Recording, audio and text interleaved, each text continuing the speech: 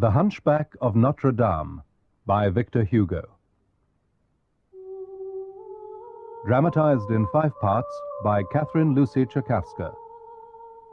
With Christopher Bowen as Phoebus, Dermot Crowley as Pierre Gringoire, Jack Klaff as Quasimodo, Emily Morgan as Esmeralda, and Nigel Terry as Dom Claude Frollo. Part 1. The Feast of Fools.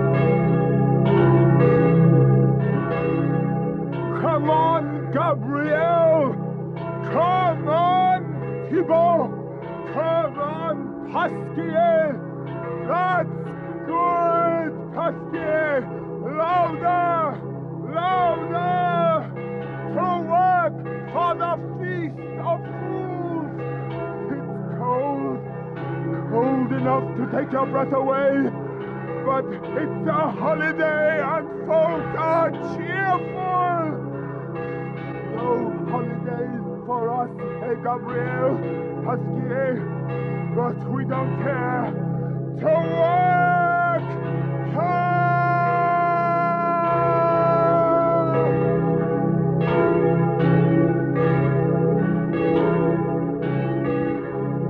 My name is Pierre Gringoire. I'm a poet and a playwright. I'm going to relate these events to you as a kind of morality. Certainly there are a good many lessons to be learned for those that will heed them, and for those who will not, well, the tale is rich and strange enough, as well as being more fantastic than anything which my poor imagination could create. It seemed at the time as though a kind of inexorable destiny had overtaken us all, the fate of 4 souls bound together.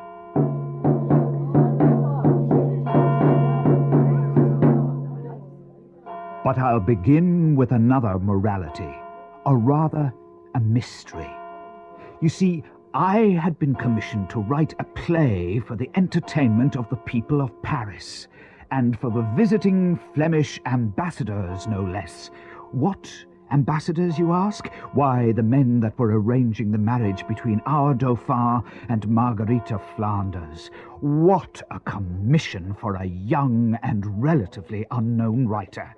Mind you, the ambassadors were an uncouth mob of burgomasters, but still they had to be entertained with a very fine morality, satire, and farce. That was the prescription, to be performed in the Palais de Justice on the Feast of Fools, 6th of January, 1482. Hey you! Jehan de Moulin! They're late as ever! I was penniless at the time, but I had worked hard, and needless to say, I thought my play very fine.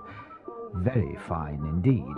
It was to begin on the 12th stroke of noon, but the ambassadors were late, and the audience were growing very restless. We want a mystery! Yeah. Give us a play! Why are we waiting? Yeah. There was one group in particular, students. Well, young devils might be a better description. They had broken in the glass of the window and then sat boldly down on the ledge to mock those below. Hey, you! You there on the pillar! Jehan Frollo! How long have you been there? 3 hours! I hope they'll be credited to me against my time in purgatory. It's long past noon. Hey, you down there! Give us the play, and to hell with the Fleming!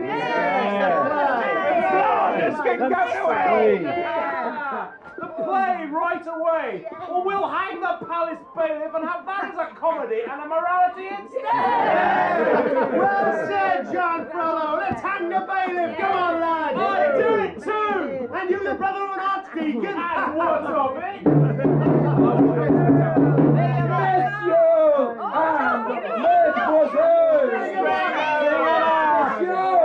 We are to have the honor of performing a very fine morality play entitled The Right Judgment of the Maiden.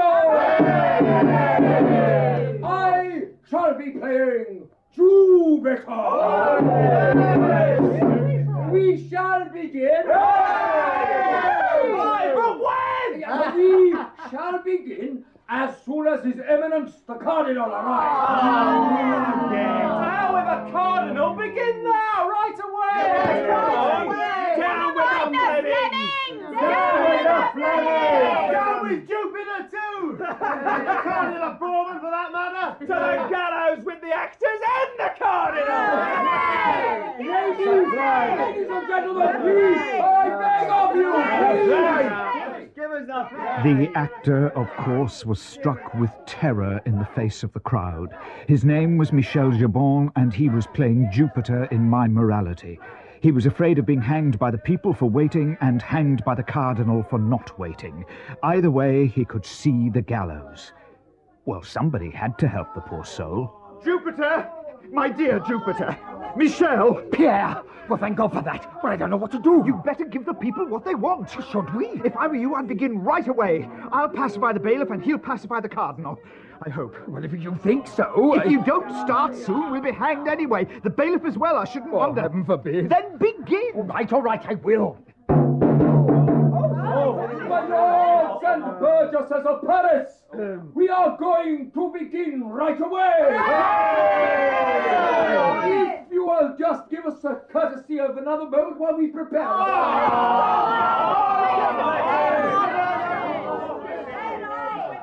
Reverend Sir? My dear, he's not a cleric, he's a layman. You must just call him Sir. Very well. Sir, do you know the soldier?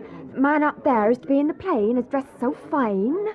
He spoke to you, didn't he? You mean the one who's playing the part of Jupiter? Jupiter, that's right. I know you must think her very dull, but she can't help it. She's from Reims, you see. Her and her little girl both. And what's wrong with Reims, I'd like to know? That's Michel Jabon, the actor, and yes, I do know him. What they gonna say up there, sir? Will it be beautiful? Very beautiful, madame. I believe it will be splendid. Oh, do you hear that, my little Therese? You watch a play now. It'll be very beautiful. I'm hungry, Maman. Oh, never mind that now. Tell us about the play, sir. What's it about? It's called The Right Judgment of the Maiden, and it's a brand new morality. Will they sing pastorals?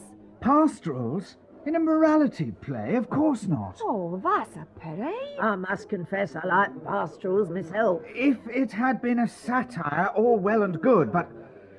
Well, I assure you this will be very beautiful. After all, I am the author.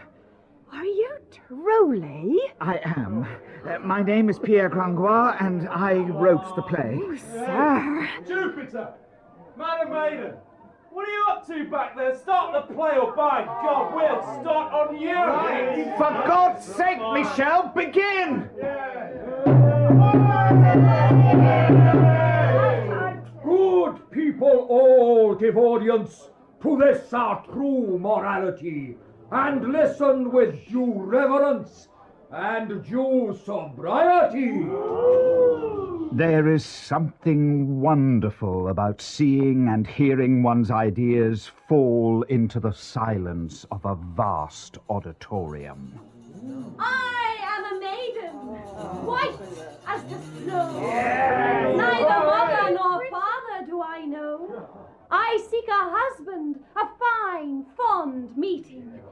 to bring me joy and be my sweeting. I'll be your sweeting right willingly! This silence, however, was not destined to last for very long. A ragged beggar had hoisted himself up onto the cornice along the bottom of the platform set aside for the Cardinal's party, and he did not intend to remain quiet at all. Robbers, give me of your charity. It's Clopin food. Hey, friend, was that sore in your leg such a nuisance you had to move it to your face? Charity! Give me of your charity. I am a monster, ugly and wild. Folk, flee from me, a changeling child. Yet know me better, and you will feel that I have a heart as true as steel. The play continued in spite of the beggar, but then the Cardinal's party arrived. Monsieur Clé d'Etuelde, Syndic of Brussels. Maître Jehan Corrigans, Burgomaster of the town of Antwerp. Guillaume Rym, Councillor and Pensionary of the town of Ghent. You there. Come back, you can't go in. Why not? Can't you see I'm with that lot? Are you indeed? Name? Jacques Coppenol. Titles? Hosier at the sign of the Three Small Chains in Ghent. Hosier? Asher, this man is of our party. Announce Maître Jacques Coppenol, clerk to the syndics of the town of Ghent. Very well, Your Eminence. No, I'll not have that. Jacques Coppenol Hosier, that's what I am. Have you got that, Usher? No more and no less. There's nothing wrong with being Hosier, is there? Good for you! Carry on with the play. But we can hardly be heard. Never mind, just keep going. They'll listen. I am a brave knight, second to none, with a face as fair as the rising sun. Yet look beneath, you may behold that all that glitters is not gold. Charity! Give me of your charity, good sir. The beggar, clinging to the Cardinal's platform, had made himself quite comfortable and seemed to have no intention of going. The master hosier of Ghent, Jacques Coppenol, came and sat in the front row, directly above the beggar, and looked at him very closely for a moment. Paris bailiff, throw this scoundrel of a beggar into the river. No, no, leave him be, my Lord Cardinal. This fellow is a friend of mine. I am a priest, a man of Kells. What charming ambassadors the Archduke has sent us, to be sure. What fine friends they have. Thieves and beggars. By this time, everyone was looking at the Cardinal and the ambassadors, not to mention Coppenol and his friend Clopin the beggar. No one was paying any attention at all to my play. The Cardinal looked down his long nose at the crowd. Bailiff, those rascals down there are making an infernal din. What's got into them? Your Eminence, the crowd were growing very restless and the actors were forced to start without waiting for you and your party. But now that you have arrived, they are too interested in you to watch the play. Well, at least we've been spared some of it anyway. Can they go on with their farce now, Eminence? Farce? How dare he? Burgesses and villains, His Eminence orders the play to continue. I am a priest, a man of Kells, brave and clever, I say my prayers. Yet such is my purpose, foul and fell. My destiny makes me a fiend from hell. Why don't you go back there? Silence! Burgesses and squireens of Paris. I don't know what we're doing here. Louis, Master Hosier. And I don't know if that nonsense over there is what you call a mystery. But it isn't much good, is it? Yeah! Hang the writer, I say! Nothing's happening! I was promised a feast of fools with the election of a pope. We have our own fool's pope in Ghent. I'll tell you how we choose him. We gather a crowd, and then everyone in turn goes and sticks his head through a hole and pulls a face at the others. The one who pulls the ugliest face is elected pope. Would you like us to make your pope the way we do in my country? It'll be less tedious than the mystery anyway. Anyone who wants to can come and pull a face at the window here. There's enough ugly faces here today. We should find a really worthy winner among you good people. Pierre, what will we do? We will carry on with the play. Be damned to them and their face-pulling. Here shall ye see, good people, how a wicked man may dare, behind the mask of holiness, to tempt a maiden fair. But in the small chapel opposite my stage, the face-pulling began. The contestants were to stick their heads through a round hole in the stonework above the door where the glass had been broken. The cardinal, who seemed to be as affronted as I was by the proceedings, withdrew with all his retinue, but no one paid any attention to his departure. There was, I must admit, something about the face-pulling spectacle which had a peculiar power to bewitch. It was, yes, it was as if the very gargoyles on the Pont Neuf had suddenly come to life. Hey! Would you just look at that one? It's a fiend from hell! I've seen worse. Next one. Guillaume Mowbray, isn't that your husband? God help us. Look at that bull's snout. Where are his holes? You be quiet, Jill. Where's your wife, eh? You better look to your own hole. Holy mother, there's one whose ears won't even go through. Our destiny rules all people. Gringoire, it's useless. We'll have to stop. Go on with the play. The power of poetry over the people can be great. Yes, well, not great enough, it seems. Our audience has deserted us. See, they're tempted by the devil himself. Yes, that's the one. That's him. He'll be our pope. Yeah! I saw then that the grimace lighting up the hole in the rose window at that moment was fearful indeed. The face, if face it can be called, possessed a grotesque nose, a horseshoe mouth, and a tiny left eye obstructed by a bushy red eyebrow, while the right eye had vanished entirely beneath an enormous wen. But above all striking was the facial expression itself, a mixture of malice, astonishment, and a curious sadness. Quasimodo! It's Quasimodo, the bell ringer! Why do all these people look at me? Why do they laugh? What have I done? He'll be our pope! God bless the fool's pope! They carried the fool's pope out in triumph, and all could see that his body matched his face. Between his two shoulders there was an enormous hump, which warps the whole of the rest of his body. He was like a giant, broken in pieces and badly reassembled. Poor old Quasimodo. Do you know him then, sir? I know a little of his story. He's a monster. No, he was a foundling. My old tutor, Claude Frollo, the priest, took him in. You know, madame, that it's customary to leave foundlings to the mercy of public charity outside Notre-Dame. Indeed, I do. It was there he was left to live or die. Oh, the priest must have been a fine man to take such a little monster into the Cathedral of Our Lady. A compassionate man, certainly. Yes. Poor Quasimodo. There can't have been much love in his life. He obeys his master Frollo like a dog.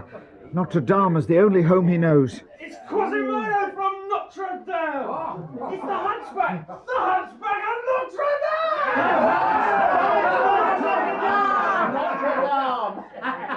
Old one-eyed Quasimodo! Bring on women, watch out! All those who want to be! Horrible ape! He's a devil!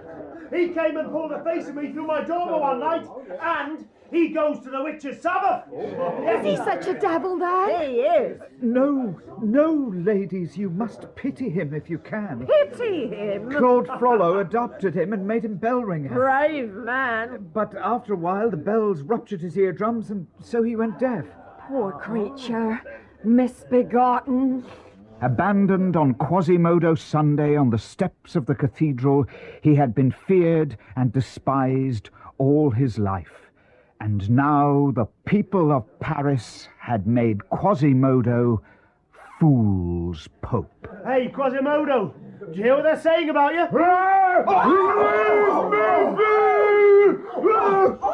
Oh, what a savage! Careful, Robin, he could crush you like an eggshell. My God, I've never seen anything so wonderfully ugly in all my life. You deserve to be Pope in Rome as well as in Paris. I can't wait to split a bottle or two with a rogue like you, even if it does cost me a brand new silver shilling. What do you say, friend? Doesn't he know? I cannot hear him. Are you deaf or something? He is, sir. The bells have made him deaf.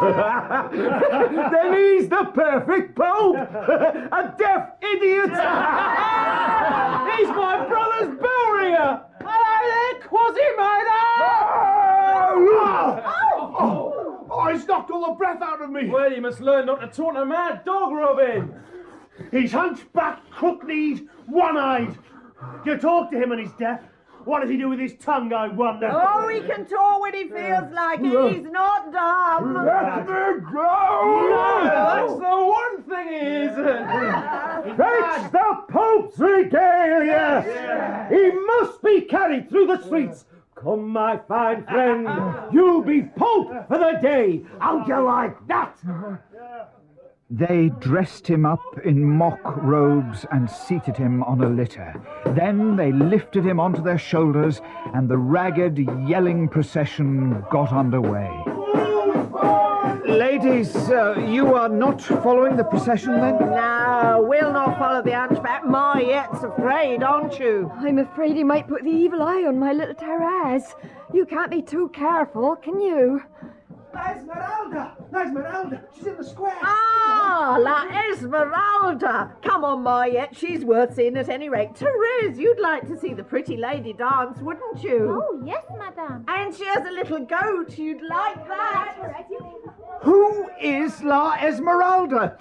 Michel Jabon, what are you doing down here? You're meant to be up on the stage. Yes, but I came down to change my costume for the next scene, and now one of the rabble has taken the ladder away. But why? To go and see La Esmeralda. He wanted to climb up to the window, so he just took it before I could stop him. Then you can go to the devil in the play with you for all I care. Yeah, but what about our fee? If I get paid, then you will be.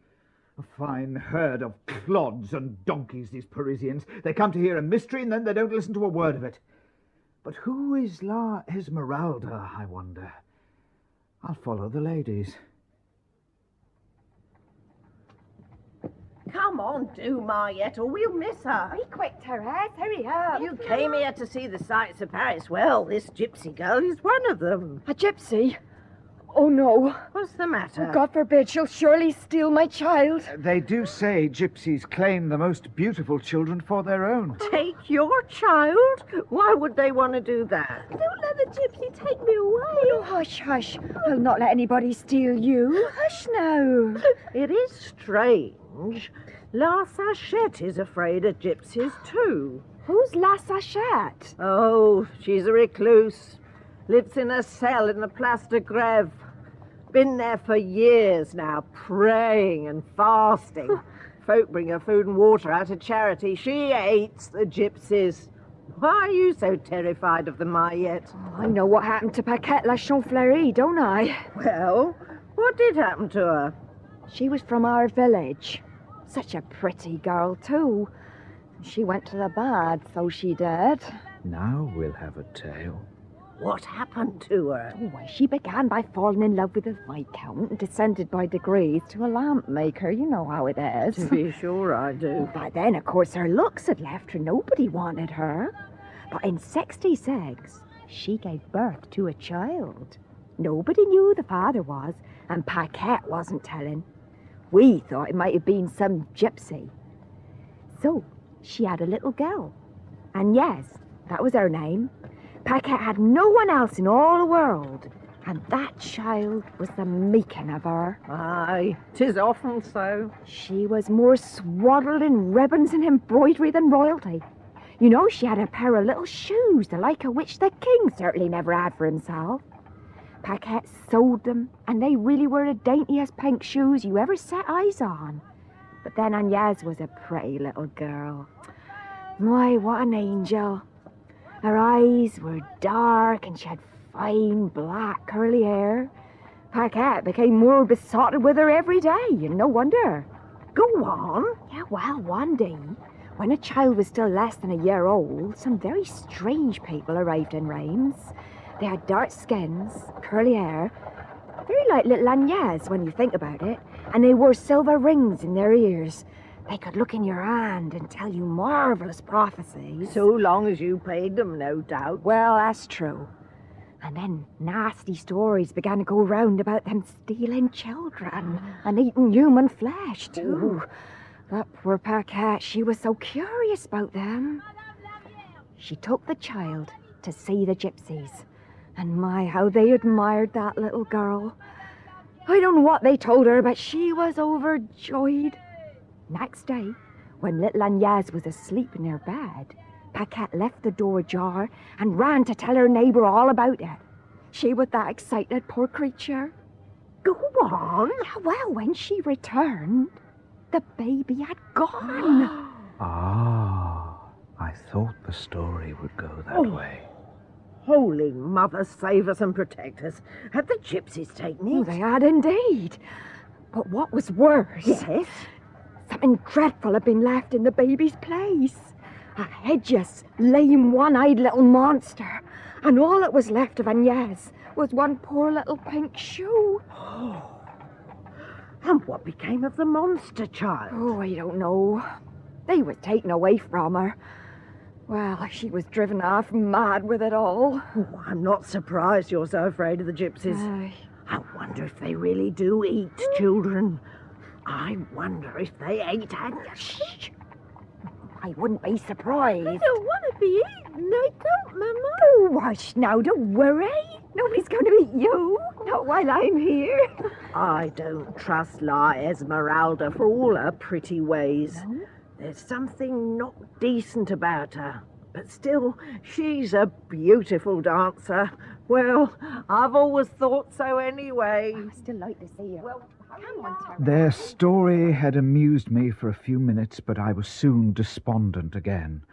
I had no money and nowhere to rest my head for the night. I thought that I too might go to the Place de Grève where the gypsy was dancing. At least I might get a brand from the bonfire to warm myself and sup off the crumbs left on the public table. By the time I got there, I was frozen stiff, and since there was a great crowd round the fire, I couldn't get close enough to warm myself.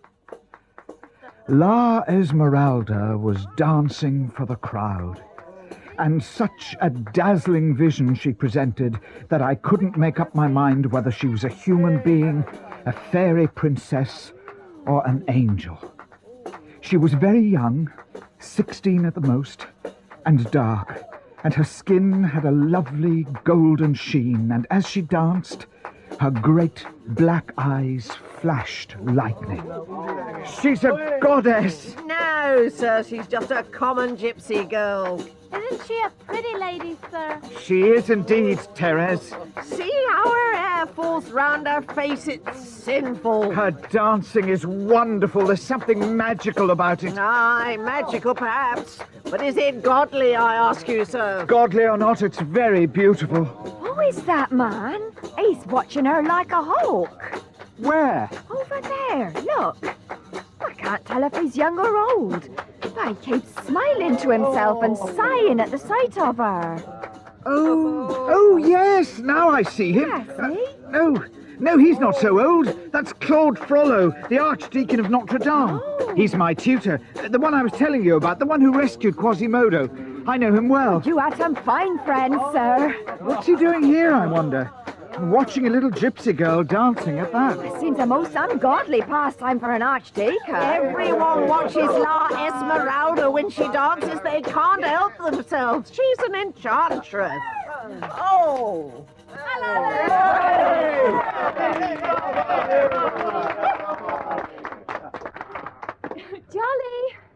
Jolly, come on. She's calling to the little goat. Oh, he's as cunning as the devil. Her dancing is beautiful, but this is witchcraft. I looked her as. Look at that pretty little goat. Oh, you keep tight hold of my hand now. No. It's your turn now, Jolly.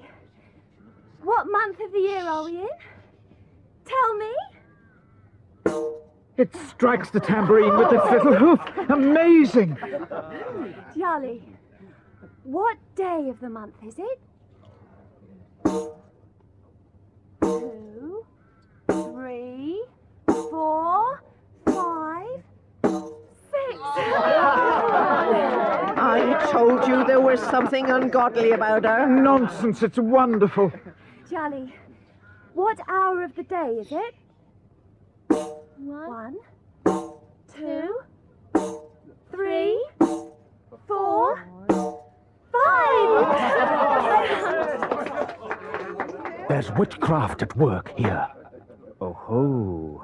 Master Claude does not like this business with the goat, but he liked the dancing well enough. Charlie, tell me now, the Reverend Jack Charmelou, the King's Procurator, what is he like when he preaches? Come on, show the people.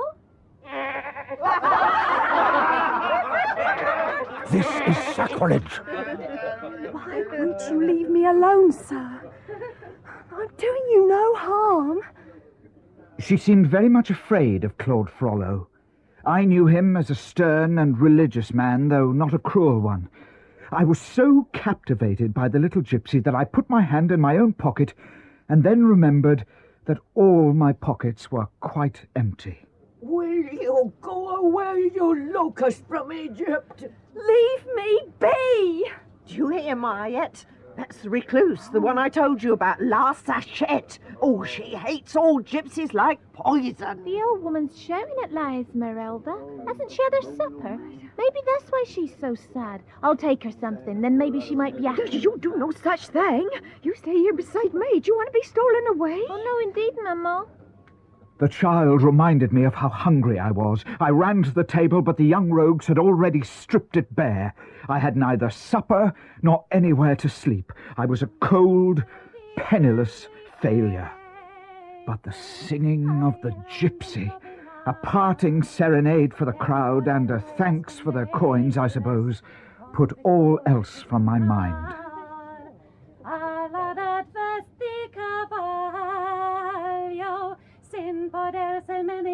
Will you shut your mouth, you cicada from hell? Shut your mouth. I am afraid of you. Look, you old fool, now you've broken the lyre. The music is still. Devil take La Sachette. Why does she grumble so? Don't go, Esmeralda. Don't go. The fool's pope! The fool's pope is coming! The procession of the Fool's Pope was now emerging into the Place de Grève, and, fickle as ever, the crowd forgot La Esmeralda. The procession had recruited all that Paris had to offer by way of rogues, thieves, and vagabonds. They were carrying a litter on their shoulders where sat, resplendent in mock crozier, cope, and mitre, the new Pope of Fools. Quasimodo, the hunchbacked bell-ringer of Notre-Dame. His face seemed to have opened out so that now he looked both proud and somehow self-satisfied. All hail to the fool's pope! All hail! Oh, don't go too close to him, Mariette. He's so vicious. Look at that man with the funny face, Maman. I like the gypsy better. Take my hand again, Therese. Oh, keep back. You can never tell what he's going to do next, that one. Quasimodo! What is he doing here? Master! Master! Who's the Archdeacon? Make way! Make way! You fellows! Put him down this instant! Better do as he says. Get him down from that throne!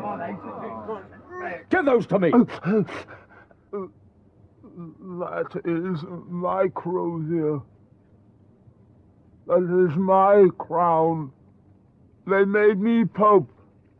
They chose me from all the others. I was chosen as the best of all. This is what I think of your crozier. And your crown. Oh, the hunchback will kill him for sure now. We'll be torn to pieces, Therese. Hide your eyes. But there was one human creature whom Quasimodo loved as much and perhaps more than his cathedral, and that was Claude Frollo. Quasimodo loved the Archdeacon as never a dog loved its master. Have I done wrong, Master? Master? You'll have to find yourselves another Pope. You've lost this one. He's coming with me. You leave him be. He's our Pope for the day. Leave him be. Get up now, Quasimodo, and follow me. Forgive me, Master. I did not know they chose me from all the others. It was an honor. I was blessed. You're not to blame. Come. Leave him. You've no right to take him away. He could crush you with one hand if he wanted. Aye, he could. But he will not, will he? Don't go with him, Hunchback. You don't have to go with this priest. Stay here with us. Who is my master? Leave me! All right. Do as you please. Come on, Quasimodo. We'll leave this rabble.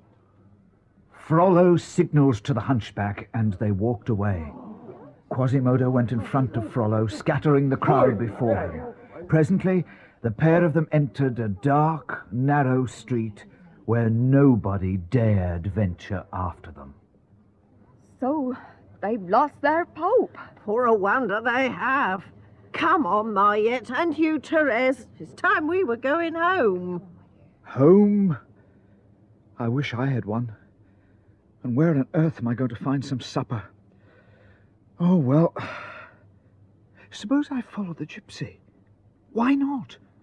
After all, she must live somewhere, and gypsies have kind hearts, so who knows? I may be lucky. God knows I need a little luck tonight. The sky was growing darker by the minute. The gypsy and the little goat Charlie were still walking in front of me, and though I myself quickly became lost amidst the countless twists and turns, the girl seemed well enough acquainted with them. Then a bend in the street suddenly hid La Esmeralda from view. Come with us! Come with us! I hurried forward. In the darkness, I could just make out the gypsy struggling in the arms of two men who were trying to muffle her cries. One of them, I could see by the hunched shape of his shoulders in the dark, was Quasimodo. Help! Gentlemen of the watch, help! Murder! Kidnap! Quasimodo! No! Keep away! No! Stay back, sir! Stay back! No! I won't go! Help! Save me! Halt! Stop where you are in the king's name! Stop and let the girl go! Save me! I watched from where I lay, quite winded on the pavement, and saw a captain of archers, armed from head to toe and with a broadsword in his hand. Being braver and better armed than me, he snatched the gypsy from Quasimodo's grasp and laid her across his saddle. Just as the hunchback was dashing forward to recover his prey, two of the archers dismounted and, clutching their swords, they seized Quasimodo. No! Leave me! Master! Master! The hunchback's companion had vanished in the struggle, but I had recognized him again as my old tutor, the Archdeacon. What can Claude Frollo be about to take such an interest in a gypsy? Thank you, sir. Thank you.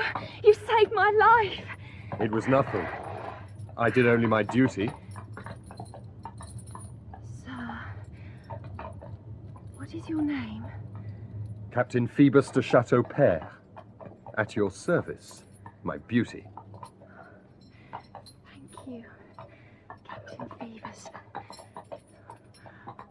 I must go.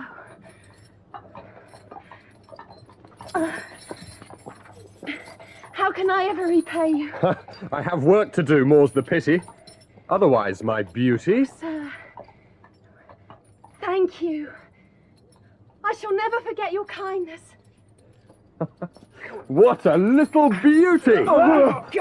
My God, I'd rather have kept the girl than the hunchback.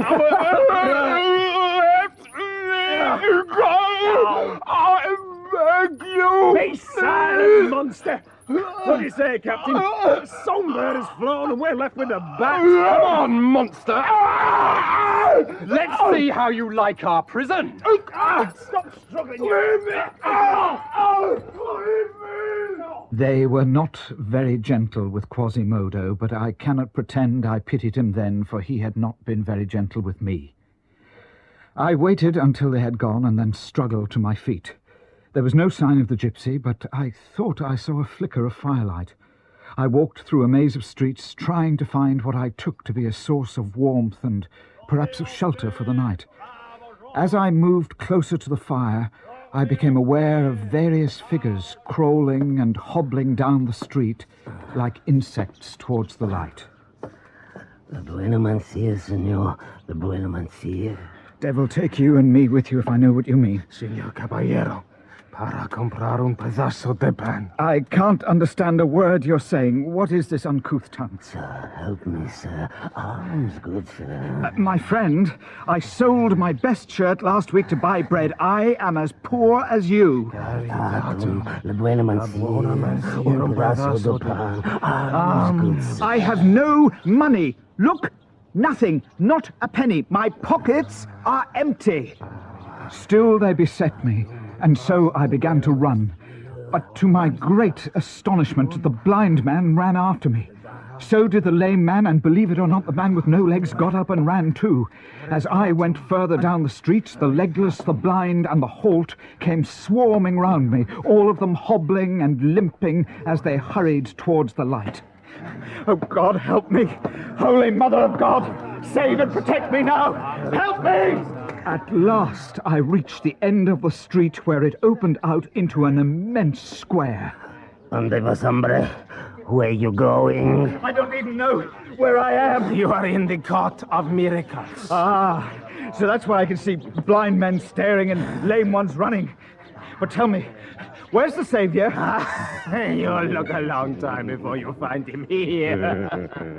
It was indeed the Beggar's Court of Miracles, a magic circle where no law-abiding man went. I found myself held in a vice-like grip by the beggars who had followed me. Take him to the king! To the king with him! Mother of God! Who would be king of this place? Take him to the court of miracles! The place they called the court itself was no more than a tavern where a few tables were set round a large fire. A sort of fake soldier whistled as he unwound the bandages from his fake wound, and many others were to be seen similarly occupied. Hombre, quita tu sombrero. Your hat. Take it off. Who is this scum? The man who spoke was Clopin Trouillefou, the beggar who had so enraged the cardinal that morning. Now Clopin was clad in his royal insignia, but no less ragged for that. The livid sore on his face had miraculously disappeared. In his hand he carried a whip, and on his head he wore a kind of crown. Master, my lord, sire, forgive me, but how should I address you? Call me whatever you like, but get a move on. What have you got to say in your defense? Sir, I am the man who only this morning... Your name's come. But if you'll only listen to me... No! You listen to me. I am your king and judge. You've entered our kingdom, violated the privileges of our town, and come hell or high water, you must be punished. Unless, of course, you can prove you are a thief or a beggar, so state your occupation. That's what I've been trying to do, sir. I am a poet. In fact, I am the poet... Enough, it's clear you're guilty. We apply the same laws to you as you do to us. But, sir, you don't If you find our laws vicious, then that's your fault. You must be hanged.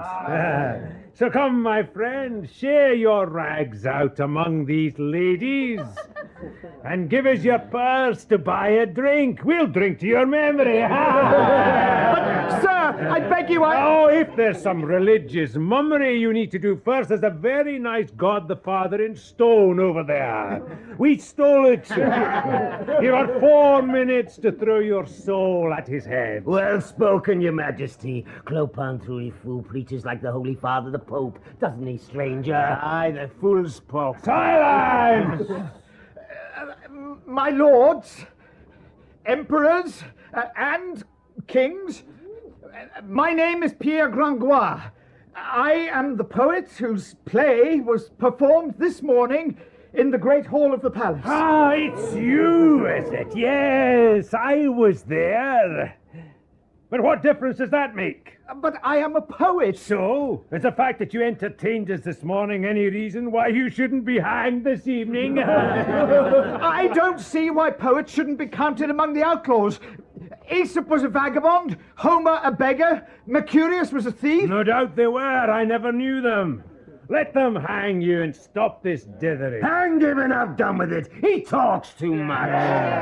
Is there nothing I can do? Well, there's one way you can escape the gallows. If you'll become one of us. I will. Become a pickpocket? Yes, whatever you want. Wanting isn't everything. Goodwill never put another onion in the soup. No, my friend, you've got to prove you're one of us. And to do that, you must search the dummy. I'll search anything you like. Bring the dummy forward! Clopin gave a signal to his fellows, and a moment later, a sort of gallows was erected in front of me. Nothing was lacking, not even the rope swinging gracefully underneath the crosspiece. Then I saw that they were hanging a dummy, a kind of scarecrow laden down with sheep bells. The slightest breath of wind and the figure made enough noise for a herd of goats. Now, up you go on the stool there. I'll break my neck. Then you'll save us a job, won't you? Up you go. Like this? Yes. And twist your right foot around your left leg. And stand on tiptoe. You really want me to break something, don't you? You talk too much. I told you he was a knave and a fool. Now, reach for the dummy's pocket. Search it. Go on. Search it? See if you can pull the purse out of it. But if you make any of the bells ring the slightest sound, then you'll be hanged. It's impossible. You think it is, then? Let's get it over and done with. I suppose anything's worth a try. This is crazy! Nobody could do this. I might as well give up here and now. Oh, if I can just... Maybe... Oh, God, I'm going to fall! I'm going to fall!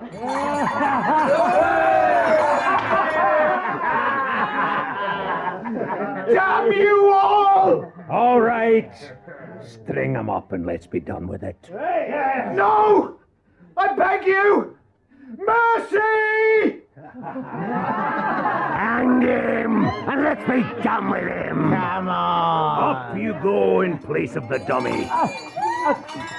Well, my friend, you did your best, but it just wasn't good enough. Now, when I clap my hands, are you ready to die? I'll never be ready for that. Wait! What now, in the name of heaven? We have a custom here. We don't hang a man without first asking whether there's a woman who wants to marry him. So this really is your last chance, poet. What's it to be, man? Marriage or the noose? But will any woman here have me? Well, we shall see. Speak up, ladies. Is there anyone among you who'll have this rogue? Come on, gather round and get a good look at him. A man for nothing. Aye, that's all he's worth. Who'll have him? Anyone? No! Hang him! Then we'll have the pleasure of seeing him down! Have you no heart? Oh, here are 3 ladies come to have a closer look. Say your prayers, my friend. Oh, look at his tunic, it's poor stuff. He's hang him and be done with it. Let's see your cape. I've lost it. Well, your shoes, then. They're losing their souls, I'm afraid. Your purse? Not a sou left in it. I'd let them hang you and be grateful for it if I was you. What in God's name have you got to live for? Let me see him. Oh, no, he's much too thin. What about you, lady? You're my last chance. Save me, please. Well, I would. I'm sorry for you, but I don't dare. Guillaume Longjou would beat me. Please. I'm so jealous. No, I'm sorry, sir. I dare not do it. Oh, this isn't your lucky night, my friend. No one wants him, then. Shall we hang him? Hang him, let's have a bit of entertainment. Well, no one wants you, poet. Going. Wait! You must not! It was La Esmeralda. How the name tied together all my memories of that day. Her charm and beauty held sway even in this court of beggars. Men and women moved quietly back as she passed, and their brutal faces broadened into smiles as she looked at them. She stepped up to where I stood, trembling. My fate lay entirely with her.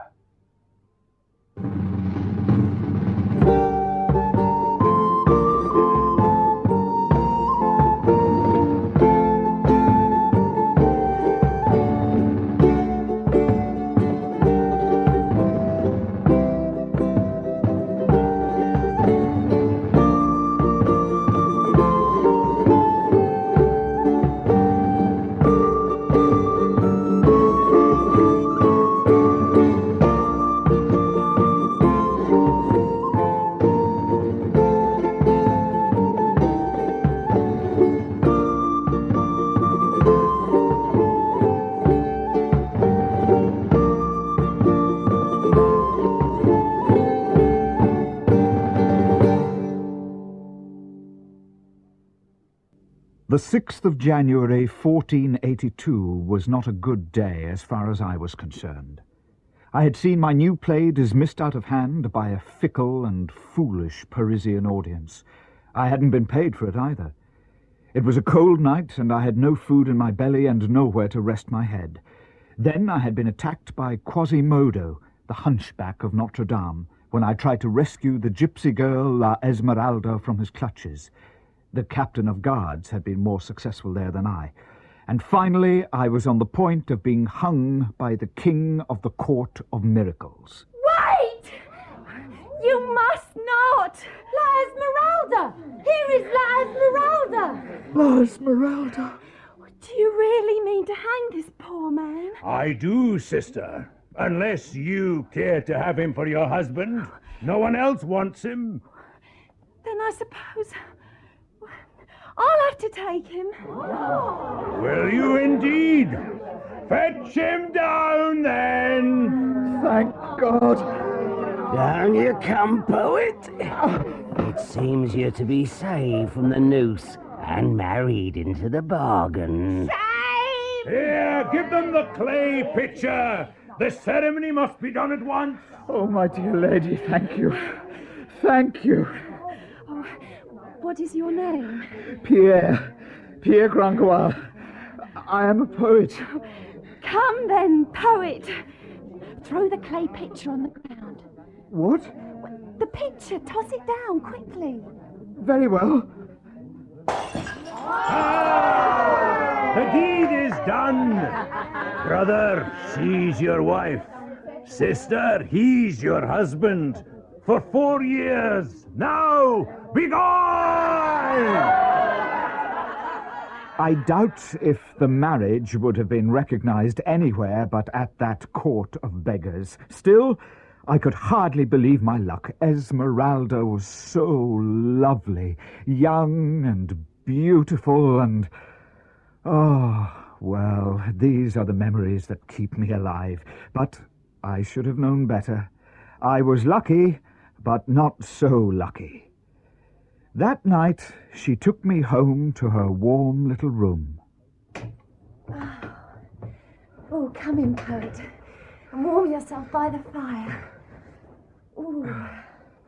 But then she gave more care to her goat, Jarley, than she did to me. Still, she did come and sit by the table so that I could see her by the light of her small fire and her one candle. I fancied her to be madly in love with me. What luck, I thought, and all in the space of a day. What are you staring at, poet? You, of course, my love. Why do you look at me like that? How can you ask that, you adorable girl? I'm all yours, my love. And you're mine, aren't you? Oh, let me hold you close, Esmeralda. Let me touch you. Feel you close to me, my love. Keep away! If you come 1 inch closer to me, you'll feel this dagger in your breast. I swear it. Mother of God! I have warned you. Hush! Hush, I meant no harm. I'll not come nearer. Just tell me what you want of me and I'll do it gladly. I wonder what it is that you want. Haven't you had enough trouble for one day, or do you really want to die? Forgive me, my dear young lady, but why did you take me for your husband if you didn't love me at very first sight? You are a fool. I would have done as much for a dog. I couldn't have let them hang you, could I? I'm not heartless. You have a kind face. I couldn't let them hang you. Ah, your only thought was to save me from hanging, then? What else did you expect? That I loved you? I see. Well then, Mademoiselle Esmeralda, let's make a pact. Go on. I swear to you that I won't come near you without your consent. But listen, my dearest girl, I haven't eaten at all today, and very little yesterday, in token of our marriage. Will you at least give me some supper? Gladly I will. Well, let's see. There's bread. Oh, and I have a little cold bacon and some apples. Oh, and there's some ale too. Will that do, my lord? Oh, a feast fit for a king, especially one as hungry as me. Oh, sit down and eat. Thank you. Oh, thank you. Jolly, come here. Come on. It's a good girl. Will you eat with me? No, I'm not hungry. You must eat. All right. I'll not say no. What is it then you want, Jolly? I think she's hungry too. I'll give her some of your bread if I may. Please do. What a pretty creature she is. She is. And I love her dearly. But not me, eh? No, I told you. Nothing was further from my mind. So, you don't want me for your lover?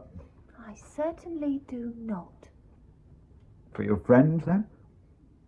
Well, perhaps. You know what friendship is, my little vagabond? Yes, of course I do. It's being brother and sister. Two souls which touch without joining. 2 fingers on 1 hand. Uh-huh. You're a poet too. So, what about love? Oh, well, that's different. That's being 2 and only 1. A man and a woman who become one angel. And love is their heaven. You seem to know what you're talking about. And if what you say is true, I confess I've never been in love. But tell me, what would I have to be like for you to fall in love with me? Well, you would have to be a real man. Oh? And what am I now, then? You're a poet. True. Well, then, a real man has a helmet on his head, a sword in his hand, and golden spurs at his heels. Good. Now we're getting somewhere. Without a horse, no man. Woe's me. Are you in love with someone, then, little gypsy? In love? Yes. You sound as if you are already in love. Soon I will know if I am or not. Why not tonight? And why not me, I'll be a real man, I promise. Can't you just picture me, dressed as a soldier? I could only love a man who had the power to protect me from all harm. Oh, yes. Yes, I should have begun with that, of course. Forgive me, I couldn't save you from the clutches of Quasimodo. Oh, you know about that? My dear, I was there, and you are right. I tried to help you, but I was powerless. He knocked me down, brushed me away like a fly. I was so frightened of him. But you were kind to come to my aid, and now I've repaid you by saving your neck. So, all's well. Maybe. Did you know that he was following you? No, I thought I saw 2 figures. But perhaps it was only a shadow. Did you see who rescued me? That splendid captain of the guard. Yes, I saw him. They only took the hunchback. The other man must have escaped. Yes, he did. But you must have been following me too, to see all this. Why? To be honest, I don't know. It seemed the only thing I could do. Fate, I suppose. Fate.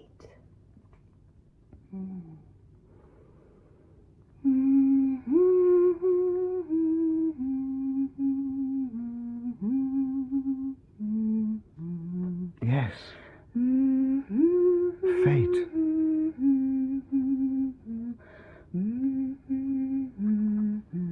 Tell me, why do they call you La Esmeralda? Perhaps it's because of this. Look. She drew out a sort of small purse which hung around her neck on a chain of margosa seeds.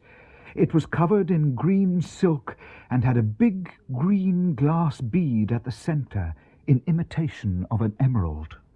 Oh, it's beautiful. No, don't touch it.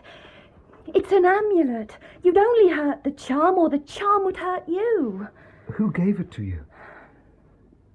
I do not know. What a mysterious girl you are, to be sure. What does your name mean? Emerald. After the jewel. What language does it come from? Egyptian, I think. They tell me I'm a gypsy, but I've no idea where I come from, sir. Well, it's hard to remember. So many different places. Are your parents alive?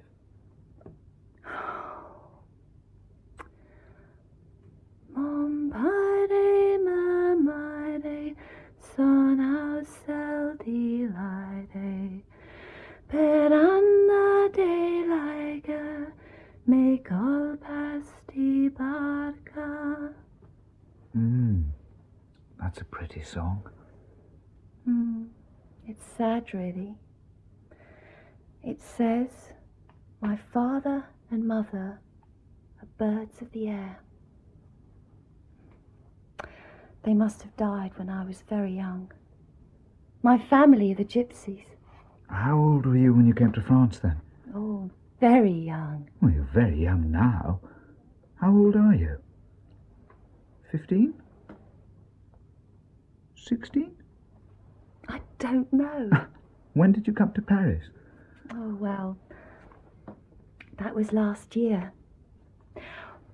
Just as we were coming in by the Porte Papal, I saw a reed warbler shoot into the air. It was the end of August. I said it will be a hard winter. It was. I spent it blowing on my hands to keep them from freezing. I never had enough food in my belly to keep me warm. So, you have the gift of prophecy, Esmeralda. Now you're making fun of me. Anyone can prophesy the weather. Not from the flight of the birds of the air. These things are common among the gypsies. The man you call Clopin, the one who married us, is he the chief of your tribe? Oh, yes. But you don't really consider yourself married to me, do you? I've even forgotten your name. It's Pierre Gringoire. Pierre. Pierre. I know a better name. Well, maybe you'll like me more when you know me better. Maybe I will. Where do you come from? From Gonesse. I'm a farmer's son, but by the time I was 6, I was an orphan, and the only soul I had under my feet was the paving stones of Paris. To tell you the truth, I don't know how I got by between the ages of 6 and 16, but I did. Then we have something in common already. At 16, I tried to find a trade. I became a soldier, but I wasn't brave enough. That I can believe. Then I became a monk, but I wasn't pious enough. After a time, finding I was good for nothing else, I became a poet. That's a trade you can always take up when you're a vagabond, and it's better than stealing. It doesn't put food on the table, though. Ah, well, no. No, it doesn't. Then one day I met Dom Claude Frollo, the Archdeacon of Notre-Dame. He took an interest in me. He's very fond of lame dogs, and it's thanks to him that I'm a true scholar. I wrote the mystery play they performed today. Oh, yes. I heard people talk of the play. It'll bring me a lot of silver money, if I ever get paid. Anyway, now I'm at your command, my lady.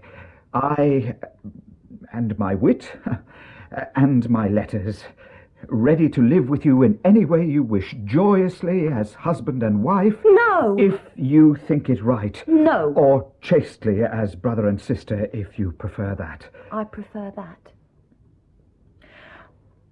Are your poems good? Well, I think so. Pierre? Yes, my little gypsy?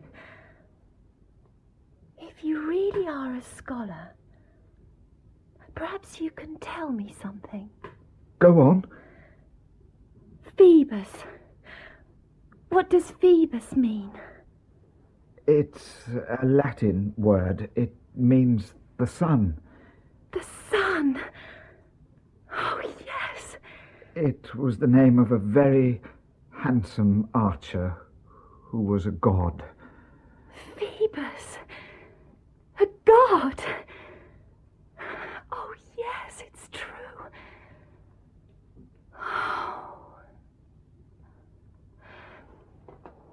You can sleep in here. I'm going to bed now. Charlie, come on. Charlie, come on. One of her little bracelets came undone and fell off. I bent to pick it up. When I stood up again, she and the goat had vanished. I heard the sound of a bolt being drawn. A small door, which no doubt led to a neighbouring room, had been fastened on the outside. She had taken the candle, but I could still see by the dying light of the fire. Has she left me a bed, at least? Only a carved wooden chest. A hard couch, for sure. Oh, well, I must make do, I suppose. But what a strange wedding night. Perhaps because my bed was so hard, and perhaps because I had had such a strange day, I lay awake for a long time and found myself thinking about Quasimodo and about Claude Frollo. I would much rather have had my mind running on Esmeralda, but we can't arrange these things. I knew something about Quasimodo, having learnt it from my tutor, Claude Frollo. Frollo was, in fact, a man of some distinction. A plague had carried off his parents, and the young man, already a brilliant scholar, had been left with his brother Jehan to care for. He was only a few months old. For the sake of him, Claude wedded himself to his studies. I remembered his words when he told me why he had rescued the little hunchback child, so unlike his own healthy brother. When I saw that child's distress, Pierre, its deformity, I thought, if I were to die, then my own brother Jehan might well be exposed on that terrible foundling's bench. And when I saw how ugly the child was, I only felt more sorrow for him. I baptized him Quasimodo because he came to me on Quasimodo Sunday. I took him when no one in the world would have him. And that is why he loves you. He does, yes. But he's known no other love. I taught him to talk and later to ring the great bells in the tower. Then, God help him, the bells made him deaf. He was a good boy once, you know. He's always been jeered at and scorned because of his face, but he's not a devil. I found myself remembering his words as I lay on the wooden chest with Esmeralda in the next room. Quasimodo was now 20. Claude Frollo was 36, a solemn and forbidding priest. His brother Jehan had grown up full of ignorance and debauchery. It was he, not Quasimodo, that had a devilish cunning. With these thoughts in mind, next morning I went along to the court to find out what had become of Quasimodo. The magistrate was Robert de Touteville. He was an ill-tempered man at the best of times, and this day he was especially bad-tempered. He was late, and the hearing had begun without him. Justice was being meted out somewhat confusedly by Florian Barbedienne, auditor of the Châtelet. He was quite deaf, though he still passed judgment without appeal. He had good audience, among whom was Claude's brother Jehan, and his companion Robin Poussepain. Holy mother! Look at all these ladies they've brought in front of the judge. I know them, every one. Find them! Find them! Shh! You have been wanton in dress and manner. I will have to fine you all. That'll teach you to wear gilt belts. 10 sols piracy for flirting. What a deaf old idiot of a judge he is. Who would flirt with him? Come on, you. Who are they going to bring in now? Come on. Well, look at all these sergeants. This must be the big game. A wild boar. Yeah. Oh, it is a boar, Robin. It's our fool's pope, our bell ringer, our hunchback. It's Quasimodo! It was indeed. The poor hunchback was swathed, trussed, and bound, and under strong guard. They were afraid of his rage, but he was silent and calm. At the most, his eyes squinted angrily down now and again at the bonds that enveloped him. Your name? Dear God. Yes? One deaf man questioning another. Good. Your age? He never said anything! What is his tale? Why does he look at me like that? Now, your trade? He can't hear you, you stupid old fool! That will do. You are accused of nocturnal disturbance, of an unlawful act of violence against the person of a loose woman, and of insubordination and disloyalty towards the archers of the ordinance of the king. What do you have to say for yourself? Clerk, have you written down what the defendant has said so far? No, sir, you see, the man is dead. Scoundrel! That answer deserves the noose. Do you know to whom you are speaking? The The judge was getting more and more irate. Quasimodo alone remained unsmiling for the good reason that he understood nothing of what was going on around him. So, you presume to show disrespect to me, master of depravity that you are. Do you know that my name is Florian Barbedienne? Do you? There is no earthly reason why one deaf man talking to another deaf man should ever stop. God knows where and when Maître Florian might have come ashore if the door had not suddenly opened to admit the provost, Robert de Touteville himself. Oh, my lord, I request such penalty as shall please you against the accused here present for a grave contempt of God. He has been insulted to me. Has he? Very well. Listen to me. What have you done to find yourself here, scum? He must be asking my name. Why doesn't he know it? I am Quasimodo. Are you making fun of me, you double-dyed scoundrel? What? Am I? I am a bell ringer to Notre-Dame. Bell ringer? I'll have them play a carry-on on your back with horsewhips round the crossroads of Paris. Do you understand me, you dog? If it is my age you wish to know, I think I shall be 20 at Martinmas.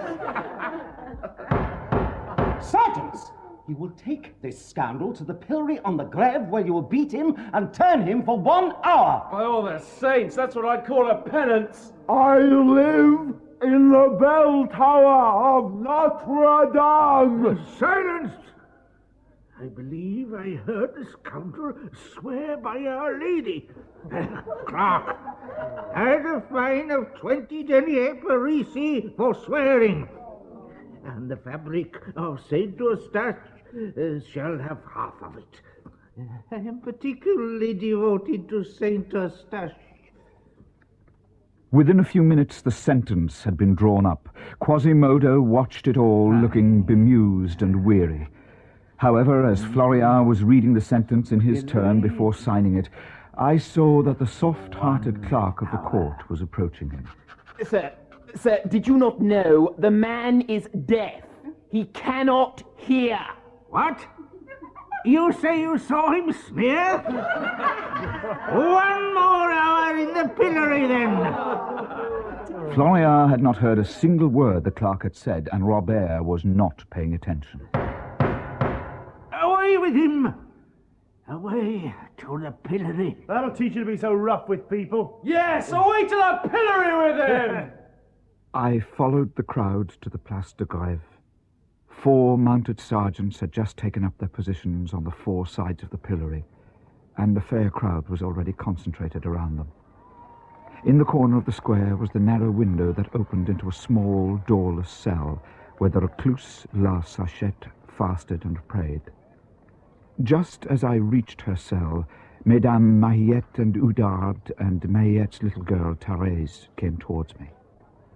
Hurry up, Therese, come on. We haven't got all day to wait for you. Yes, Mama. They said they were going to pillory him straight away. Oh, we'll be 2 hours there at least. I've seen villains pilloried often in rains. Ah, but that's nothing. A miserable little cage for peasants. Nothing like our pillory here in Paris.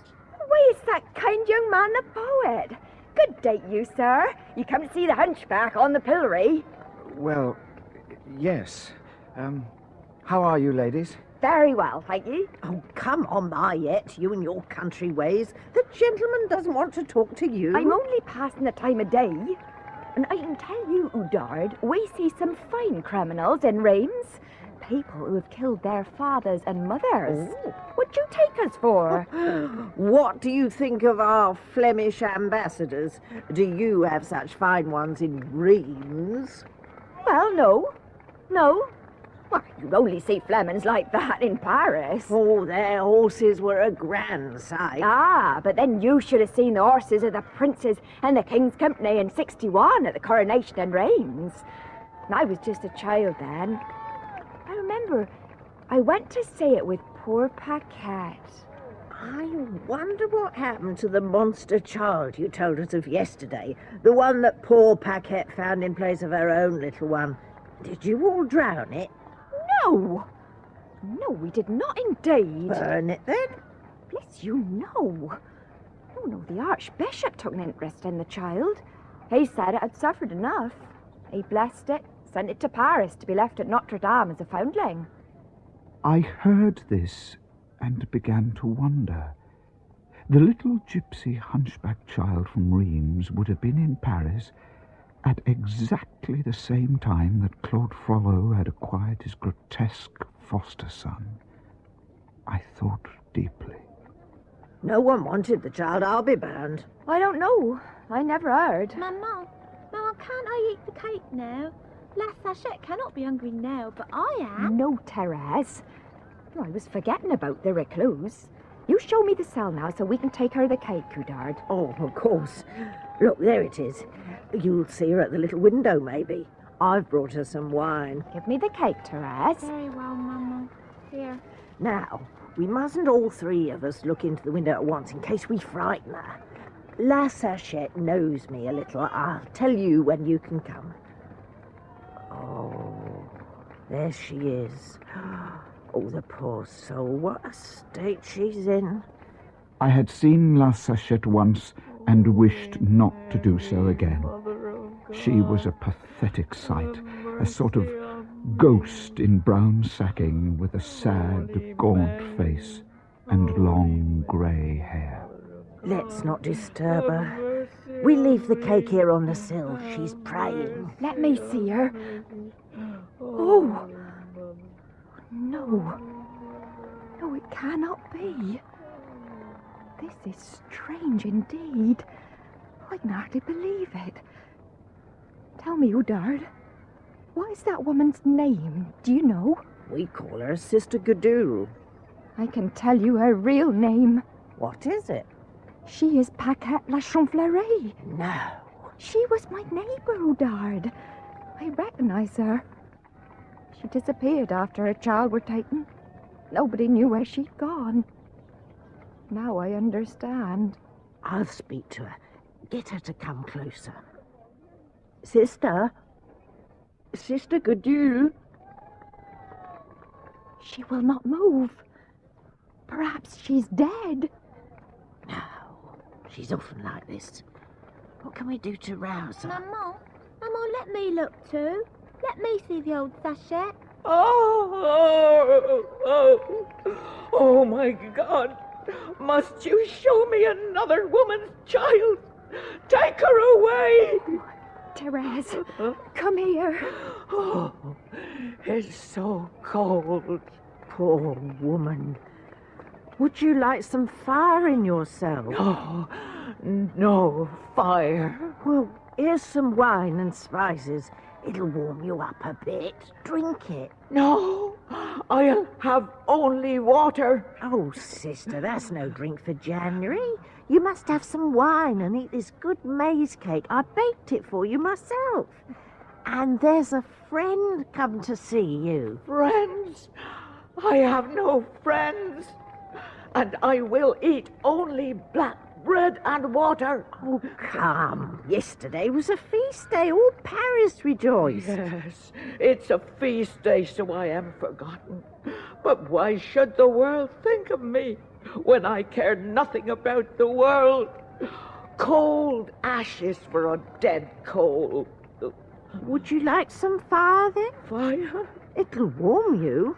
And will it also warm the poor little girl who's been under the earth these 15 years? You see, I told you. It is Paquette. Mama. Take that child away. Take her away. The gypsy will come. Oh, sister, don't. You'll be sorry. The gypsies will steal your girl away and leave a monster in her place. They'll take her for themselves, I tell you. Oh, she's banging her head against the stone, poor creature. Oh, no. Can she have killed herself? She's not moving. Is she dead? Sister Gudule. Sister Gudule. No, wait. Let me. Paquette? Paquette La Champfleury? It's your old friend from Reims. It's the Mayette. gypsy. She's calling me. No, I'm not the gypsy. So, it's you, daughter of Egypt.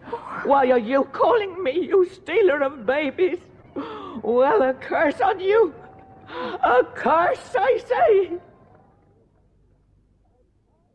All that had passed gave me such an eerie, untoward feeling that I moved away from the cell. I'm a writer, and I deal in such unexpected symmetries, but they are disturbing when they happen in real life. Meanwhile, the crowd around the pillory had increased so rapidly that the sergeants had become hemmed in. The pillory itself consisted of a cube of masonry some 10 feet high and hollow. A steep flight of steps led to the platform, on top of which could be seen a horizontal wheel of plain oak. The victim was tied to this wheel, kneeling down, and with his hands behind his back. A wooden shaft made the wheel rotate, presenting the prisoner's face to all 4 corners of the square in turn. Quasimodo! Quasimodo, here he comes! Here he comes! The hunchback stood impassive and unblinking. He was made to kneel, stripped of his shirt and doublet, and was then enmeshed in a net of straps and hooks. Fool! He understands about as much as a cockroach shut up in a box! There's Pierre Torterou. He's setting the hourglass. And there's his whip! Now we'll see something! Roll up! Roll up, ladies and gentlemen! You are about to witness the flogging of Quasimodo! Bell ringer to my brother! Roll up and see this curious piece of architecture with a dome for a back and twisted columns for legs! Poor Quasimodo. You still feel pity for him then, sir? Indeed I do. So you left La Sachette to her sorrow then? Yes. There's no talking to the poor mad woman. Do you know, sir, she's my old friend Paquette, whose child was stolen by the gypsies. She's sadly changed. She's sad indeed. Oh, look! They've begun! See how they've tied him up! Poor, helpless creature. Well, then, they should learn that wickedness must be punished. Oh. The slender thongs hissed through the air like a handful of serpents, but Quasimodo merely turned his head behind him and then swung it both right and left like a bull stung on the flank by a horsefly. Finally the flogging was over, but Quasimodo still had to undergo an hour on the pillory. The hourglass was reversed, and the hunchback left tied to the plank so that justice might be fully done. What a fine, sad face. It'd make you fools pub over again if today was yesterday. That's your pillory face! When do we get the gallows one? Help me! Help me! Help him! Oh, help him to a noose in a deep grave! He should be 100 feet underground with his big bell on his head! He's no use! Fetch a noose! What a sight! Set him alight! Jehan, see! Here's your brother! Come to look for his beloved Quasimodo! Help me! A drink! A drink! Look at the poor hunchback now. Oh, there's someone he loves at any rate. Claude Frollo. Yeah. See how he looks at him, Mayette. His saviour, or so he believes. I wonder what the priest will do. What can he do?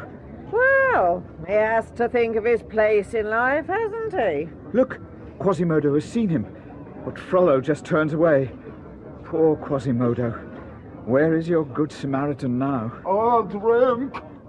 Good people, in the name of God, give me a drink! They're monster wants a drink! Hey, here's a sponge of gutter water for you. Drink it, it's all that's fit for you. Take it, you deaf brute! Here! You should wake us up at night with your infernal peal of bells! Here you go on casting spells on us from Notre-Dame now, eh? Here's a bowl to drink from. You made my wife give birth to a two-headed baby just by walking past her. My cat had a six-legged kitten. That was your doing as well. A drink, I beg you. Poor soul. Will you give him water, sir? No, I'm afraid of what the crowd may do. Look! La Esmeralda! Where is she? Look, there! The gypsy girl! Oh, my little wife. Where? Come here, Therese. Take my hand. Yes, Mama. Oh, Esmeralda, she's little more than a child herself. But why does she care for the hunchback? He tried to capture her last night. I saw him. That's why he's in the pillory this morning. Oh, is that so? Then he knows a pretty face when he sees one. But he isn't very pleased to see her now, is he? He's weeping! No, go away. He's trying to get away from her. Oh, he looks as if he would like to bring the whole pillory crashing down to the ground and her with it. What's she going to do? She has a flask at her belt. Ah, my little Esmeralda. Look, she's giving him a drink of water. Ooh, how can she come so close to him? Because she has a kind and gentle heart. I have reason to be grateful for it myself. How could she do it? Look, he's crying. Quasimodo. Come. Drink now. No, my lady, no. I've brought you water. And now you must drink.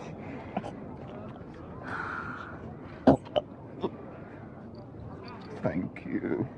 Esmeralda! It's Esmeralda! She's a saint. A little angel. Poor monster! How she pities him! Look, they're untying the hunchback. His time is over, thank God. A curse on you, you daughter of Egypt! A curse! Oh, yes, down you go from the gallows, you robber of Egypt! But you'll go back up there! Yes, one day you will, and I'll be watching!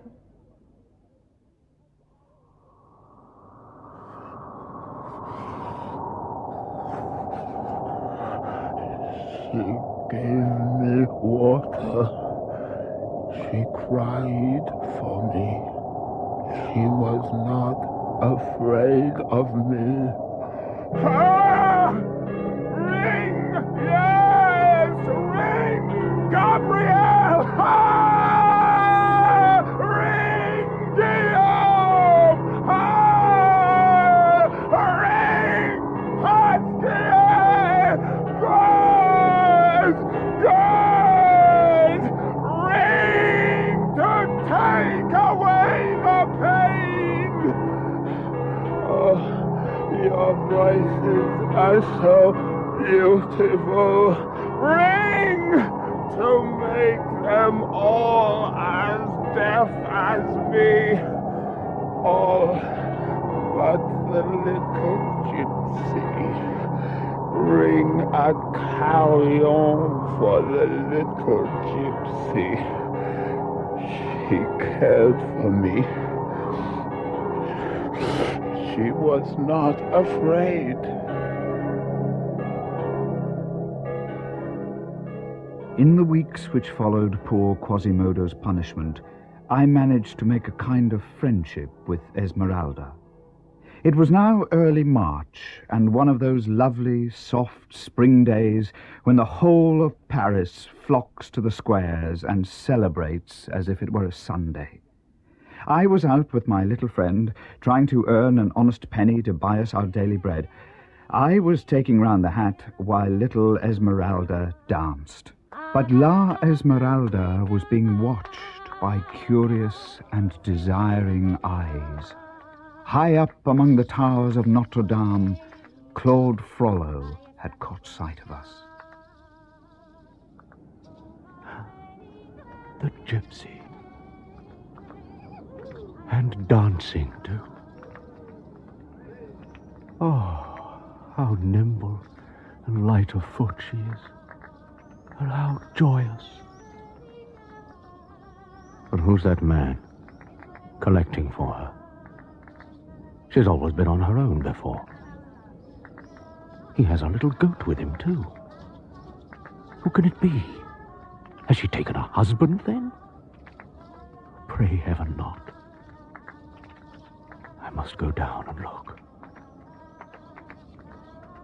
Oh, she is so beautiful. Oh,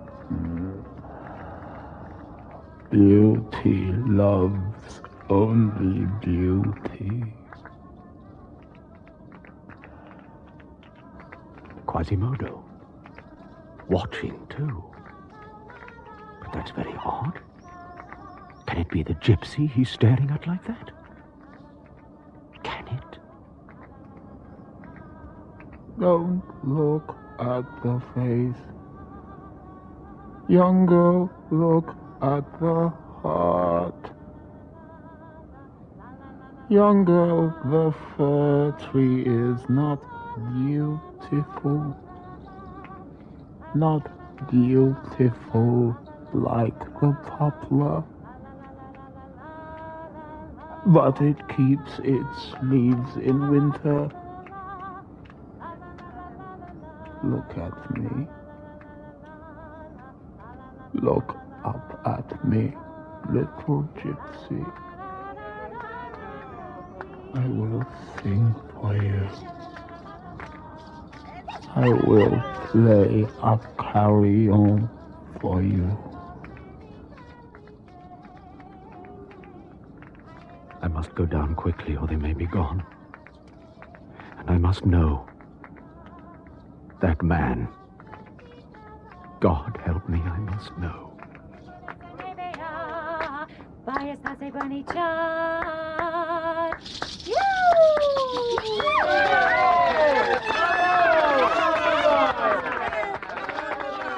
On the stone balcony of an ornate Gothic house opposite, I noticed a number of beautiful young girls.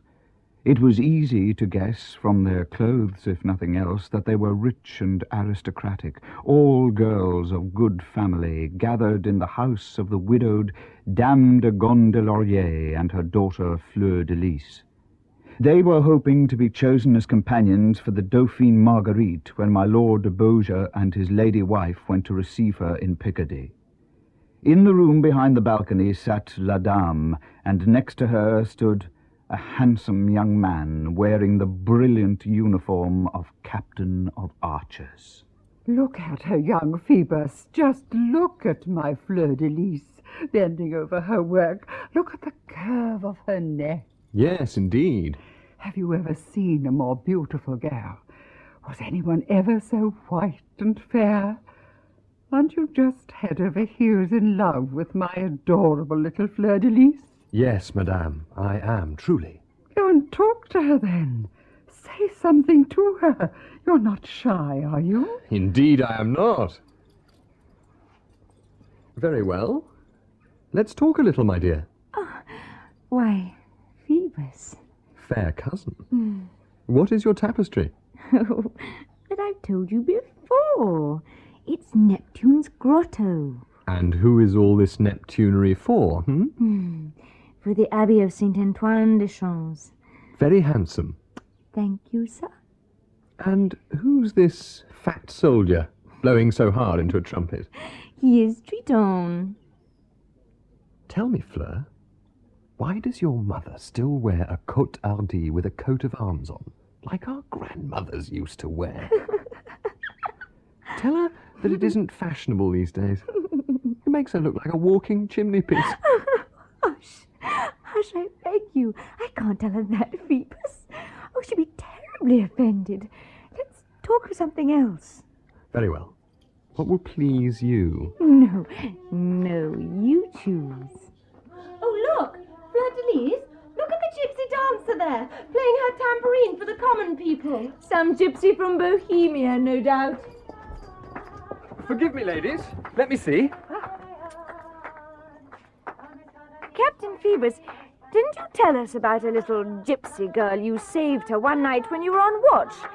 You saved her from a dozen robbers, you said. I did, yes. Yes, it is the gypsy. I recognize her. She has her little goat with her, too. By all the gods.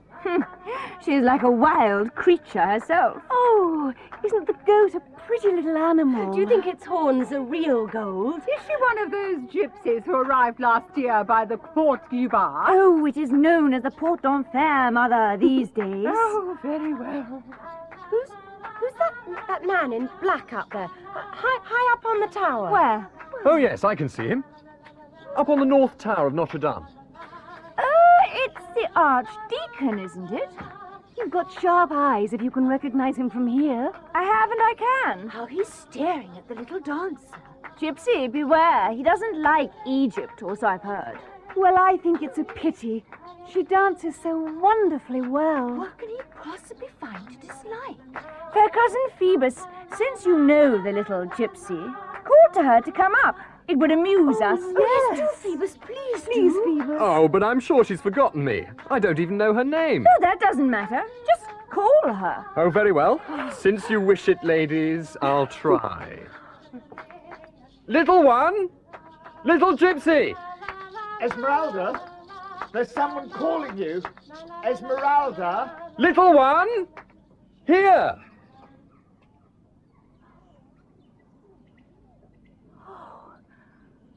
Oh, it's him.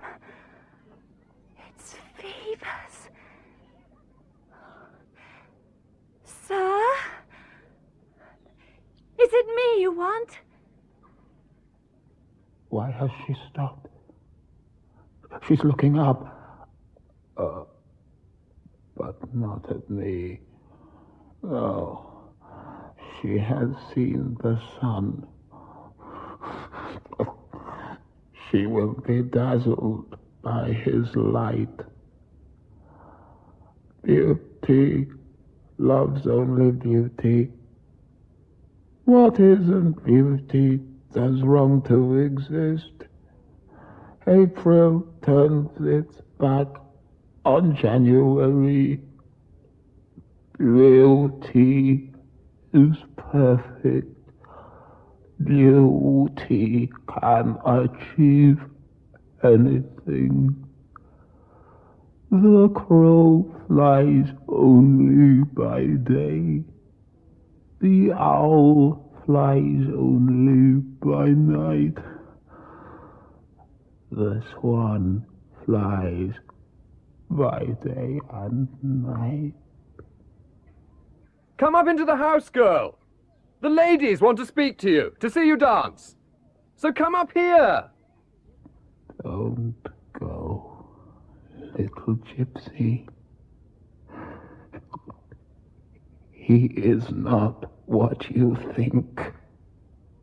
Don't go. Oh, yes, sir. At once. I had never seen her move so quickly, so eagerly at the bidding of any man. I held on to little Charlie, who was straining to follow her mistress, and watched my wife, my friend, go to that tall, fair young man with the deepest misgivings.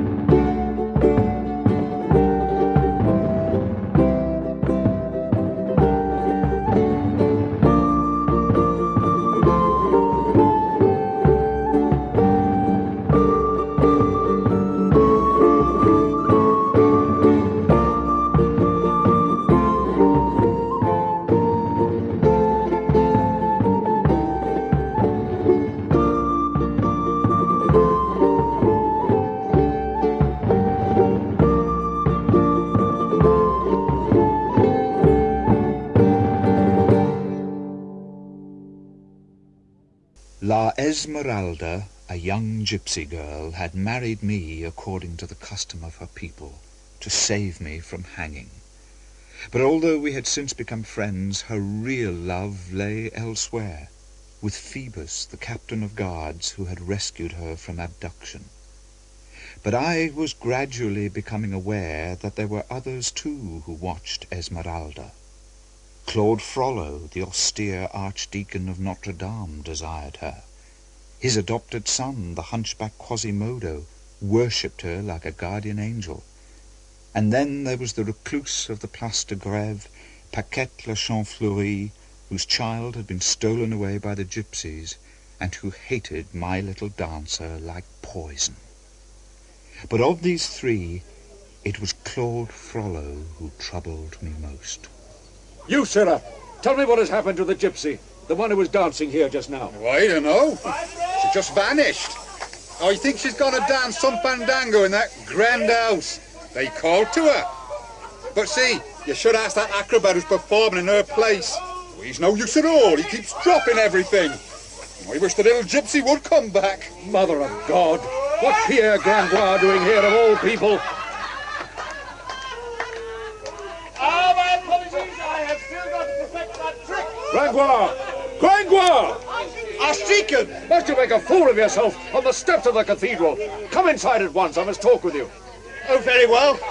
There's no sign of Esmeralda, and I'm not making any money doing this.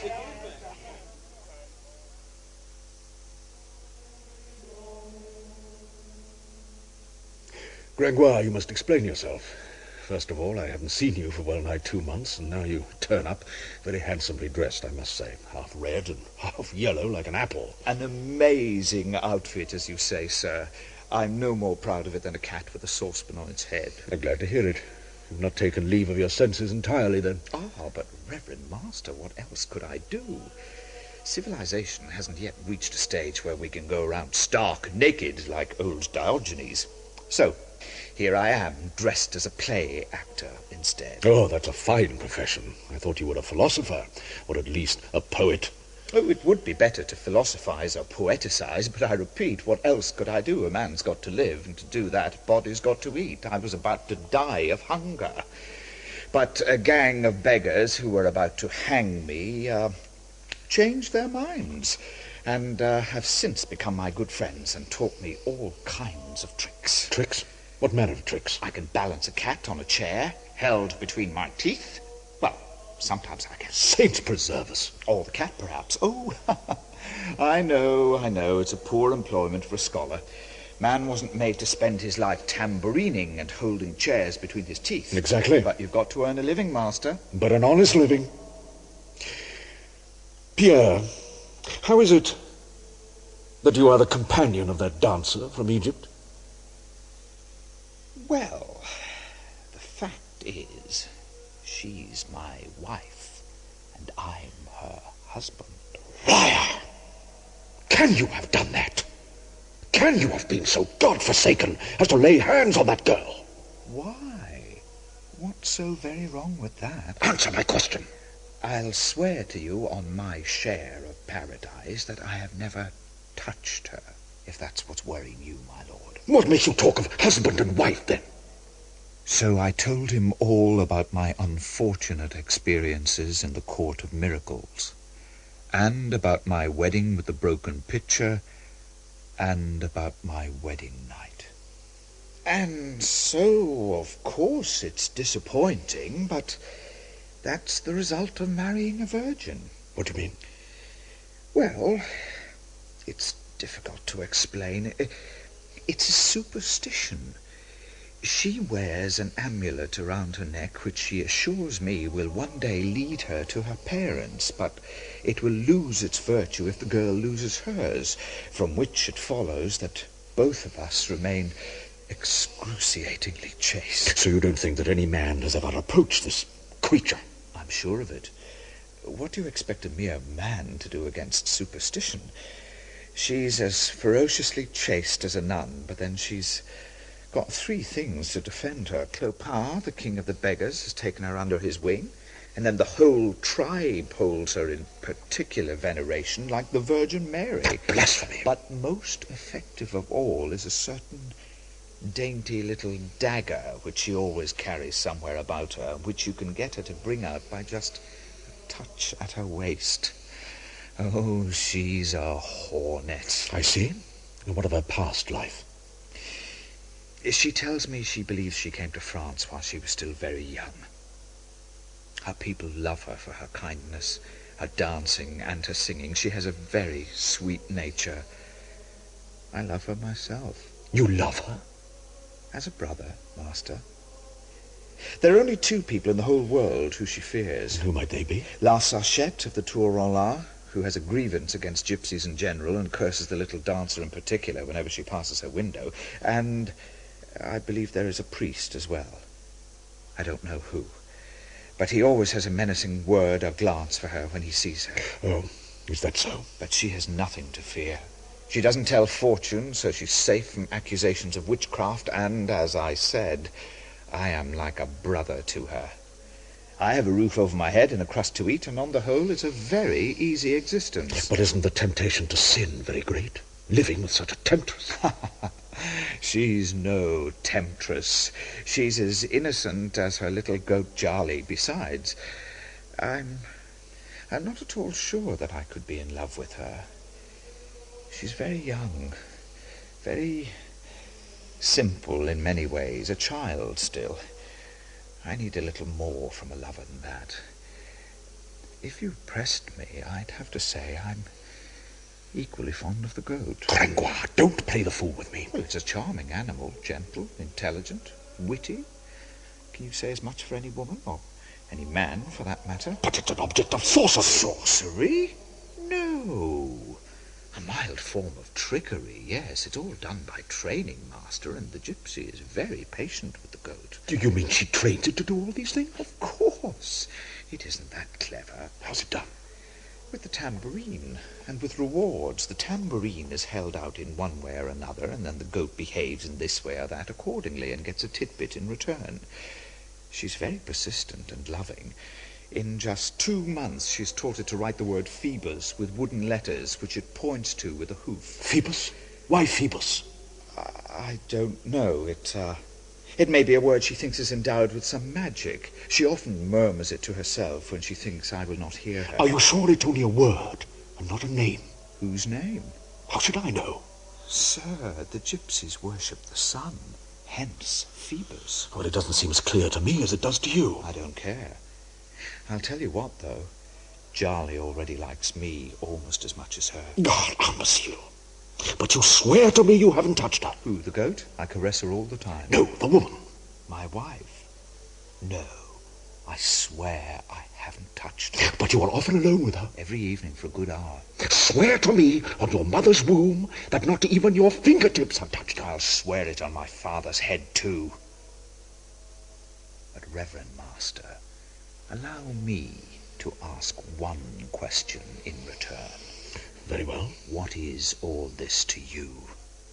Why should it trouble you? Listen, Gringoire, you aren't damned so far as I know. It's just that I am concerned for you and I wish you well.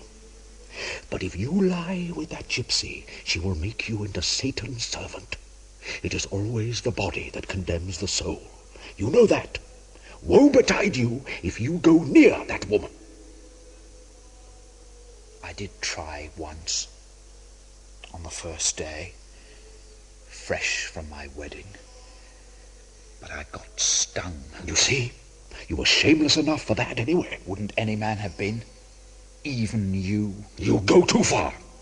Oh, yes, and I must confess it.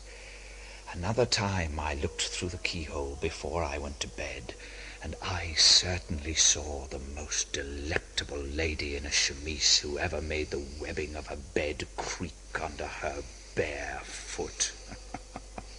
Go to the devil, Gringoire! And with that unpriestly outburst, Claude Frollo left me alone in the cathedral. I went out to the square again, wondering what had been happening to my little wife since she disappeared through the doorway. What kind of effect did she have on that house of aristocratic beauties, I wondered. She was so uncommonly beautiful herself that inside any room she seemed to diffuse a kind of light peculiar to herself. The noble maidens must have been dazzled in spite of themselves, and I don't doubt that her reception in that place was extremely chilly. Chilly on the part of all but one of the onlookers. Upon my word, I was right. What a delightful creature. What do you think of her, fair cousin? Oh, she's pretty enough. Her feet are dusty. Come here, little one. Yes, stand over here, girl. Your parent chair. My dear girl, I don't know if you recognise me. Oh, yes, sir. Oh, yes. I remember you. Then that is my great good fortune. Oh, she must have an extraordinarily good memory. After all, it was 2 months ago since she saw you. But you ran off very quickly, didn't you? Did I frighten you? Oh, no. No, I wasn't afraid. Well, not afraid of you, sir. Ah, but you left us a pretty surly customer in your place, my pretty. With a hump and only one eye. Oh, yes. The bishop's bell ringer, I believe. He's got a charming name, I must say. Pentecost. Or some such, some church festival, anyway. He's called Quasimodo. Yes, that's it. What the devil did that monster want with you, anyway? I do not know, sir. What insolence, indeed. A bell ringer abducting a young girl as if he were a viscount. A peasant poaching a gentleman's game. Did you ever hear the like? Anyway, he's paid dearly for it. Yes, poor man. Poor man, she says. Poor man? Don't waste your pity on that wretch. Feather up a pig's arse. My God, give me a pot belly and call me Pope. Yeah. Ah. Forgive me, ladies, I was about to say something foolish. Forgive my soldier's tongue. Shame on you, sir. He talks his own language to that girl. No doubt it's hers, too. Upon my soul, what a good-looking lass she is. Though somewhat coarsely dressed, you must agree. That is true, little one. How can you roam the streets like that? It's outlandish. Like a beggar. Her skirts are quite frighteningly short. But the ankles beneath are very beautiful. And you'll be picked up by the sergeants, my dear, if you're not careful. Why, mademoiselle, what have I done? Oh, not for what you have done, but for what you might do. If you were to put a proper sleeve over your arm, my dear, it wouldn't get so sunburned, don't you see? Don't heed them, my beauty. Your costume is a shade wild and extravagant, but what does that matter on such a comely form? Thank you, sir. Upon my word, I see the archers of the king's bodyguard are easily inflamed by the beautiful eyes of gypsies. Isn't that right, Fleur-de-Lis? It would seem that they are. Well, and why not, indeed? Meanwhile, I was looking for little Charlie, who, during my conversation with Claude Frollo, had wriggled from the grasp of the child in whose charge I had left her. Then I saw her disappearing through the doorway of the house in pursuit of her mistress. Holy Mother of God, what is this horrid creature? It's the little goat with the golden hooves. Of course. Why didn't I see it at once? She's the gypsy with the goat.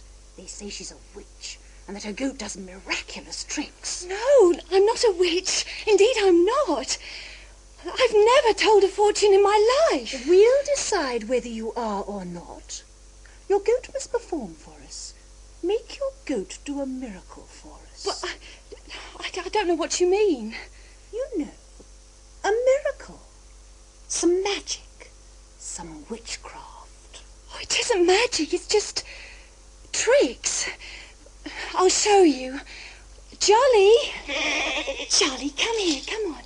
What's that leather purse hanging from the goat's neck? No, that's my secret. I'd give a good deal to know what your secret is. No, you will not. Well then, Gypsy, if neither you nor your goat will entertain us, what are you doing here? Oh, yes, I see I must go. Forgive me. I'm sorry for disturbing you, ladies. And you, sir? No, no, you can't leave us just like that, can she, ladies? Oh, indeed not. She must entertain us. Yes. Come back and dance for us, my pretty. Well, you don't have to do any tricks if you don't want to, but let's see you dance. Tell me, what's your name? I never did know it. My name is Esmeralda. There's an ugly name for a young lady. They say she's an enchantress. I think she must be with a name like that. Your parents didn't fish that name up from the baptismal font, did they, my dear? Esmeralda is all the name I have, my lady. I cannot help it if I have no other. Charlie, come here. That's it. Now, let's see what's in your little purse. Oh, Charlie, look. Wooden letters. Please, no, Charlie. I'll put them on the floor for you. Please. Let's see if you can spell better than I can. I'm sure you can. Charlie, no. Why, Fleur-de-Lis! Just look, the little goat has arranged the letters on the floor with its hooves. Oh, Charlie! Let me see. It has made the word Phoebus. Huh. Oh, did the goat really do that? My name. The goat has been well taught. La Esmeralda's secret, the name she holds so dear. Forgive me, sir. Forgive me. Phoebus. You see, that's the captain's name. Did you know that, little gypsy? And this is the captain's betrothed. Aren't you, Fleur? La Esmeralda's a magician. She's a witch. The gypsy's a witch. Send her away, Mamma. Send her out of the house. Oh, I feel faint. She's bewitched me, I'm sure. Send her away! Oh, Fleur-de-Lis! Oh, she's fainted! Oh, you gypsy from hell, you've done this! No, madame. No, indeed. Yes, you have. Get out of this house this instant. There's witchcraft here. Oh, Charlie, come quickly. We must go. Wait, little gypsy. Esmeralda, wait. I saw Esmeralda leave the house with a tall and extremely handsome man in hot pursuit. He had a long and earnest conversation with her, and when she ran to me, her cheeks were burning, her breast heaving with some great emotion. Well, what happened? I was concerned for you. Thank you, but you need not have been. What happened to you? The young ladies were not very kind to me. Or to Charlie, that's all. And what of the young man? That's no concern of yours. I am your husband. You are my brother, and it's no concern of yours. Come on, I'm going to dance now. I don't suppose you earned much while I was gone? Nothing at all. But I met an old friend. Well, we must eat tonight. So, I must dance.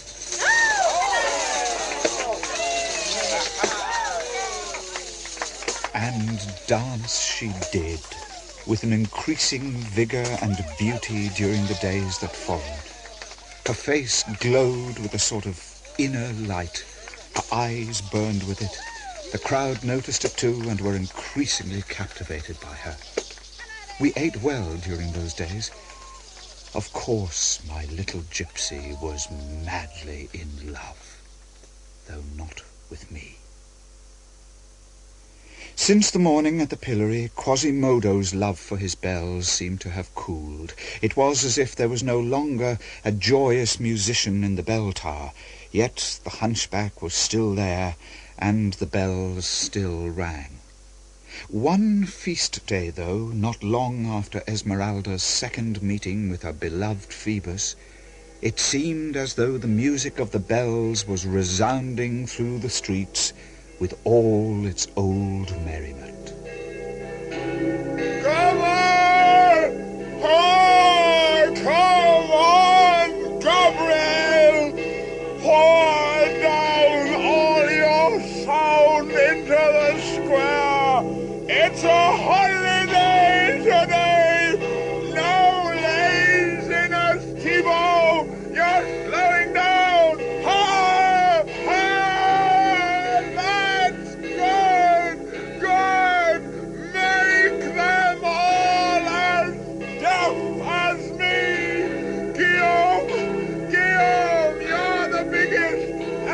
Pasquier is the smallest, and Pasquier is doing better. Ha! Ha! Go on, Gabriel! Louder! Louder still! You two sparrows up there! What are you doing? I can't see you making any noise at all! Those bronze beaks look as if they're yawning when they should be singing! Ah! Ah! To work! To work! For the feast of the Annunciation! Spring has come, and there's a beautiful sun shining. We want a beautiful carriole. You must play for her. Oh, there she is. There she is. My little gypsy. My dearest little gypsy.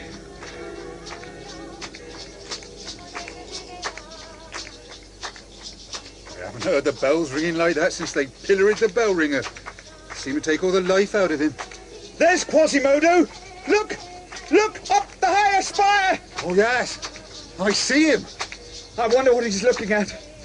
I wonder if she's stolen another heart.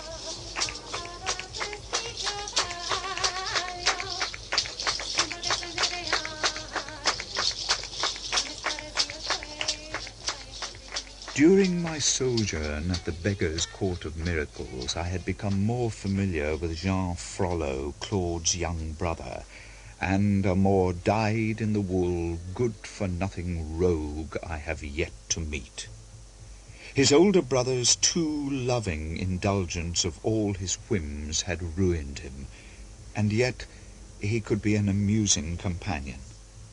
At present he was being extremely friendly, because he was as poor as I was. Alas, poor purse! Not even one little denier parisis. Look at it! It's all wrinkled and limp. Can you lend me any money, Gringoire? I haven't a sou, I'm afraid. You've a bag full of coins there? Oh, but that's not mine. That's La Esmeralda's. She does all the work and I just collect the money. You two are married. What's hers is yours. You should assert yourself more. Oh, I wouldn't like to try it. That little butterfly has quite a sting. Has she indeed? Oh, well. I suppose I'd better go to church then. I think the time has come for a fraternal visit. Will your brother help you? Well, the sermon is certain and the gold piece is doubtful. But I can't turn to anyone else, it seems.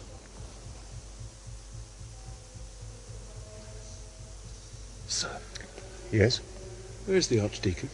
He's in his cell in the tower. I advise you not to disturb him there, unless you've come on behalf of the Pope or the King. Oh, I think I can go up. I'm his brother. I'm more important to the Archdeacon than the Pope or the King. Besides, I want to see his den of sorcery. As you wish, sir. You know the way? Yes. Yes, thank you. They say he lights his infernal fire up there and cooks the Philosopher's Stone over a hot flame. I cannot say, sir. I am forbidden to enter. Well, just at this moment a Philosopher's Stone wouldn't mean as much to me as a bacon omelette on his stove. Ah, this must be his door. I'll open it a fraction. There he is. Vessels of all kinds all around him. But no fire in the furnace. Nor has there been for some time by the look of it. He's written all over the walls in Greek. It's the word fate. Fate. Latin in abundance. All the philosophies and lore and daydreams of mankind must be written here. Stars, figures, men and animals. But long neglected. All of it. He's been distracted from his work. By what, I wonder? Yes. Yes. The sun is born from fire. The moon from the sun. Light and gold are the same thing. Fire in its concrete state. This light flooding my hand is gold. Gold. All you have to do is condense it. You can bury a ray of sunlight. But then you'd have to wait over 8,000 years before you could open up the grave and see. By the cross, that's a long time to wait for a gold piece. But how to extract gold from fire? Magistery asserts that there are certain women's names whose charm is so sweet and mysterious that you need only utter them during the operation. Let me see.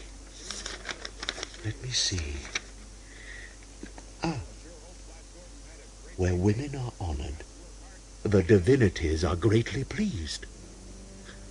A woman's mouth is constantly pure. It is running water. It is a ray of sunlight. Oh, yes, yes. A woman's name must be pleasing and soft, end on long vowels, and resemble words of benediction. Oh, yes, indeed. The sage is right. Maria? Sophia? Esmeralda? Oh, why must my mind return to that same thought all the time? All my experiments are failures. All of them. In my hand I hold the magic hammer of Ezekiel. Every time he brought this hammer down on this nail, his enemy, 2,000 leagues away, sank further into the earth. Yes, that was fate. Well, I have the hammer and the nail, but in my hands they are no more formidable than a mallet in the hands of a smith. My brother's mad. I've never seen him like this before. Jehan observed his brother with surprise. He who wore his heart on his sleeve, who allowed his passions to escape through his inclinations, and in whom the reservoir of strong emotion was always dry, so many fresh drains did he dig for it each morning, he had no idea of how the sea of human passions rages and ferments and boils once it is refused all outlet, of how it scours the heart and breaks out into inward sobs and dumb convulsions, until it has torn down its walls and burst its bed. Jehan had always been deceived by Claude Frollo's austere and icy exterior, that chill surface of inaccessible virtue, that this seething, raging lava bubbled deep beneath the snow-clad brow of Etna had never occurred to the cheerful student. Jehan realized he had witnessed something he should not have witnessed in the very depths of his brother's soul. May this nail open up the grave of he who bears the name of Phoebus. Curse it! Still the same everlasting idea. Come in. Come in, Maître Jacques. I was expecting you. I left the key in the door. What? It's you, Jean. Yes? Who were you expecting? What have you come here for? My dear brother, I came to ask you for something. What do you want from me? A little moral philosophy of which I have great need. I am not at all pleased with you. Ah, well, I knew it would come to this. Every day they bring me complaints against you. You fight, you gamble, you womanize. I've been hearing dreadful things of you. A few trivial slaps and punches. It was only a street brawl. Fair combat. Why have you come? Brother, I need money. Ah, I thought so. But you know I have a great many expenses, taxes and the like. I only know I need money now.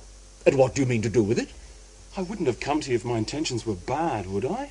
The money is for a good cause. What good cause would that be? 2 of my friends want to buy swaddling clothes for the child of a poor widow. It would cost 3 florins, and I'd like to make a contribution. What sort of swaddling clothes are they that cost 3 florins? Very well, brother. I need money to go and meet Isabeau Thierry this evening at the Val d'Amour. Get out of here, Jehan. Then at least give me a coin for some food, for the love of God. No, for the love of me. Where are your textbooks? Lost, stolen, I don't know. And you obviously don't care in the slightest. He who doesn't work doesn't eat. It's as simple as that. So you refuse me even a penny to go and buy a crust from the baker? I do. He who doesn't work must want. Kind brother, look at the holes in my boots. I will send you new boots, Jehan, but no money. Oh, just 1 little penny, brother. I'll study, I will. I believe in God truly. I'll pray every day. He who doesn't work must want. To hell with you then, brother. Long live pleasure. I'll go to taverns and break cups and visit the ladies. You have no soul left, Jehan. You are on a very slippery slope. You are headed first for the gallows and then to hell. That will be your fate. At least I'll be warm there. Jehan, you will come to a bad end. But at least I've begun well and enjoyed myself along the way, which is more than can be said for you, my brother. Hush. It is Maître Jacques Chamalloux. Listen, never speak about what you've seen and heard here, Jehan. Oh, you must hide quickly. Under the stove there, and don't make a sound. Don't even breathe. How about a florin to keep me from breathing, then? Be silent. For a florin, I will. Oh, here it is, then, damn you. And here he is, still as a mouse now. Good day, Maître Jacques. Greetings, Dom Claude. Well, have you succeeded? Alas, no, I'm still at my furnace. I get all the ash I need, but not a spark of gold have I produced. That's not what I meant. What about the magician you have in custody? Mark Chenem, didn't you say his name was? Has he confessed his magic? Was the interrogation successful? No. The man is a stone. His body's already broken. We've tried everything under the sun, and we spare nothing to get at the truth, but all to no avail. I'm at my wit's end. And you found nothing new in his house? Oh, yes, indeed.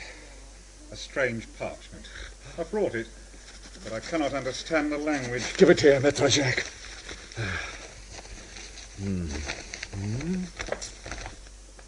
Latin,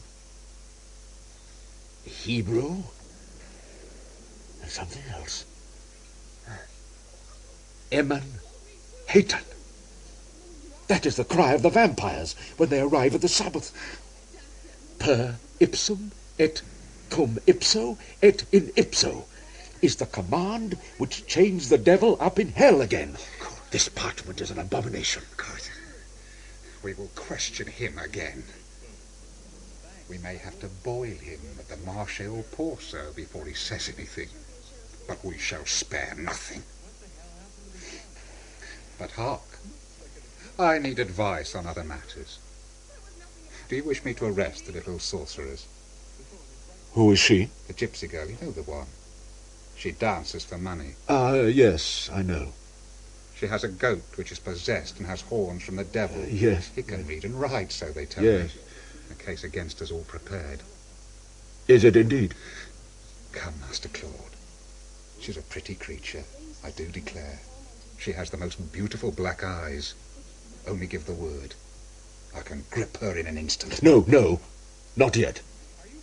I shall tell you when.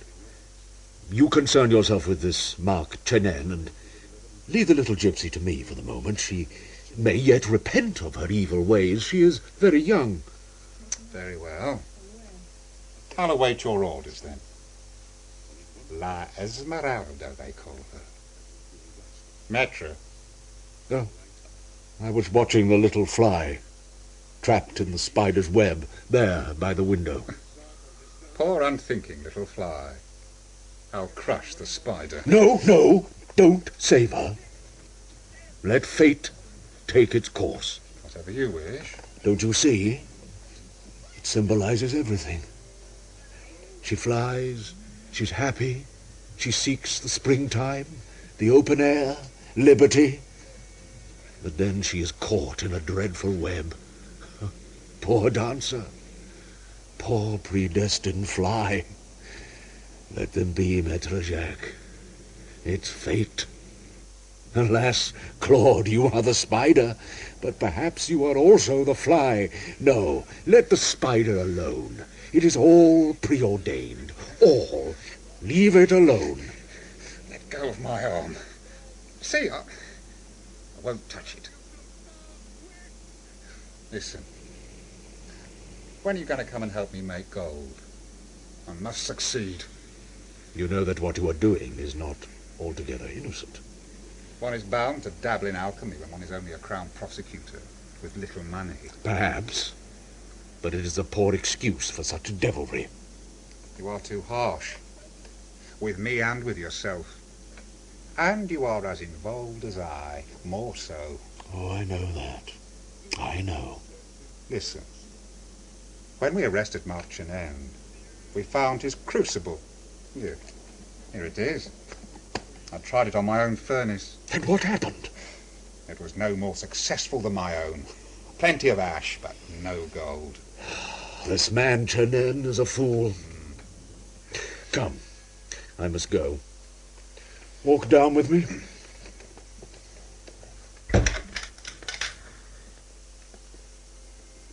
At last, those 2 old owls have flown. Thank God for that. I've had quite enough of their talk for one day. My head's singing like a belfry with it.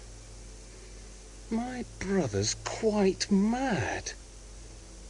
But I wonder what he has against little Esmeralda. I must tell Pierre about this.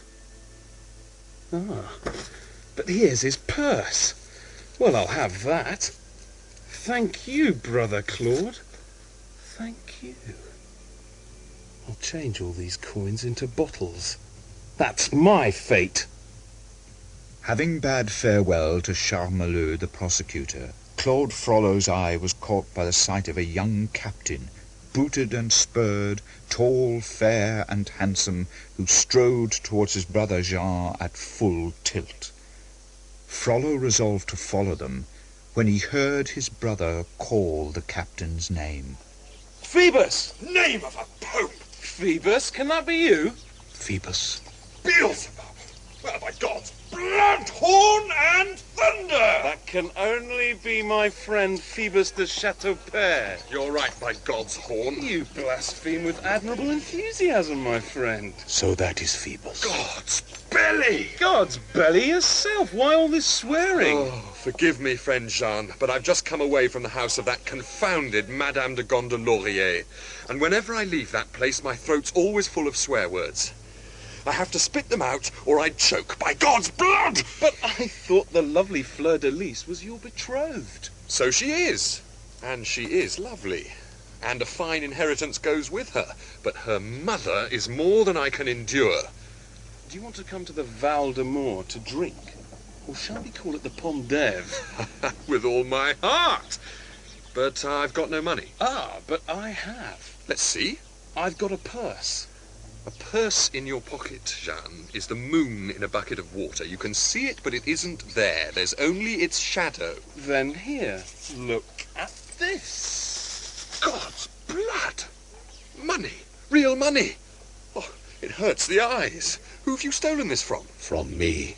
Oh, Jehan. You forget that I have a brother who is an archdeacon and an idiot to boot. May God forgive you. I'd call him a most estimable man if he's to fund my evening's drinking. Let's go and begin then. Where shall it be? To the Pont d'Ève. Very well, I'll settle for Ève and her apple.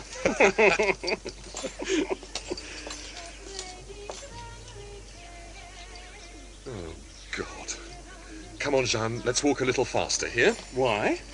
I'm afraid the gypsy may see me. Which gypsy? You know, the young one with the goat. Oh, yes, La Esmeralda. I'm always hearing that name these days. Yes, that's the one. Hurry up, or she'll recognize me and come mooning around after me. I don't want her accosting me in the street. Word might get about. Do you know her, then? Does he know her? Of course I know her. I'll tell you what, I'm going to know her better. a damn sight better tonight. Come here. She and I are to meet tonight, and I mean to make her mine. Truly? I swear it! Tonight? This very evening. She's finally promised. Ah, but are you sure she'll keep her promise? Are you mad? How can I doubt it? The little cat's besotted with me. Then you have the luck of the devil. Let's drink to him, then! Night had fallen. From a distance, the tavern full of candles blazed in the shadows like a forge. One man walked imperturbably to and fro past the rowdy inn, as if he were waiting for someone. His cloak was pulled up round his eyes, perhaps to hide his garb, for he was Dom Claude Frollo. The door of the tavern finally opened. This was what he had been waiting for. 2 customers emerged, and the light shone purple on their florid faces. The priest in the cloak hid under a porchway on the other side of the street. Jehan, my friend, you are drunk. It's all very well for you to say that, but can you prove it? Ha!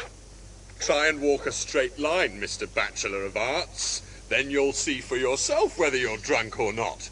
See? I'm doing it. I'm doing it! About as straight as a dog's hind leg. Oh, Jehan, I've got to leave you. It's almost 7. I've got to meet my gypsy, remember? I remember. So, have you any money left? Nothing. Can't you give me just one little coin? I have to pay for a room for us. We can't have drunk the whole purse, can we? Just one little coin, Jehan. Oh, I don't know. Is there anything left? I can't see straight. Silence round about. Attend to the chorus. Wait, naturally, cats. The king will be Lord over us. God's wounds. Dead drunk. And the purse is empty. God damn it. Lie there, then. Just too bad if the devil picks you up on his way past and carries you off to hell. Better if he picked you up instead, my friend. Christ and Satan, who's there? I could have sworn. Still, I've no money, so I'm not worth robbing. There it is again. Somebody in the shadows.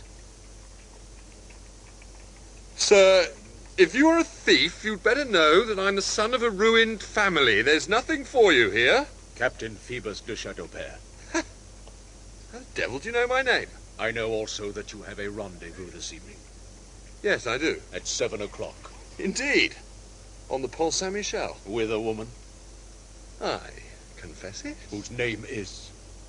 La Esmeralda, if you really want to know. Captain Phoebus, you are lying.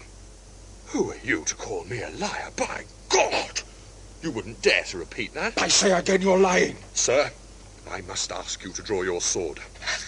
We will have blood on these stones. Captain, tomorrow, or the day after, or whenever it please you, you will find me ready to cut your throat. But first, go to your meeting. Very well, then. I shall sheathe my sword. Many thanks for your courtesy, sir. We'll defer the contest till tomorrow, and I will go to my rendezvous. Ah, but I was forgetting. Haven't a sou to pay for a room, and I can't keep a lady waiting. Here is something. Enough, I think. Why, plenty. By God, you're a good fellow. There is one condition of the loan. Prove to me that I was wrong, and that you were telling the truth. Hide me in some corner where I can see that the woman really is the one whose name you gave me. Will you do this for me? Strange request. But if that's how you choose to spend the night, then it's quite all right with me. Very well. I know the very room. It's an attic, and there's a small dog kennel of a place in the eaves. You can watch from there. Come on, then, or you'll be late for the lady. At your service. Well, let's at least be friends for this evening. Tomorrow I'll pay back my debts with my purse, and then with my sword. They set off quickly.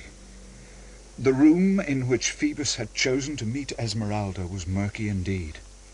A single lamp illuminated the black beams of the ceiling, above which was a dark recess leading to a small window in the eaves. It was here that Phoebus installed his mysterious companion. Frollo squatted there amid the dust and plaster. His head was on fire. What was taking place at that moment in the Archdeacon's darkening soul? He and God alone can have known. Hidden here like a rat in a trap. Dear God. Footsteps on the stair. Can it be her? You see, Esmeralda, I've hired a room for us. It's a cold room, sir. Then come closer to me. Oh, and must the goat come too? Oh, indeed, yes, sir. Oh, she comes with me everywhere. Oh, very well. One young goat and one old. 2 witnesses. What difference does it make? Sir, I do not understand you. Oh, it's nothing. Why do you shiver with cold? I thought gypsies slept under the stars. Well, sometimes we do. I would rather be under the stars with you, sir. It is Esmeralda. Oh, God, it is. What I'm doing tonight is wrong. Please don't despise me, my lord. Despise you? But in God's name, why should I do that? For having followed you so. For worshipping your name. Listen, my beauty, I don't despise you. Fact is, I should hate you. Hate me? Why? What have I done then that you should hate me? Well, you've taken so long to come to my arms. But you see, I am betraying a vow by being here with you like this. I shan't find my parents again. The amulet I carry will lose its virtue. But what does it matter? What do I need a mother and father for now? Please hold my hand. Come to me then. Oh, my lord, I love you. You love me. Phoebus, you are kind and generous and handsome. You rescued me. I have long dreamed of some man who would save my life, and it was you I was dreaming of before I met you, Captain Phoebus. My dream wore a beautiful uniform like you, and had a noble bearing and a sword, and a beautiful name. Oh, draw your sword so that I can see it. What a child you are. And what sword would that be? The sword of a brave man. Draw it so that I can see how fine it is. Ah. Come. Take my sword, beauty. You are the sword of a brave man. I love my captain. Oh, my love. Let me talk to you. Walk up and down a little so that I can see how tall you are and hear your spurs jangle. Oh, you are so handsome. Listen to me. No, I only want to hear one thing. Do you love me? I want you to tell me that you love me. My love, my body, blood, and soul are all yours, all for you. I love you alone and have never loved anyone but you. Oh, this is the moment to die. Die? What are you saying? This is the moment to live. Why die at the start of something so sweet? Oh, dearest Esmeralda. Such an ugly name for such beauty. Oh, I thought it was pretty because it was strange. But I'll change it if you like. Oh, it's a name I must get used to, my charmer. How I adore you. Passionately. I love you truly and miraculously. But do you love me? How can can you even ask? Then you must prove it to me. Oh, I'll make you the happiest little creature in the world. We'll have a pretty room somewhere. I shall parade my archers beneath your windows. Sir? And I'll take you to see the lions at the Hotel du Roi. Wild animals.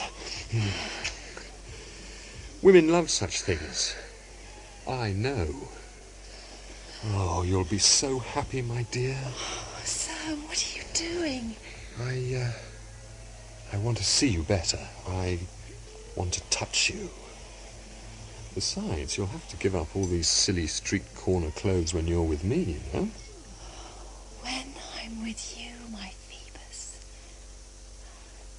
Listen, you must instruct me in your religion. What do you want with my religion? So we can be married, of course. Oh, the poor child. Oh, God, how can I bear this? What sort of silliness is that? Marriage is nothing. Are we any the less devoted because we haven't been to spout Latin in the priest's shop? What are you wearing? Please, oh my lord, don't! Oh, what is this round your neck? Don't touch it! It's my guardian. It will help me to find my mother again, if I remain worthy of it. Please, Monsieur Phoebus, don't!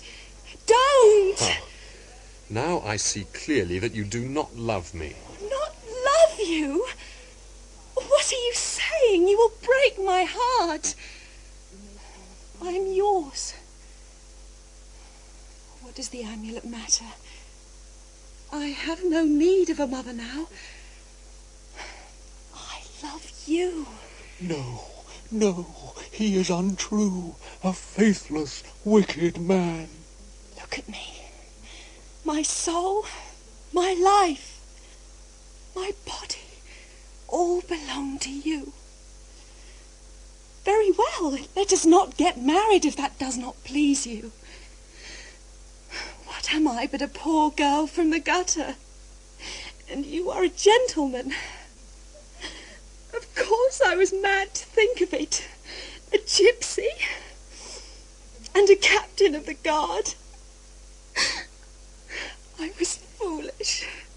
A little, perhaps, my girl.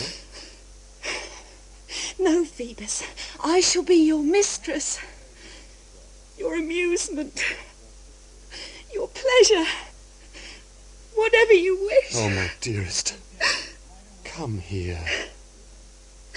I shall be the proudest and happiest of women. When I'm old and ugly, then you will still let me wait on you. Polish your spurs, clean your riding boots, make your sword shine. Hush now. This is all fancy. You'll take pity on me and let me, won't you, Phoebus? My love. Oh, yes. Yes, take me. Here, Phoebus. It's all a gypsy needs. Air and love. Come, let me kiss you again. Hold me to you. Oh, Esmeralda. Suddenly, about Phoebus's handsome head, she saw another head. A livid, green, convulsed face with the eyes of a damned soul. Beside this face was a hand holding a dagger. Both belonged to Claude Frollo. Esmeralda remained frozen, struck dumb by this apparition. Like a dove that raises its head to find the round eyes of the osprey staring into its nest. She was unable to utter a cry, but watched the dagger descend on Phoebus and rise again like smoke. Christ and Satan! The gypsy fainted, But just as her eyes were closing and she was losing all sensation, she thought she felt a touch of fire being imprinted on her lips, a kiss more burning than the red-hot irons of the hangman. Esmeralda! Oh, my dearest love. When she came to her senses, she was surrounded by soldiers, and the captain, drenched in his own blood, was being carried out. Hold her! Arrest her! She stabbed our captain! She's a witch! Arrest her!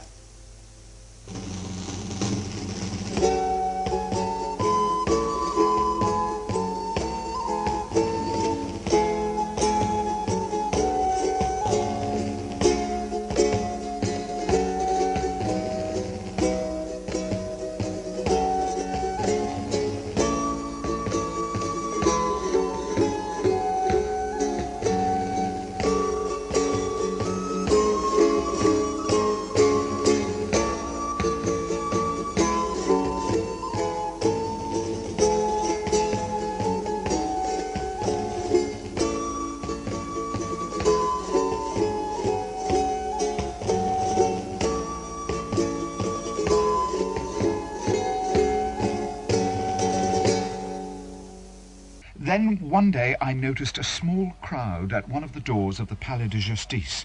Among them was our friend Jehan Frollo. Jean, my friend! Gringoire! What's happening then? What's all the stir? They say a woman's being tried for murdering a man-at-arms. There's witchcraft involved. Witchcraft? Yes, indeed. My brother, the Archdeacon's in court. He's followed the whole case, so they say. I was trying to speak to him, but I couldn't get through the crowd. I need money. When did you not, Jean? I wish I was in a position to lend you some, but it's not gold pieces that have made holes in these pockets of mine. I know that. I wasn't even going to ask you. Oh, well, I'll ask my brother later. Beard the lion in his den. Are you going into court? I might as well. Who's on trial, I wonder? The hall was vast and gloomy. The crowd stood in front, while to left and right were lawyers at tables, and at the far end, on a platform, a great many judges. Who are all these people, sir? Well, those are the councillors of the Great Chamber, and on the left, they're the investigating officers. Who's that fat, red-faced man? Shh, that's Monsieur le Président. Now, that one's the clerk to the court, and that one there is Philippe Lullier, advocate to the king. Ah, yes. And the fat crocodile on the left is Maître Jacques Charmelot, crown prosecutor. I know him. Who's on trial? They're trying a woman, monsieur. You can't see her. She's got her back to us, and she's hidden by the crowd. Oh, wait a minute. Look, there she is. Ah! Do you know her? No, but it must involve witchcraft because Maître Jacques is here. So we're going to see all those men of law eat human flesh. Maître Jacques looks like a very mild-mannered man to me. I don't trust mildness with pinched nostrils and thin lips. My lords, the thing is as true as I'm standing here. 2 men knock on my door and come in. One of them was all muffled up with a black hood. You could just see his eyes, like 2 live coals, like the ghost of a priest. And silence. The other one was a captain, as handsome as the devil himself. I showed them to my upstairs room, and lo and behold, the hooded gentleman vanished into thin air. But the captain came downstairs again with me. He goes out, and back he comes with a young girl. Oh, she was beautiful, like a little doll. And she had a goat with her. But I don't like goats. I mean, they're the devil's animals, aren't they? Tell us exactly what happened next. Well, I show the girl and the captain to the upstairs room and leave them on their own with the goat. And I went back to my spinning downstairs. But all the time I was thinking of the phantom priest. Then all of a sudden I heard a terrible cry from upstairs and the sound of something falling to the floor, and then the window being opened.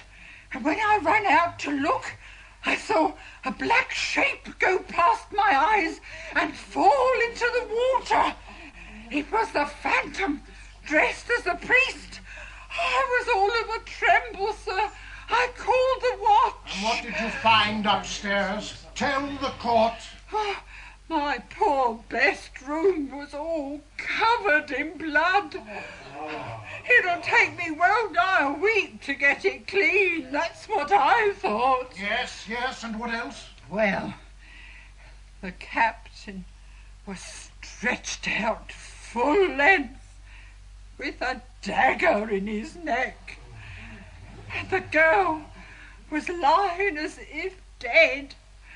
And the little goat was terrified. What happened then? Well, then the soldiers came and they carried out the captain, poor young man, and the girl. She was half naked. It all reeks of magic, doesn't it? She must be a witch. I wouldn't be so certain, sir. Have you anything more to tell the court, old woman? No, my lord, except that in the report they said my house was filthy, ramshackle and stinking, which is a shameful lie. Silence! That will do. I beg you not to lose sight of the fact that a dagger was found on the accused, monsieur.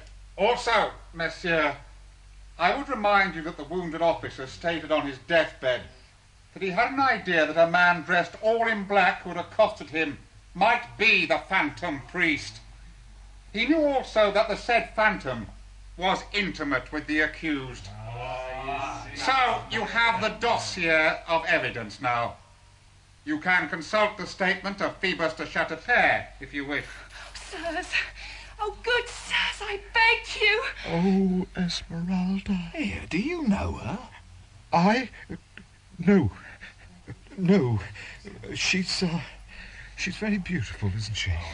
My lords, please, before you kill me, tell me whether he is alive or dead. Silence, woman. That's none of our concern here. Oh, for pity's sake, tell me if he's alive. Very well, he is dying.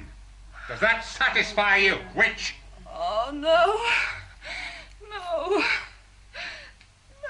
Usher, bring in the second accused. And my poor little Charlie. What will they do with them? That's the animal.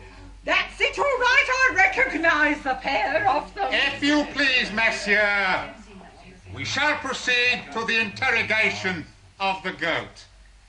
If the demon which possesses this goat, and which has resisted all exorcisms, persists in its evil doing, and if it alarms the court by them, we warn it that we shall be obliged to demand the gallows or the stake for it. Proceed, then. He's holding the tambourine. She will condemn herself, poor little animal. Oh, for God's sake, you can see she does not know what she's doing. Goat! What time is it?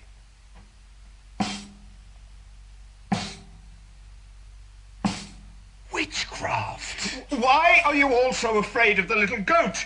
You've watched her often enough performing in the streets, haven't you? Silence at the end of the hall there. See, I have here a bag full of letters. Now, watch this. The goat spells out the name of the witcher's victim. Phoebus. P-H-O.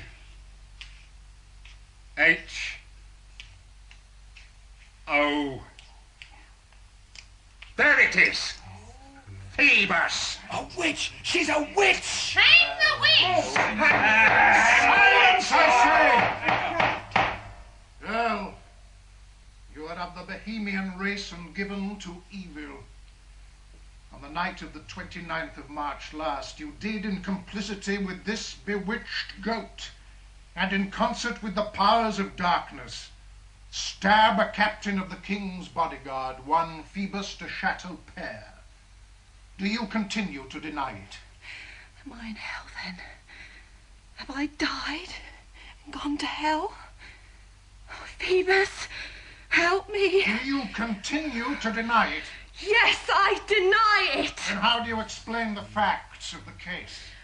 I've already said I do not know. It was a priest. I saw him, but I don't know who he is.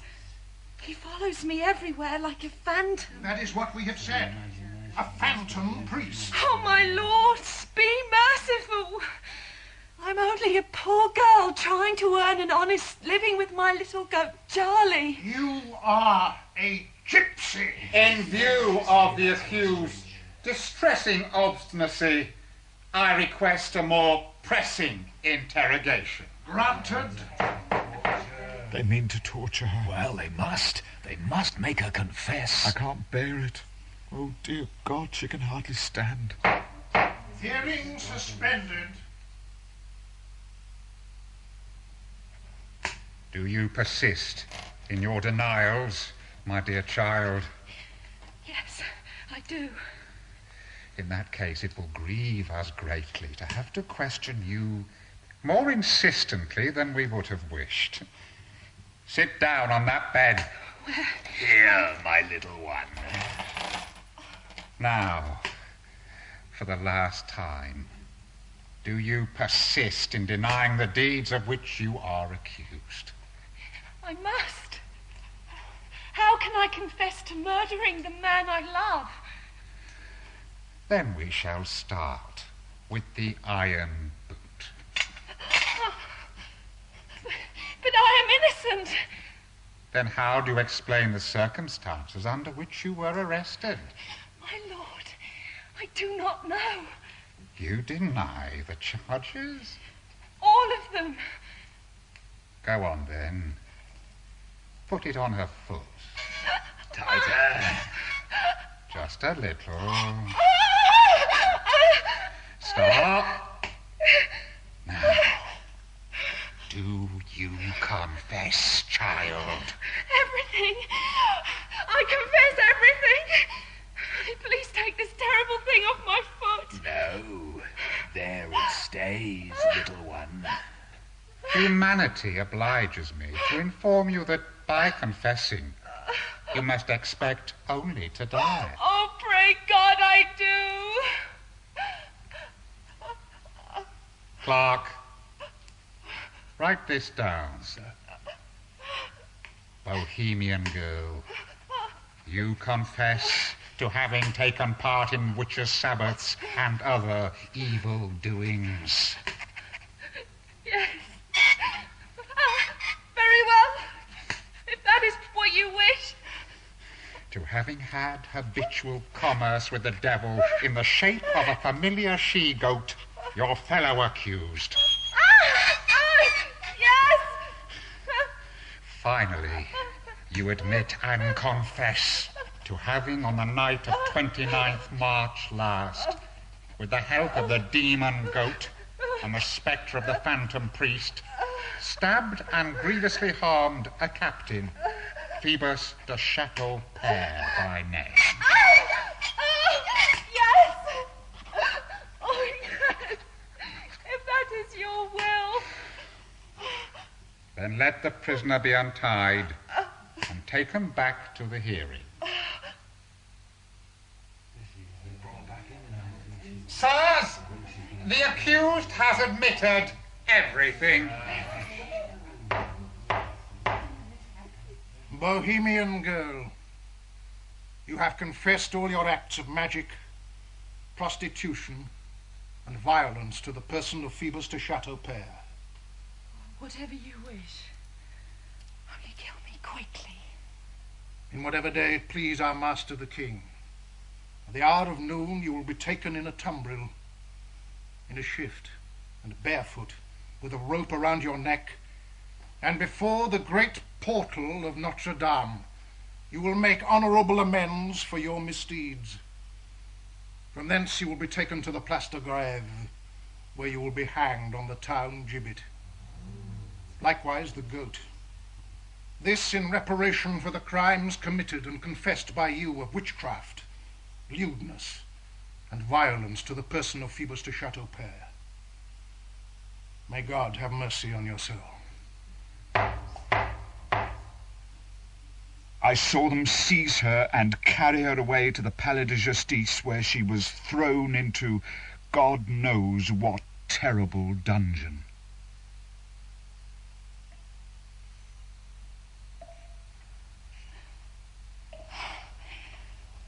How long have I been here? In the dark. Oh, how long? Days? Weeks, perhaps? Oh, the light hurts my eyes.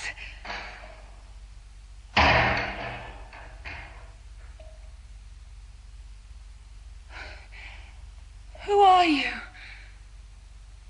A priest.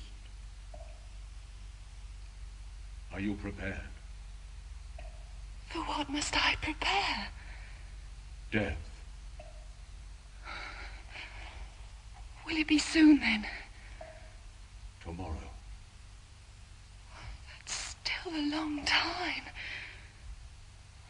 Couldn't they have done it today? Couldn't you make them do it today? Are you so very unhappy, then? I'm very cold.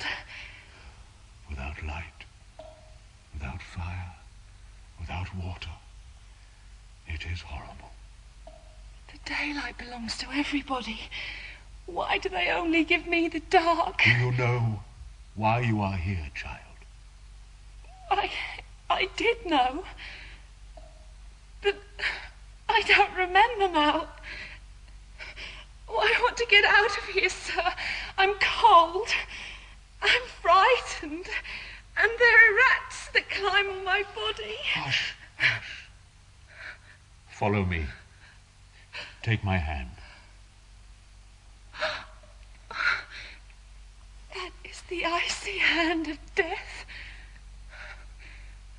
Who are you? Look at my face. Oh, my God! The face with the dagger. Oh, please, finish it for me now. You killed him, so kill me. Do I horrify you so much? Oh, how you must hate me. For months you have been pursuing me, threatening me, and terrifying me. Oh, God. How happy I would have been but for you. No. It's you who has cast me into this dungeon. Oh, God. You killed him. My Phoebus. Who are you? What have I done to you? Do you hate me so much, then? I love you. What are you saying? Do you understand me, girl? I love you. Love? What kind of love is that? It is the love of a damned soul. Listen, you shall know everything. I'm going to tell you what until now I've hardly dared to tell myself. Oh, my little gypsy, I was happy before I met you. Oh, and so was I. Listen to me. Yes, I was happy, or so I thought. I had always shunned women in favor of learning. I never knew what I lacked. Then one day, I was reading beside the window of my cell, and I heard the sound of music, and I looked out, and there in the square I saw a creature dancing. It was so good to dance in the sun. Oh, it was so good. A creature so lovely that God would have preferred her to the Virgin, would have chosen her for his mother if she had existed when he was made man. Oh, sir, I know this is blasphemy. It is. It was. She had black hair, and her dress was blue and sequined and glistened like a summer's night. Her brown arms she wrapped and unwrapped around her waist like 2 silken scarves. The lines of her body were of such beauty. Oh, God, help me! I was intoxicated, spellbound. I allowed myself to look at you, to go on looking. I looked at you so hard that I shivered with terror at my own feelings. I was only dancing. Ah, but then I saw that you were an angel of darkness, of flame, not light. And I saw your little goat beside you, looking at me and mocking me. Poor little Charlie. I no longer doubted that you were from hell and sent for my ruin. Oh, God, I believe that still. But I searched you out. I saw you again. Now I'd seen you once. I wanted to see you 1,000 times. I wanted to see you always. With each day I became more fascinated, more desperate, more damned. I am not a witch. You are a gypsy. So how could I doubt that it was all magic? And so I denounced you. Forgive me. Don't you see? There was no other way. I thought that a trial would deliver you to me, that in prison I would have you, that you could not escape me. You would be mine. When one does evil, one must do the whole evil. There is ecstasy in that stream of crime. A priest and a sorceress can melt in delight together on the straw of a dungeon floor. You are mad. No, don't you see? It was fate that placed you in my hands. I saw a man pass by me who said your name and laughed and had lechery in his eyes. I followed him. You know the rest. Oh, my Phoebus! Not that name! You're suffering, aren't you? You are cold, and the darkness makes you blind, but perhaps deep inside you, you still have some light, be it only childish love for that empty man. Whereas I carry the dungeon inside me. I have darkness in my soul. Do you know what I have suffered? Oh, monsieur, I beg you. To see you at your trial, in that den of wolves. And oh, I had not foreseen torture. I saw that little foot crushed in the terrible iron boot.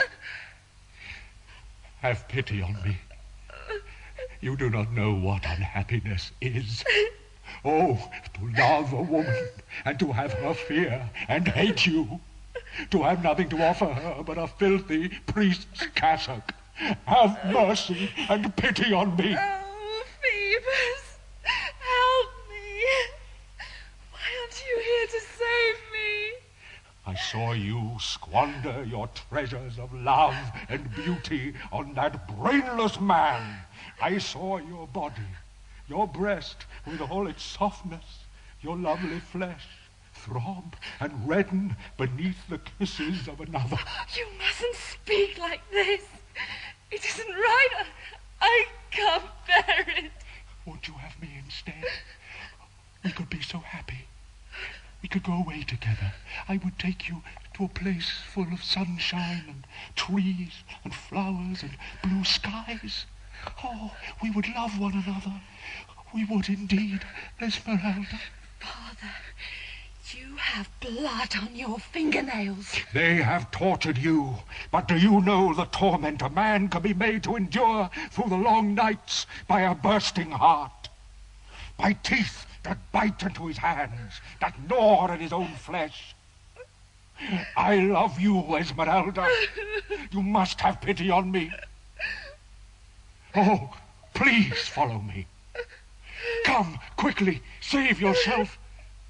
I cannot watch you step into the tumbril and climb the gallows. Let me save you. But what has happened to Phoebus? Oh, you are without pity. What has happened to him? He's dead. Dead? Then why do you talk to me of living? Yes, he must certainly be dead. The blade went in very deep. I think I touched his heart with the tip of it. Go away, murderer, monster. Be yours. Never. Go with my curse on your head. He's dead, I tell you. He's dead.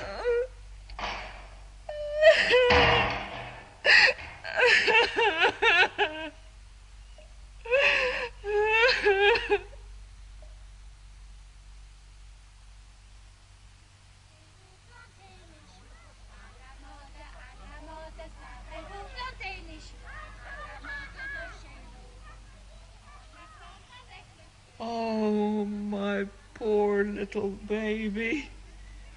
Lord, give her back to me.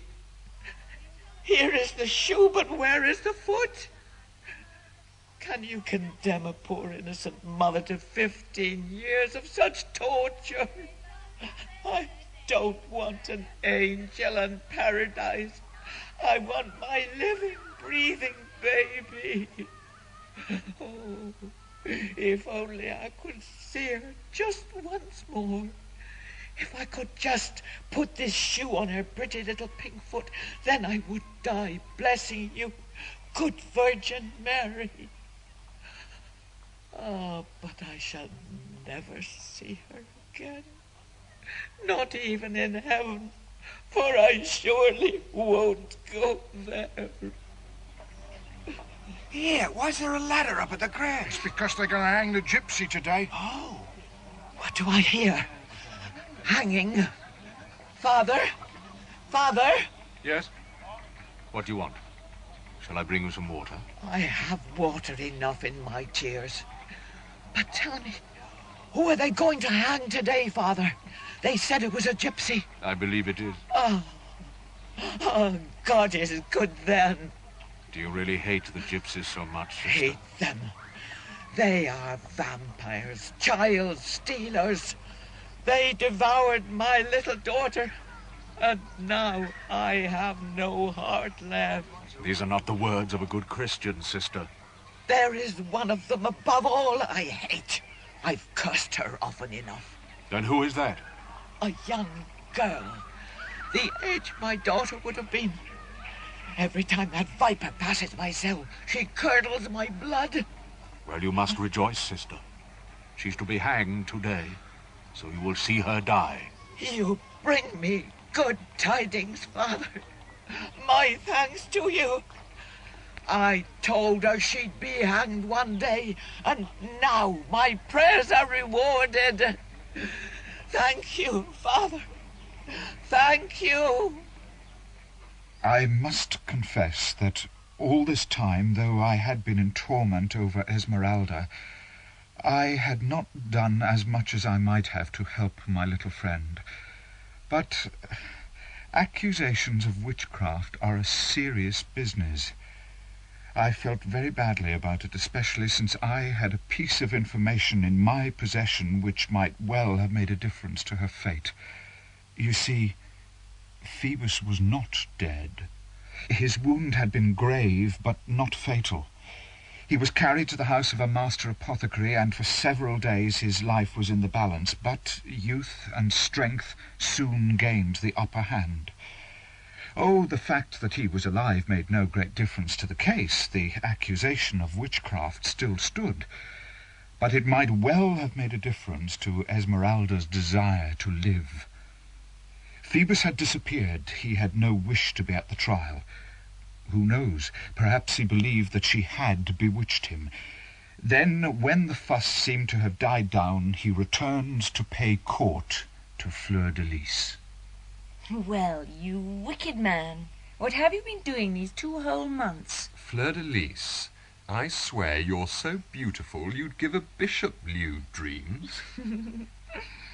You are slow to give me an answer, Captain Phoebus. I was recalled to garrison duty.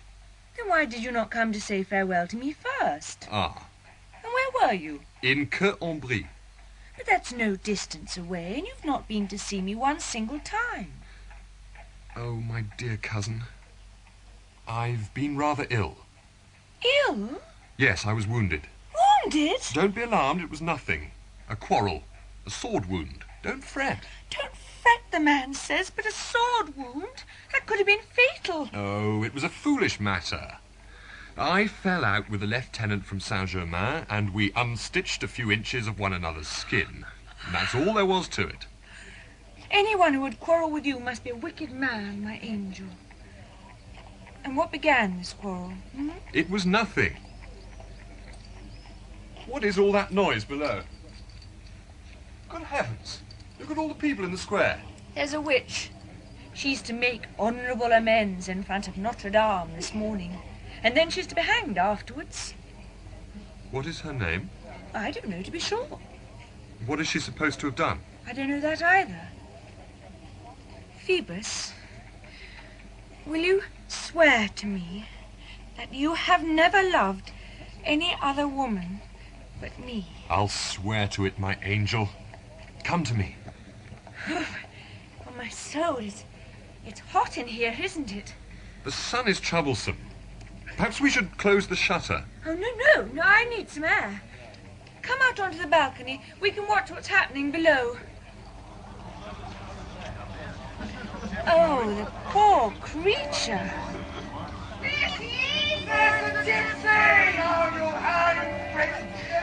Oh, the poor girl. I can't look. Do you want to go back inside, my sweet? No, not just yet. As the tumbrel entered the Place de Grève, they could see that Esmeralda sat in it with her arms tied behind her back. She wore only her shift, and her long hair fell loose about her bosom and her half-covered shoulders. Through its undulations could be seen a thick, gnarled rope that lay coiled around her neck like an earthworm around a flower. Beneath the rope there gleamed still her amulet, which she had been allowed to keep as a last wish. At her feet was the small, pinioned figure of Charlie. Oh, look, Phoebus. It's that horrible little gypsy, the one with the goat. The gypsy? Don't you remember? She was here barely 2 months since. Let's go back inside. It's too hot out here. What's the matter? Nothing at all. Then let's stay and watch to the end. Must we? Yes, we must. The tumbrel halted before the central doorway of Notre-Dame. The great door opened, and a solemn chanting sounded from within. Salvum me factes, salvum me factes, odiant traverunt, atque cisque ad God, it is you! Infixus sum in limo profundis, et non substantia. De ventre inferni clamavi, et exaudisti vocem meam, et proiecisti me in profundam, in corde maris, et flumen circumdedit me. Take this candle in your hand, girl, and answer Amen. Amen. Louder. Amen. Young girl, have you asked God's pardon for your faults and failings? Esmeralda, will you have me? I can still save you. Be gone, demon, or I shall denounce you. You won't be believed. You will only be adding scandal to crime. Answer me quickly. Will you have me? There he is! He is above me! What are you looking at? What have you seen? You lied to me! All of you, you lied! Oh, Phoebus! The sun dazzles my eyes, but it is Phoebus, isn't it? There on the balcony. He isn't dead. But you soon will be, Gypsy. If I cannot have you, then no one will. Go to your death now, and God have mercy on you. Kyrie eleison. Kyrie eleison. Amen. They lied. The judge lied. The priest lied. He is not dead. Phoebus! Phoebus! Here I am! Cousin, She's speaking to you. Phoebus! Phoebus! See, she's calling your name. No, that's nonsense. She's calling upon her heathen gypsy gods. Well, the Bohemians worship the sun. Oh, come inside, Fleur. This is a sorry sight. Oh, Phoebus! Do not believe this of me. I love you. Please. Put her in the cart and let's get it over with. What none of us in the square had noticed was another strange onlooker who, like a stone gargoyle, had been standing in the gallery of royal statues carved immediately above the portal of Notre-Dame.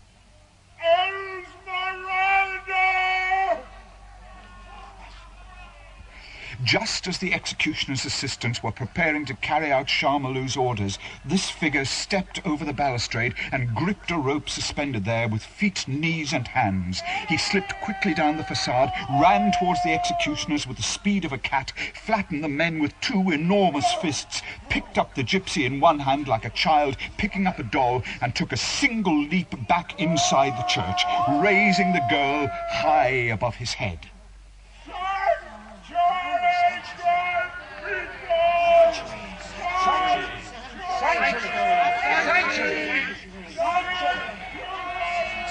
Sir, what shall we do? Shall we go in and take her? No, by God, you cannot. The cathedral is a place of sanctuary. All human justice expires at its threshold. She is with God, and you must not enter. Besides, listen to the people.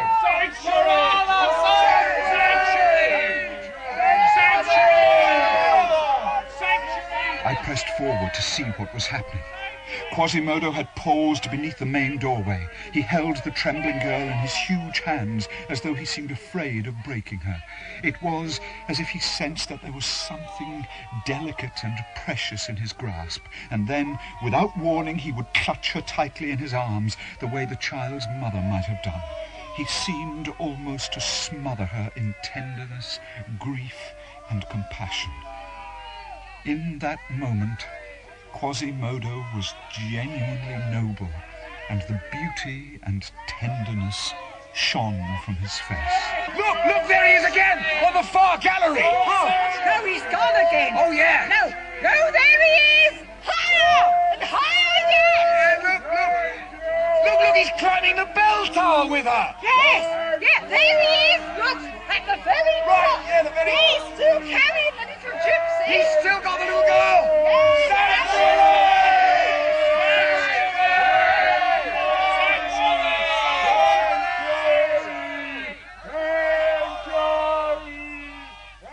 Claude Frollo was no longer in Notre-Dame when his adoptive son so abruptly severed the noose and took Esmeralda into sanctuary. He had already left, unable to witness the terrible death of his beloved. As for Esmeralda, she was safe for the present, so long as she remained in the cathedral. One step outside, however, and she would fall back into the raging waters. A solemn decree of Parliament could violate the refuge and hand the prisoner back to the hangman, but this was indeed rare. Here, my little lady. You will be safe here in this place. Where am I? You are in Notre-Dame, safe inside the stones. Phoebus is alive. I saw him, but he doesn't love me. He would not come to me. Oh, why did you rescue me? I would be better dead. Alas, I cannot hear you. Wait, though. I have something for you. Please. Clothes for you to keep you warm. They are from the nuns at the convent here. I will go away, and you may dress yourself and see. Here is food. There is some bread and cheese and a little wine. And you must sleep here This is my own mattress. It will be softer than the stone. Oh, Lord, preserve me. I know, I've frightened you. I am very ugly, aren't I? Don't look at me then. Listen to me. Only listen. During the day, you must stay here. At night, you can go all over the church, but do not leave the church by day or night, or they would kill you, and I should die for lack of you. Thank you. Your voice is so strange, and yet what you say is so gentle. Oh, Charlie, and I had forgotten you. Oh, you still think of me then? Oh, my little Charlie. I see you love the goat. A man in the crowd set her free, and she ran inside the church to eat now. Eat. Yes. And then I shall walk along one of the galleries when it grows dark and breathe in the sweet night air.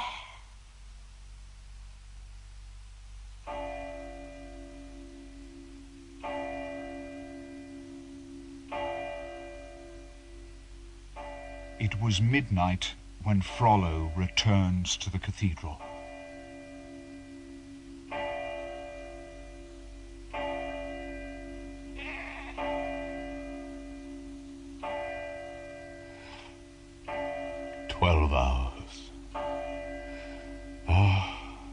She must be cold by now. Cold and dead. Wait. Can that be the little goat? Has it escaped then?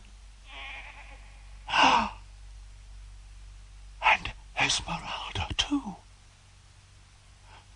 But there is no rope around her neck. She is dressed all in white and with a white veil on her head.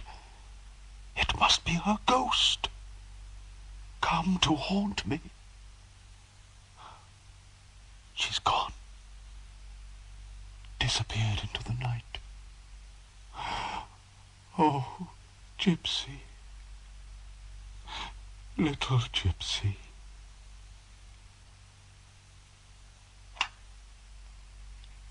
Oh, do not be afraid, little one. I am your friend. I came to watch you sleeping. What does it matter to you that I should be there when your eyes are closed? I shall go away. Look, I will put myself behind the wall.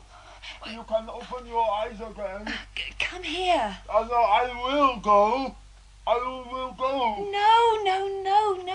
Come here. Come here.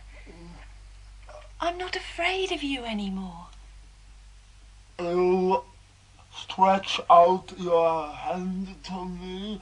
No, little lady, that wouldn't be right. The owl doesn't go into the lark's nest. That wouldn't be right at all. Oh, you are so ugly and so sad.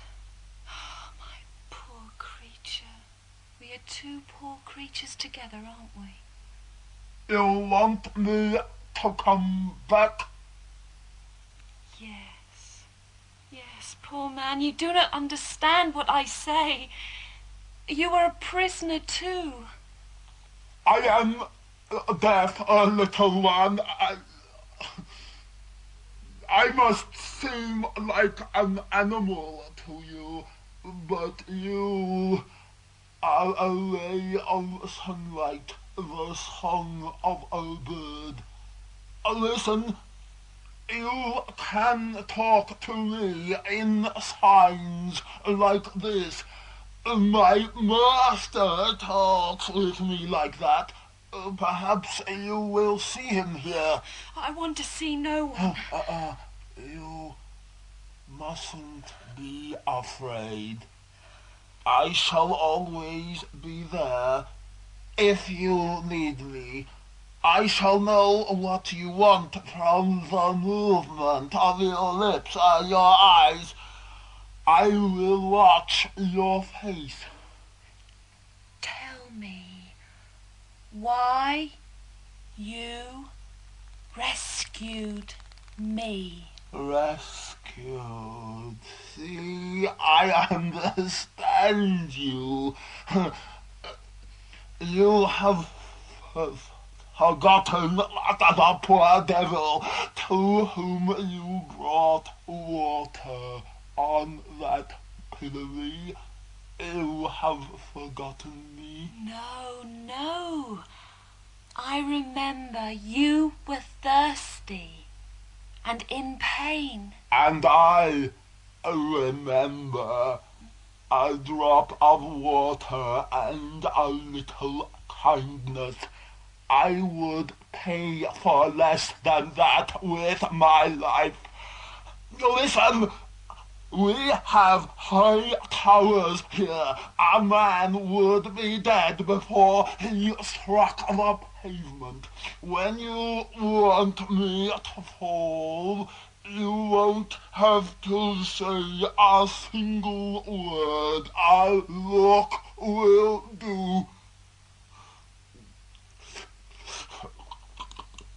I will leave you now. Stay, if you like. No. I feel sad when you look at me. It's out of pity that you don't look away. I know that.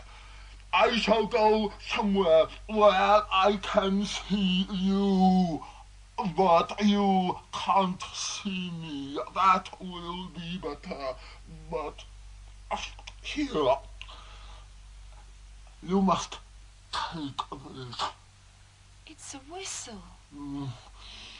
When you need me, when you want me to come, you must blow into it. It is a sound that I can hear. Now I shall feel quite safe. Thank you.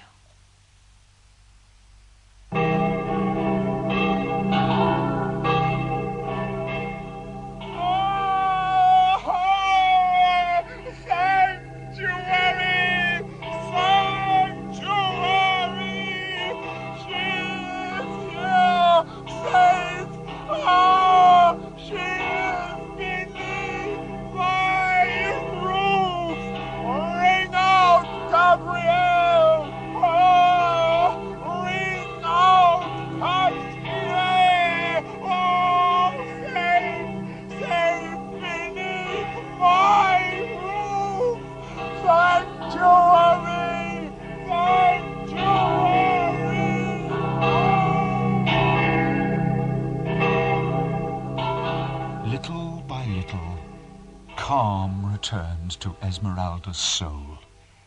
Phoebus was alive, of that she was sure. Love is like a tree. It grows of its own accord. The blinder the passion, the more tenacious it is. I say this purely from observation. Such a passion has not yet come to me, and I hope to God it never will. I have seen enough of such passion to last me a lifetime. Quasimodo, come here. Lady, my misfortune is that I still look too much like a man. I wish I were all animal, like your little goat. It is not true. Oh, but it is. It is. Sit down here and keep me company. I'll sing to you. La la la la la la la la la la la la. La la la la la la la la la.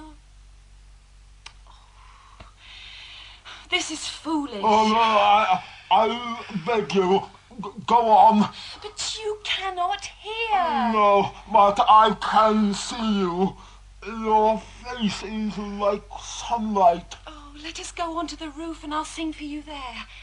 Well, no one will see us there, will they? I can see sunshine and people and feel the air on my face.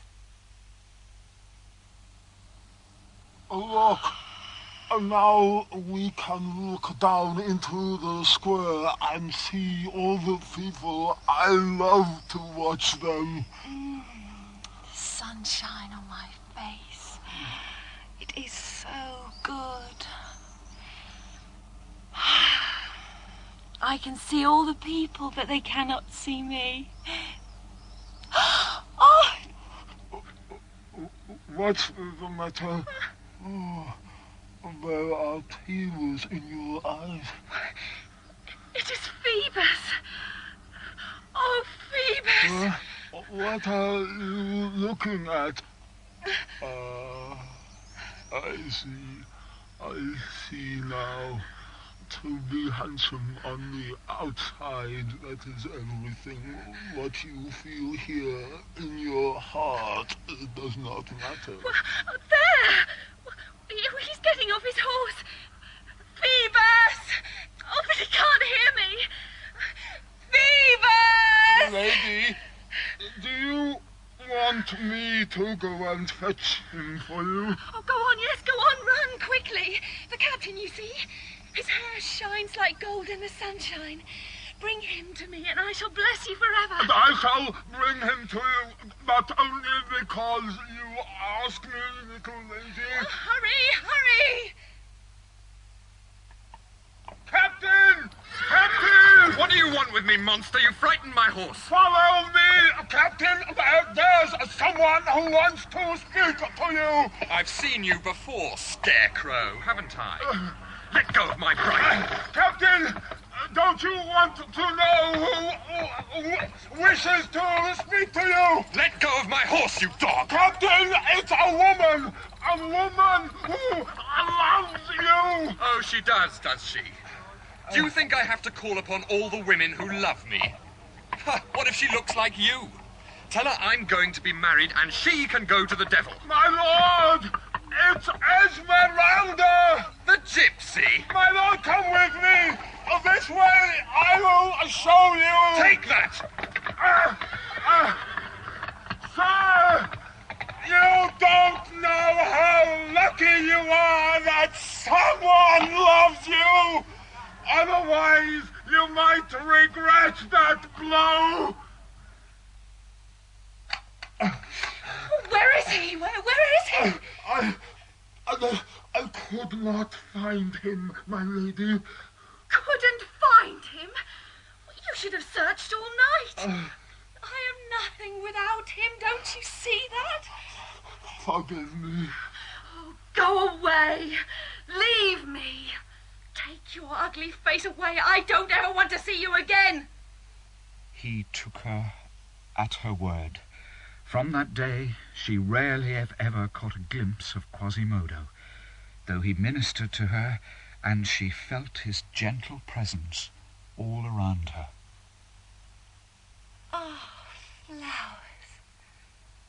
Oh, how beautiful. Who can have left them here?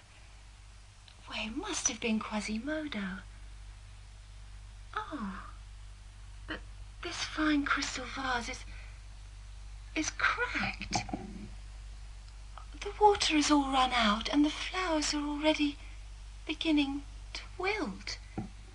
But the others in this rough jug, but they are still quite fresh. Look at the face, younger, look at the heart. There are hearts where love does not keep. Poor withered bunch from the fine crystal vase. I will wear you close to my breast. You have so little time left. Don't look at the face, young girl, look at the heart. There are hearts where love does not keep. If she regretted her anger, she said nothing to Quasimodo. She spent her days stroking Charlie, keeping watch on the door of the Gondelaurier house where she had seen Phoebus enter, and crumbling her bread for the swallows. Meanwhile, the Archdeacon had heard of the rescue of the gypsy and realized that he had not seen a ghost, but his living, breathing love. He shut himself away. Once his brother Jehan went to his cell, but though he called 12 times, Claude would not open to him. By night he watched Esmeralda, like Quasimodo, without showing himself.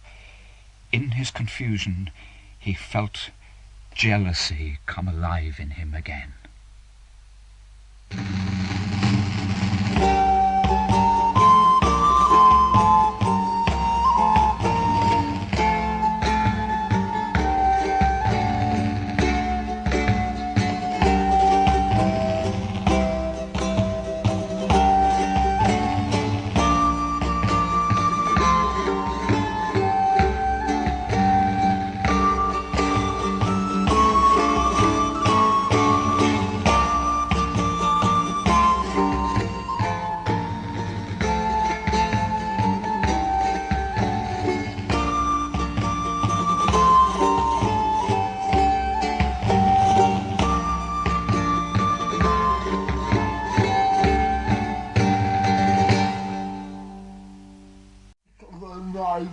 Take it, then. Take it, master. No!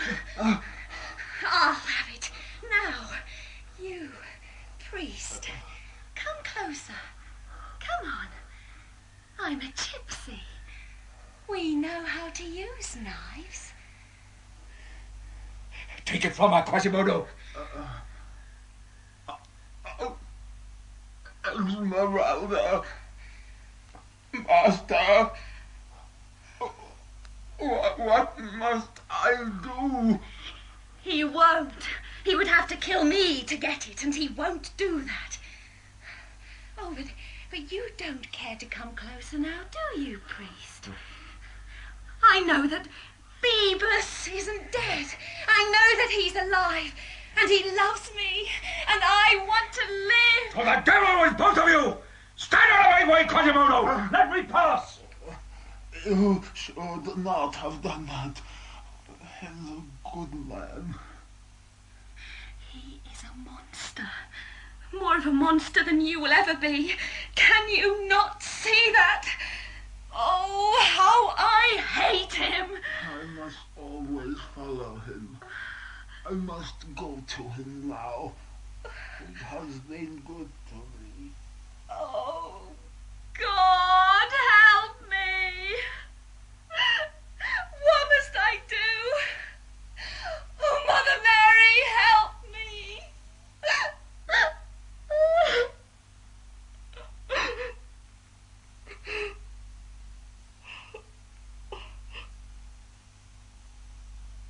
If I cannot have her, then no one shall.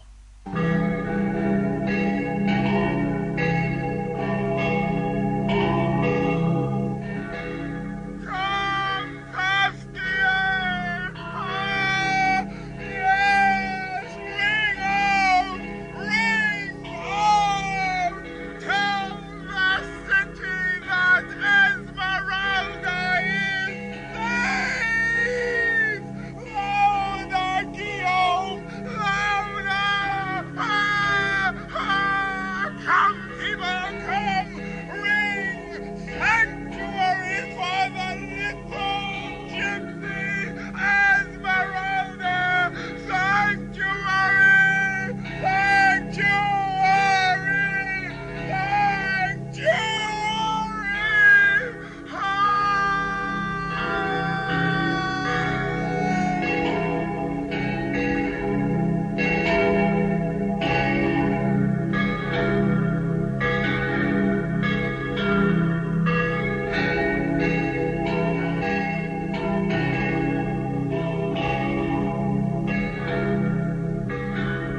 The bells of Notre-Dame rang out each evening at dusk to proclaim sanctuary for Esmeralda.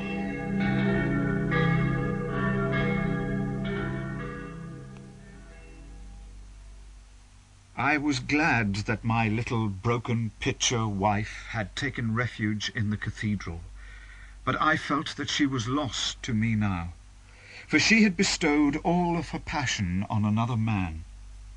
I spent my nights writing, and I divided my days between performing feats of strength for pennies on the streets of Paris and studying the architecture of Notre-Dame. Maître Gringoire, how goes it with you?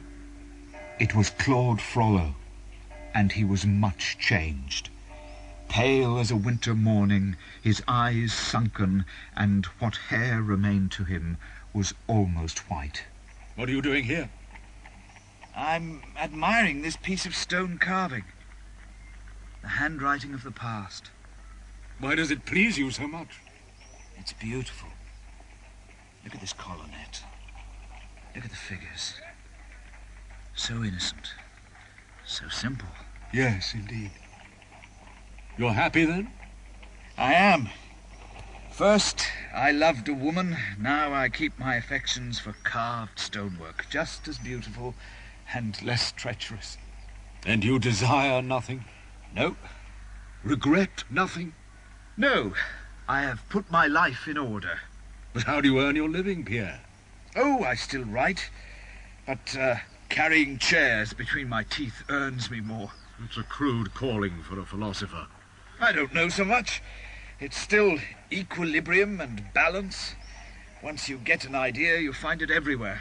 Ah, I should know that. But even so, you are quite poor, are you not? Poor? Yes. Unhappy? No.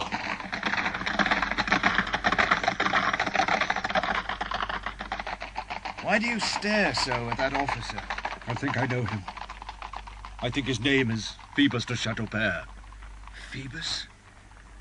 I know a girl who would have died for that name. Pierre, have you never felt envious of military men? Like the ones who rode past us just now? Envious of what? Their strength?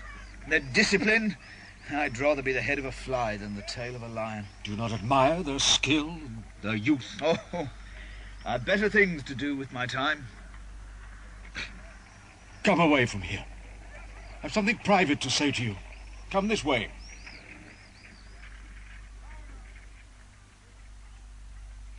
And what have you got to tell me that's so secret?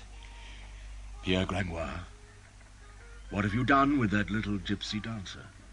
La Esmeralda? Was she not your wife? Yes, of a kind, by means of a broken pitcher. 4 years of it we were to have. So then, you still think about her? Well, don't you? Very seldom. Didn't the gypsy save your life once? That's true enough. So don't you care what's become of her? I was told she'd taken refuge in Notre-Dame, and that she was safe. Well, I was delighted by that news, but that's all I know about her. Then I'll tell you some more. She did take refuge in Notre-Dame, but in 3 days' time, justice will claim her, and she will be hanged on the grave. You see, there is now a judgment of Parliament breaking the sanctuary. Who the devil would see fit to ask for such a judgment? What does it matter if one more poor swallow takes shelter under the flying buttresses of Notre-Dame? There are Satans in the world. Oh, well, it's sad news. But she saved your life. Wouldn't you like to do something for her in return? There's nothing I'd like better. But what if I was to get something nasty wound round my neck for my pains? What matter but that? What matter indeed? Listen to me. How can we save her? By faith in God? How can we save her if God will not? Suppose we were to ask the king for a pardon. It would be like taking a bone away from a tiger. But she's got to get out of the cathedral. The judgment takes effect in 3 days. But what can I do? There's only one way to save her. And that is? The church is watched night and day. They only allow out those they've seen go in. I will take you in to the gypsy. You'll change clothes with her, She'll take your doublet, you'll take her skirt. But what then? Don't you see? She'll leave Notre-Dame in your clothes. You'll stay there. They may hang you, but she'll be safe. Well, I must say that's a plan that would never have occurred to me. So, what do you say? What I say is that they may not hang her, but they would surely hang me. But that is not my concern. The devil it is. She saved your life. You're simply paying a debt. Well, there are plenty of others I haven't paid either. I don't know what's so special about this one. Gringoire, you have no choice. I don't see why I should get myself hanged in place of someone else. Do you want her to die when it's through her that you are alive? That beautiful creature, necessary to the light of the world, more divine than God. Come, Gringoire, it's your turn to be generous. She was the first. You've made me weep. Oh, very well. If they do hang me, the rope is a philosopher's death. It's settled then. You'll come tomorrow. No, damn it, it isn't. I won't do it. Very well, then. And we shall be seeing each other again, Pierre. Be sure of that. No. Look, listen, don't go. There must be another way of getting her from Notre-Dame. I mean, if it's not absolutely necessary that I should be hanged for you to feel happy about it. In fact, I've just thought of a way. Tell me. Well, you know that Clopin and the beggars of the Court of Miracles care for her very much. That is true. They'll rise up at a word, nothing simpler. And under cover of the disorder, we can easily smuggle her out. Tomorrow evening, they'll only be too ready for a riot. They always are. But how? How shall we do it? Come closer, and I'll tell you my plan. It was a good plan. He agreed with everything I suggested, and so we each went our separate ways. I to the Beggars' Court of Miracles to sow the seeds of dissent, he to his cloister to prepare himself for the rescue. Jehan, it's you. Brother, welcome. I've been waiting to see you. Where have you been this long while? I might ask you the same question. Aren't you glad to see me? Your own brother. Jehan, I've always been glad to see you, but now not so much as before. But you're so kind to me, and you give me such good advice that, you see, I always return to you. You do indeed. Brother, I know you were quite right when you told me to be studious and to go to chapel and say my prayers. I mean, that was excellent advice. And have you followed it? Alas, no, brother. I'm a guilty man, a criminal, a wretch and a libertine. You condemn yourself from your own mouth. And now I haven't a farthing left and my life of debauchery is over. I have told you all this 100 times. Brother, I would like to lead a better life. Then do so. I am full of contrition, but I've no ink left, no paper, no books. I shall have to buy some more of all these three. I need funds. And so I have come to you with a heart full of contrition, knowing that you will not desert me in my hour of need. So, is that all you want? Yes, a little money is all. I have none. You must go elsewhere. Well, brother, I'm sorry to have to tell you that I've actually received a very good offer from another quarter. If you refuse to give me any money, I shall have to join the band of vagabonds that haunts the lowest streets of Paris. If that is what you must do, so be it. Then farewell, brother. I'm going.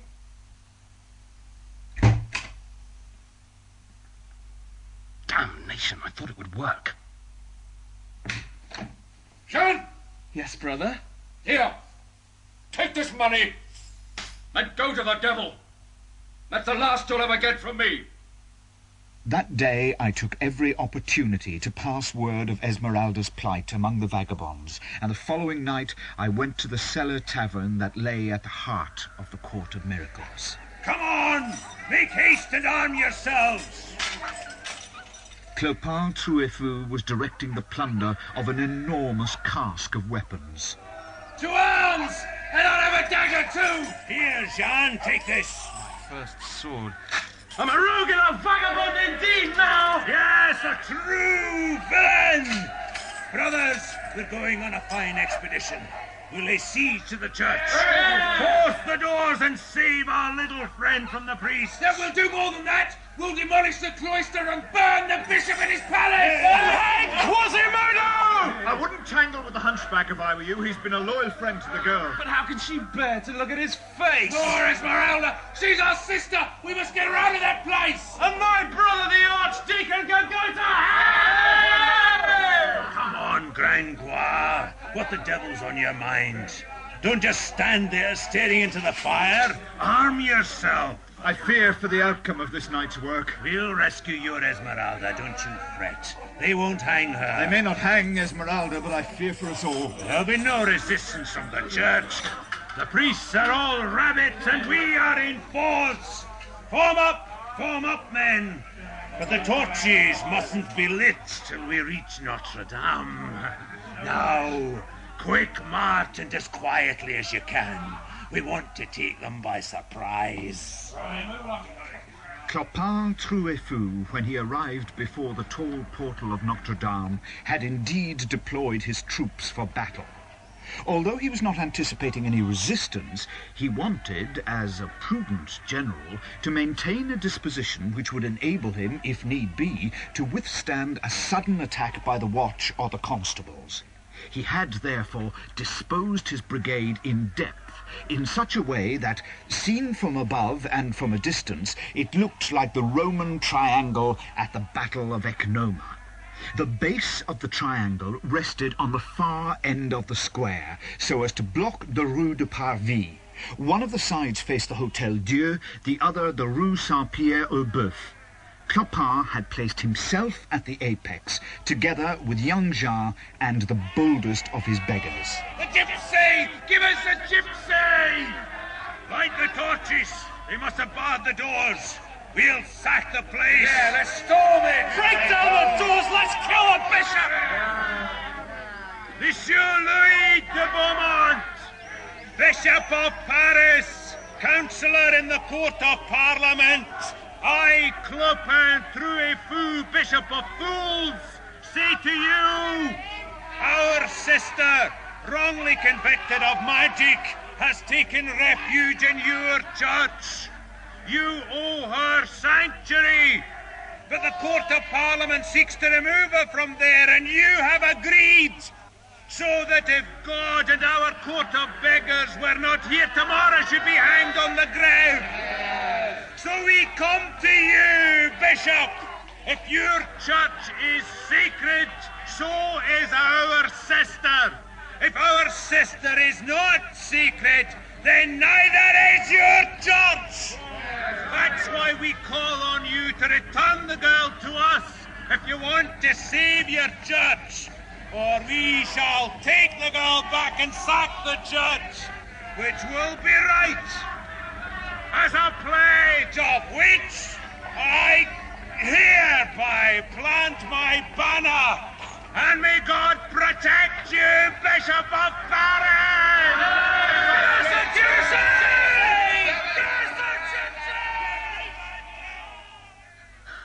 Oh, Quasimodo, who are they? Oh, what do they want? Look, they have torches. Oh, God, help me, who are they? Have they come for me? What shall we do? I do not know. I do not know who they are. I cannot hear what they are saying. Have they come for you to hang you? Oh, no. No, my little Esmeralda, they will not take you, not while I breathe. I cannot hear all that they say. I heard them speak of the bishop. Oh, the bishop. Oh, then they must be calling on the bishop to give you up. He may, but I shall not, and they will die if they try to take you. But what should I do? Esmeralda, you must stay here. Do not move from your cell. They shall not take you. I know this place 100 times better than they do. Do you understand? Yes, I understand. I'll stay here. Oh, Charlie, come closer to me. Lady, I will protect you with my life. God and our Blessed Lady, save me. Save me and help me in my hour of need. Although I am a gypsy, I've done no wickedness. Oh, God, help me. I have only loved. Oh, my Phoebus, why are you not here to help me? Don't look at the face, young girl.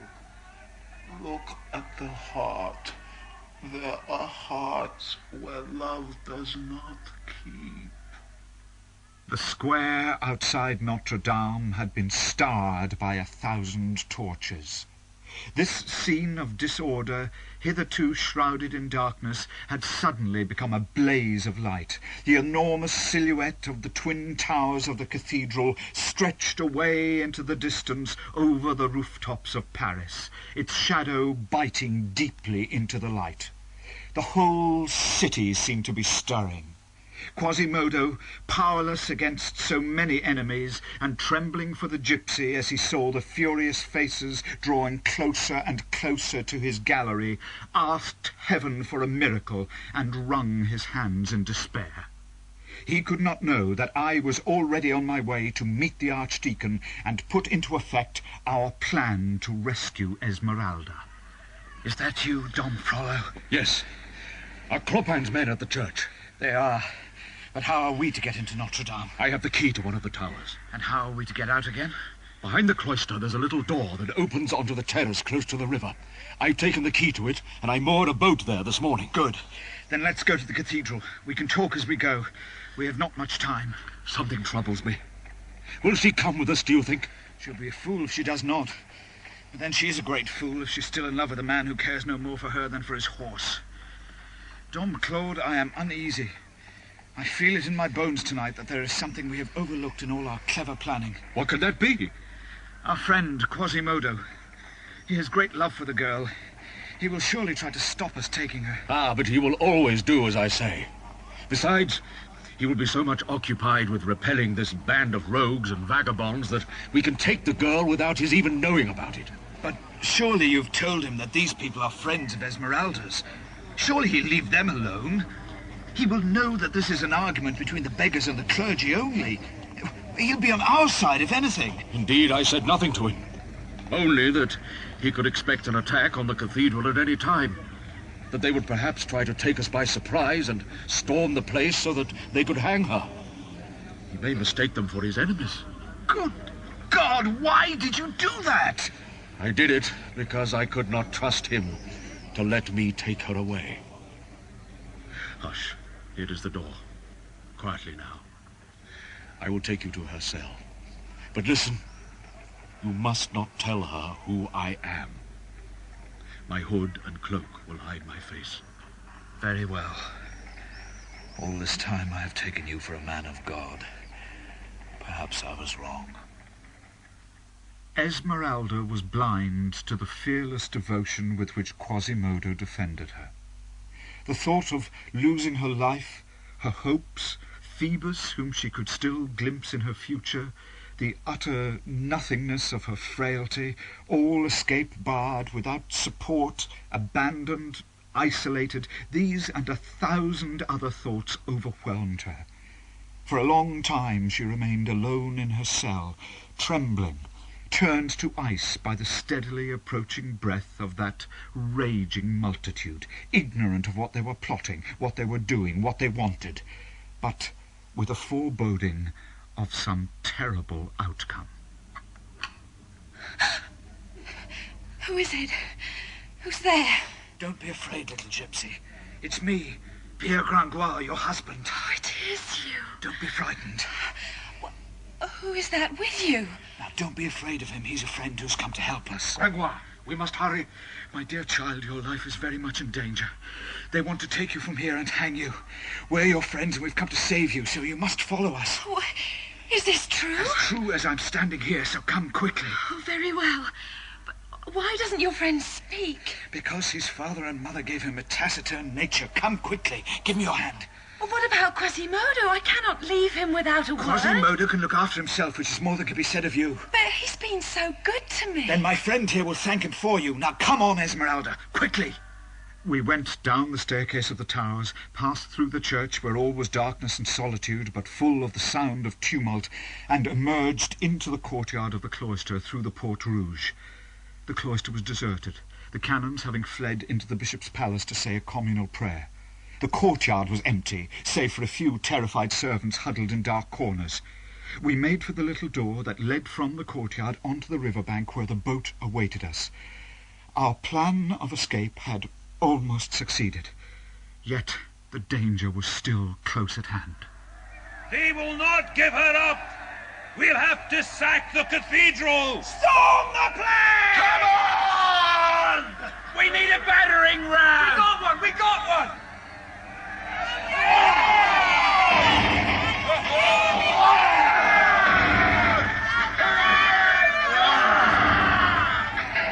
Look, up there! It's the Hunchback! Die! You will die! All of you! But you will not have her! Come on, my pretty stone! Come out at it and down you go! Another one less to her, my Esmeralda. Now, to the rain spout, I'll make a fine rain on their heads, rain from hell, a fine shower to wet them. The lead is hotter than Satan's fire!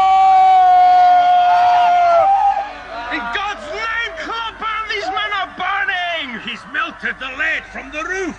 It's pouring onto their heads, poor devils.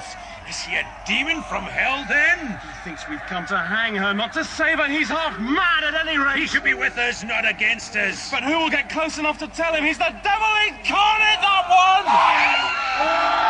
What are you afraid of? Will you leave our poor sister here to be hanged tomorrow?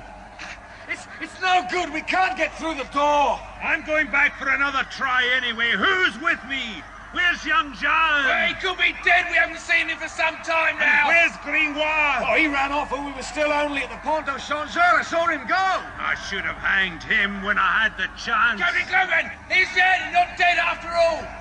What's that you got, Jehan? The docker's ladder from the Port Saint-Landry. You see that row of statues above the three doorways there? Yeah?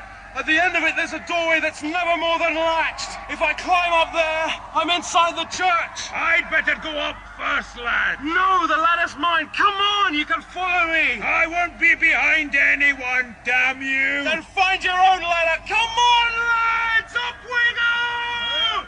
Follow me! I'll be down before you know it and open the door to you. Look, it's Quasimodo! He's coming for the ladder! He'll throw it off! Come on, get back down! Get back down!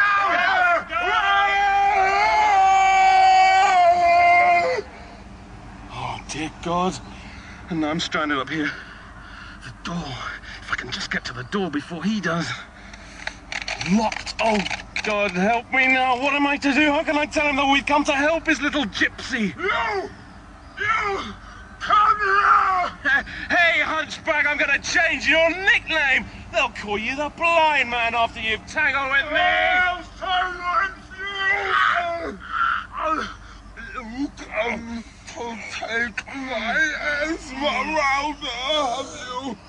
You best go back down again, and I'll show you the way!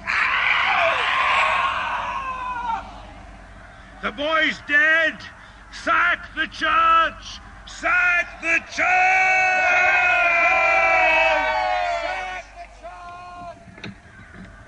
Oh, Holy Mother of God. Jehan. No, Don Frollo. Are you ill? I felt death pass close by me. So close. We must go on. Very well. Why are you both so gloomy? We've escaped with our lives, which is more than can be said for some of my companions. I fear Quasimodo has accounted for a great many of them. I know he has. Pierre, who is this man? I'm afraid of him. No, he's a good man. Never fear him. He'll not harm you. Listen, it seems the soldiers have joined in the fray.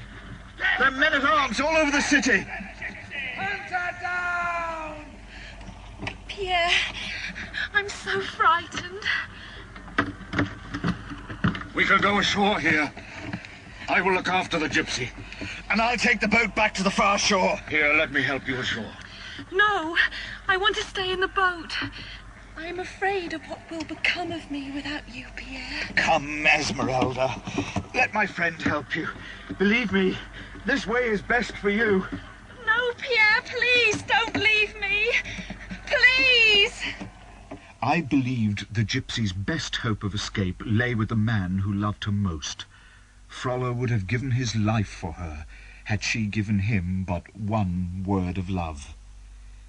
There are times when fate demands that we cast principle to the winds and save ourselves, come what may, or so I have always believed. But instead, Esmeralda sacrificed herself on the altar of some imagined passion for a man who was quite unworthy of her love. She would have better given her allegiance to Quasimodo, who was faithful as a dog, or to Dom Claude, whose passion, though unholy, was deep and true, than to the hollow man Phoebus, who would not know real love for any living creature save himself. Come. We must go quickly. Take my hand. I know your voice. Your hand is so cold. Esmeralda.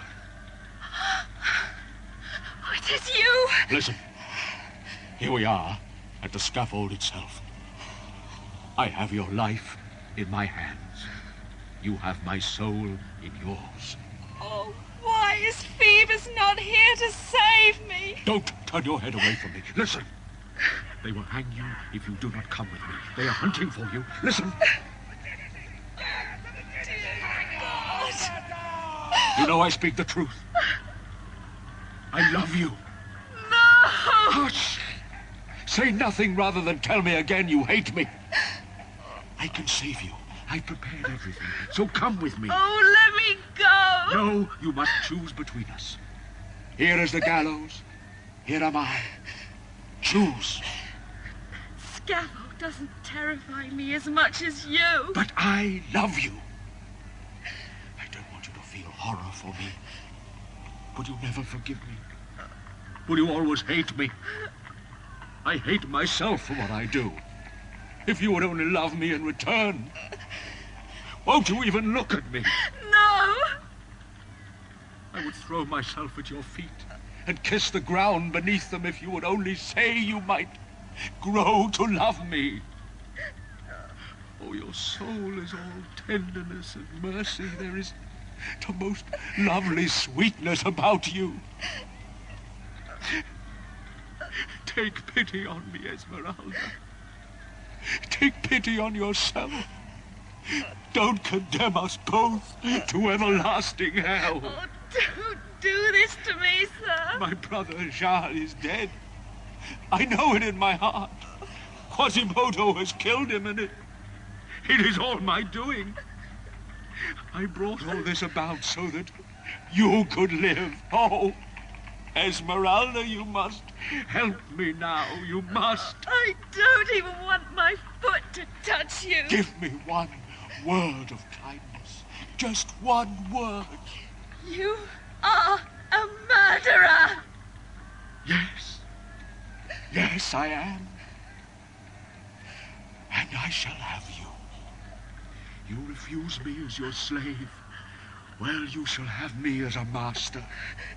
You must die or be mine. I shall tear out your horrible grey hairs and throw them in your face. I belong to my Phoebus. I tell you, it's him I love. He's fine and handsome. You are ugly. You are old. You're hideous. I hate you. Oh, go away from me and leave me in peace. You shall not have peace. You will die. Oh, let me go! For the last time, will you be mine? Never! Then come with me! Oh! Sister Gadul, rouse yourself from your cell and see what I brought you. What is this? Here's the gypsy. Take your revenge on her. Hold her tight, sister. Yes, yes, I've got her. The gypsy. Oh, let me go. It's a little gypsy you hate so much. She escaped from sanctuary, and I caught her. Don't let go of her, will you? Oh, no, no, I won't. I'm going to fetch the sergeants of the watch, and then you'll see her hanged. Oh, let me go. I've done you no harm. Please, let me go. Hold on to her now. I'm stronger than you are, so there's no point in struggling, my little bird. I'm strong because I hate you so much. I'm going to see you hanged. What have I ever done to you? Daughter of Egypt, what have you done to me? I had a baby, a pretty little daughter. Agnes was her name. But my daughter was stolen. My baby was eaten by the gypsies. That's what you've done to me. I have done nothing to you. What is this to do with me? Yes, yes. You are a gypsy. She would have been your age. 15 years I've been here. 15 years I've suffered and I've prayed, knocking my head against these four walls. Oh, please, have pity on me. They are coming and I've done nothing to you. Do you want to see me die before your eyes? I do. Oh, yes, I do. Let me run away. Let me go. I don't want to die like this. Give me back my baby and I'll give you your freedom. In the name of heaven, let me go. Give me back my baby.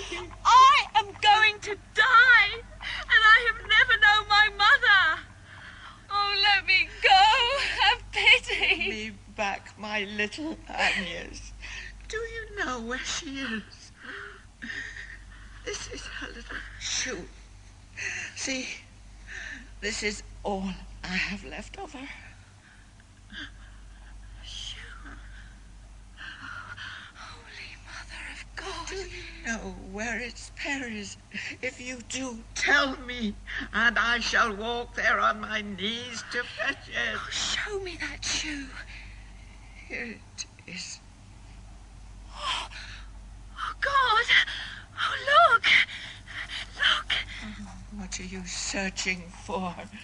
Much good may your talisman do you now.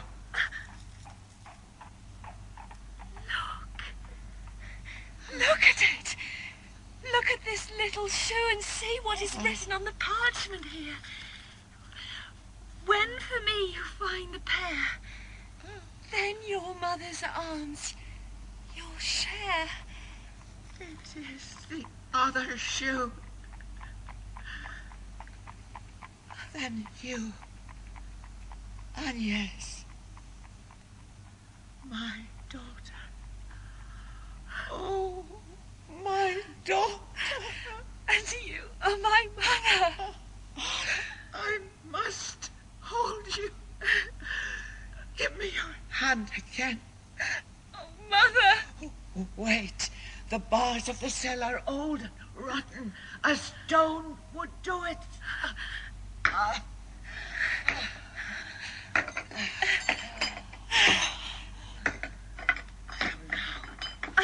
My little daughter, let me fish you up from the abyss.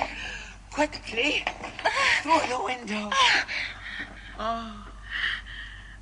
Mother! Oh, my daughter. I've got my daughter. The good God has given her back to me. Oh, Lord Jesus, and she's so beautiful. Oh, my little daughter, kiss me.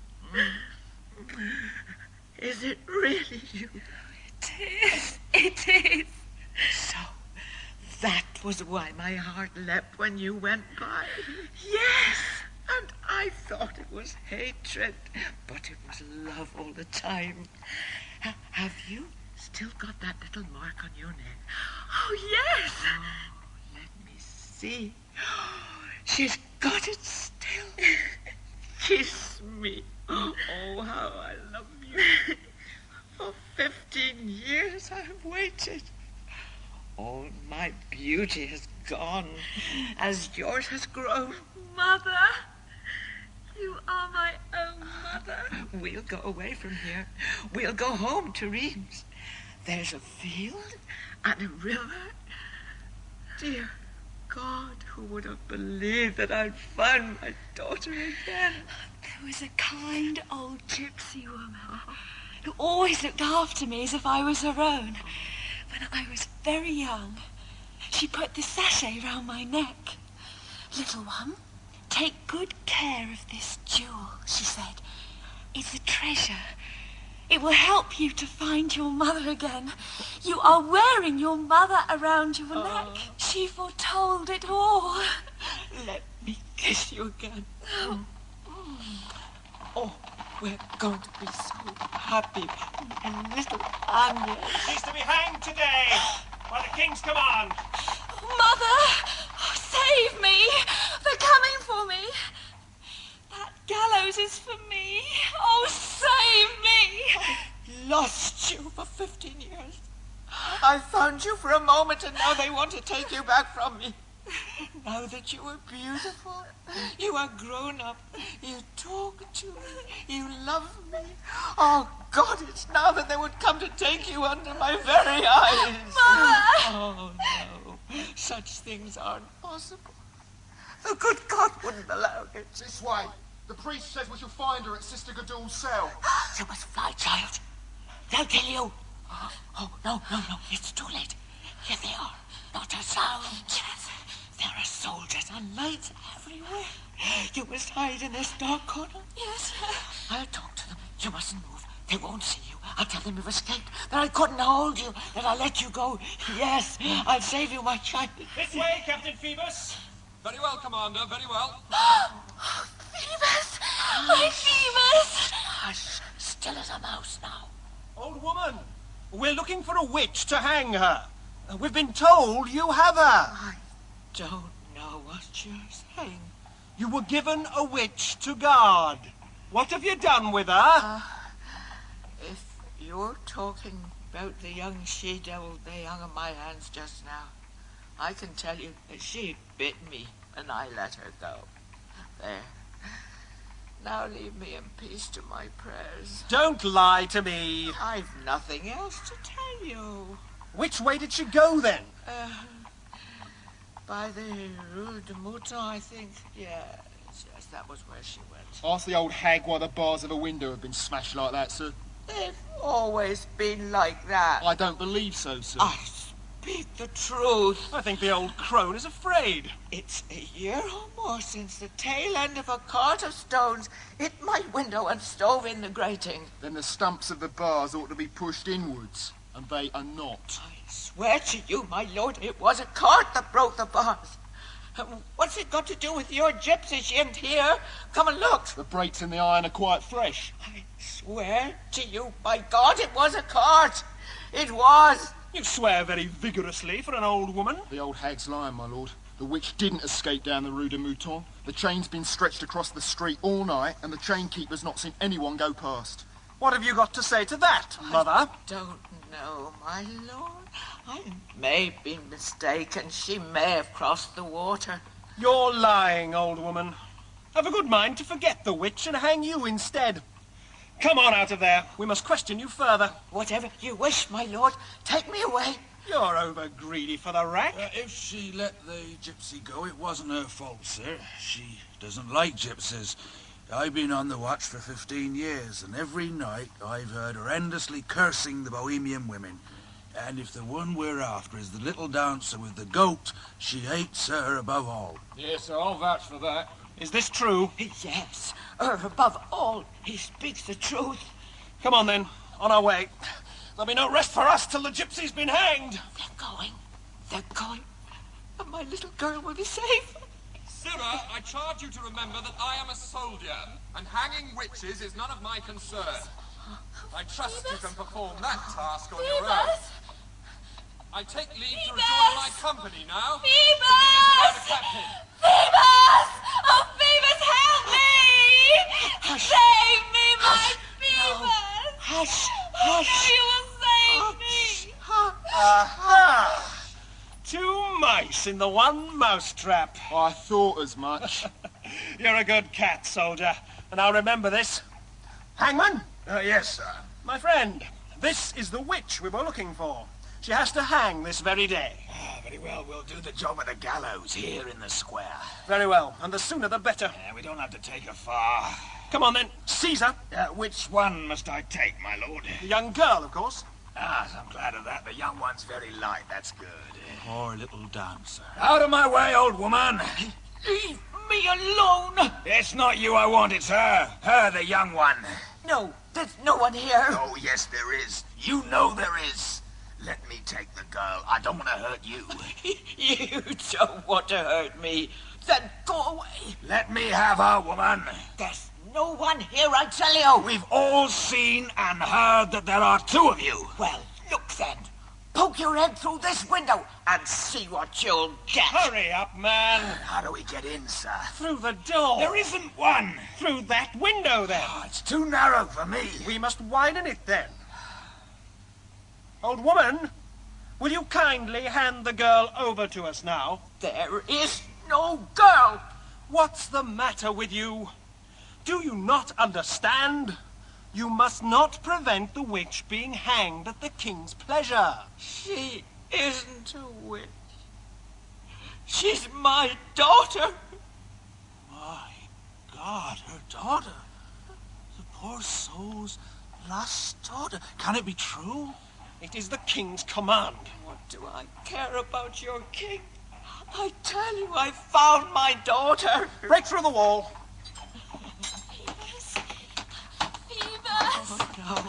Oh, no. Would you hang my daughter? Cowards, miserable murderers. Oh, God. What use is it to call upon God? Who is it they call the good God then? Where is he now? Don't you know what it's like to have a child? Almost there. Those stones should come out now. They're loose enough. You won't have her. Take the girl. Come on then, hangman. Soldiers, are you afraid of one old woman? The first man who backs away, I'll cut him in 2. My lords, just a word, I beg of you. Wait, then. It's my daughter, you see. My dear little daughter. The one I lost. You, Sergeant of the Watch, you've always been kind to me. You'll let me keep the child when you're here. You see, the gypsies stole her from me. I kept her shoe for 15 years. Look, here it is. I've spent 15 years here, praying and fasting. Then last night, the good Lord gave my daughter back. She's a child of 16 now. Oh, give her time to see the sunlight. What's she done to you? Nothing at all. You've all watched her dance. You didn't know she was my daughter. Now you do. This is a sorry tale. Sirs, leave me my child. It could not give the king pleasure to kill my little girl, surely. He's a kind man. She's my daughter. Mother! We must. It is the will of the king. I cannot disobey. For God's sake, hangman, let's do this quickly. Mother, help me. Don't let them take me away. They'll have to kill me first. No. Leave go, mother, I beg you. The girl's fainted. Pick her up. No. You shall not have her. No! Get her off me! She's bitten me! Ah, help! Leave go, old woman, or you'll feel my sword!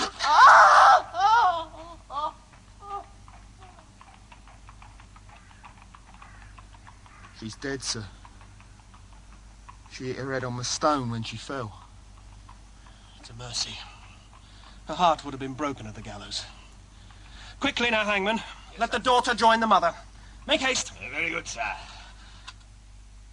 Had the crowd been looking that way, which they were not, they would have seen two men also watching from the top tower of Notre-Dame, two black figures outlined against the bright morning sky. It was Quasimodo and Claude Frollo. This time she will die, and it will be done with. She can torment me no more. Now it will be finished forever. Quasimodo watched his master uncomprehendingly. He wanted to ask him what he had done with the gypsy, but by way of interrogating him, instead looked where Frollo watched. There the hunchback saw the Place de Grève. He saw the hangman climbing the ladder to the gallows and carrying a young girl dressed in white over his shoulder. He knew at once who it was. Esmeralda! Esmeralda!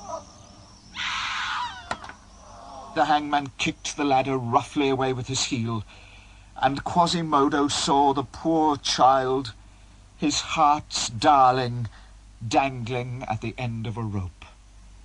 He watched as the life left her small body. Oh,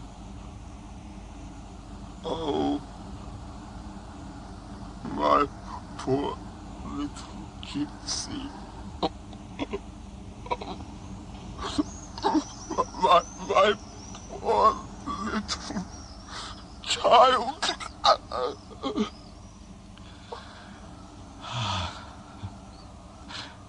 She would not have me.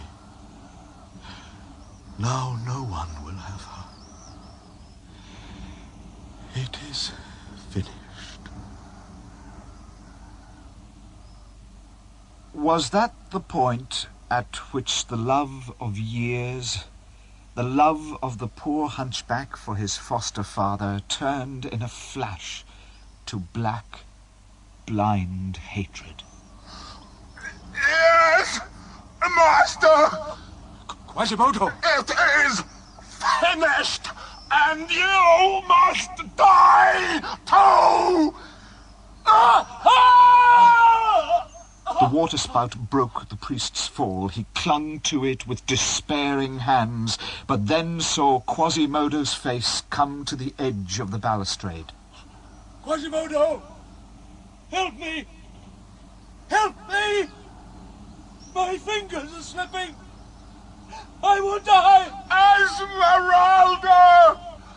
My little gypsy! My little angel! How could you hang her? How could you kill a dove?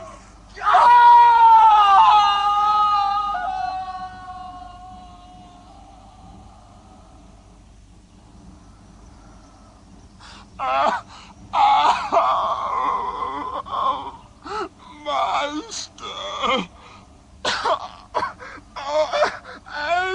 Esmeralda! Oh, that I have loved!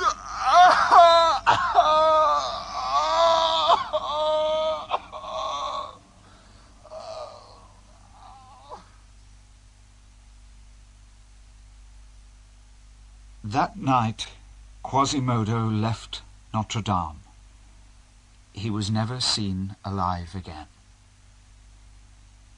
On the night following the gypsy's execution, men took her body down from the gibbet and carried it, as was customary, to the cellar of Montfaucon. There it was to lie forever. About 2 years after the execution of Esmeralda, when they went again to the cellar of Montfaucon, they found among all the hideous carcasses 2 skeletons, one of whom was clasping the other in its embrace. The smaller of the 2 was that of a woman, who still wore a few shreds of a robe of white, while around her neck could be seen a necklace of margosa seeds with a little silk sachet decorated with green glass beads, and which lay open and empty. The second skeleton, which had enfolded the first in a tight embrace, was that of a man. Its spinal column was curved, its head was between the shoulder blades, and one leg was shorter than the other. But the vertebrae of the neck showed no fracture, and it had obviously not been hanged. The man to whom it belonged must have come there to die. When they tried to release him from the skeleton he was embracing, he crumbled away into dust.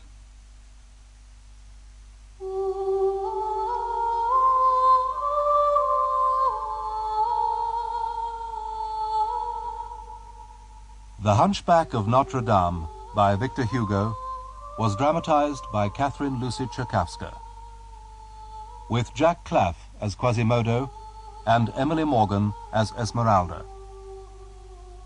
Don Claude Frollo was played by Nigel Terry, Pierre Gringoire by Dermot Crowley, and Phoebus by Christopher Bowen. Ian Michie was Jehan Frollo, Joe Dunlop, Clopin, Joan Matheson, the Recluse, Simon Cuff, the Hangman, Peter Craze, the Sergeant, Ken Cumberledge, the Commander, and Ian Target, the Soldier. The music was composed by Philip Pickett and performed by Tom Finucane, Stephen Henderson, and Philip Pickett. Technical presentation was by Tim Sturgeon, Roger Daines, and David Blunt. The director was Marilyn Imrie.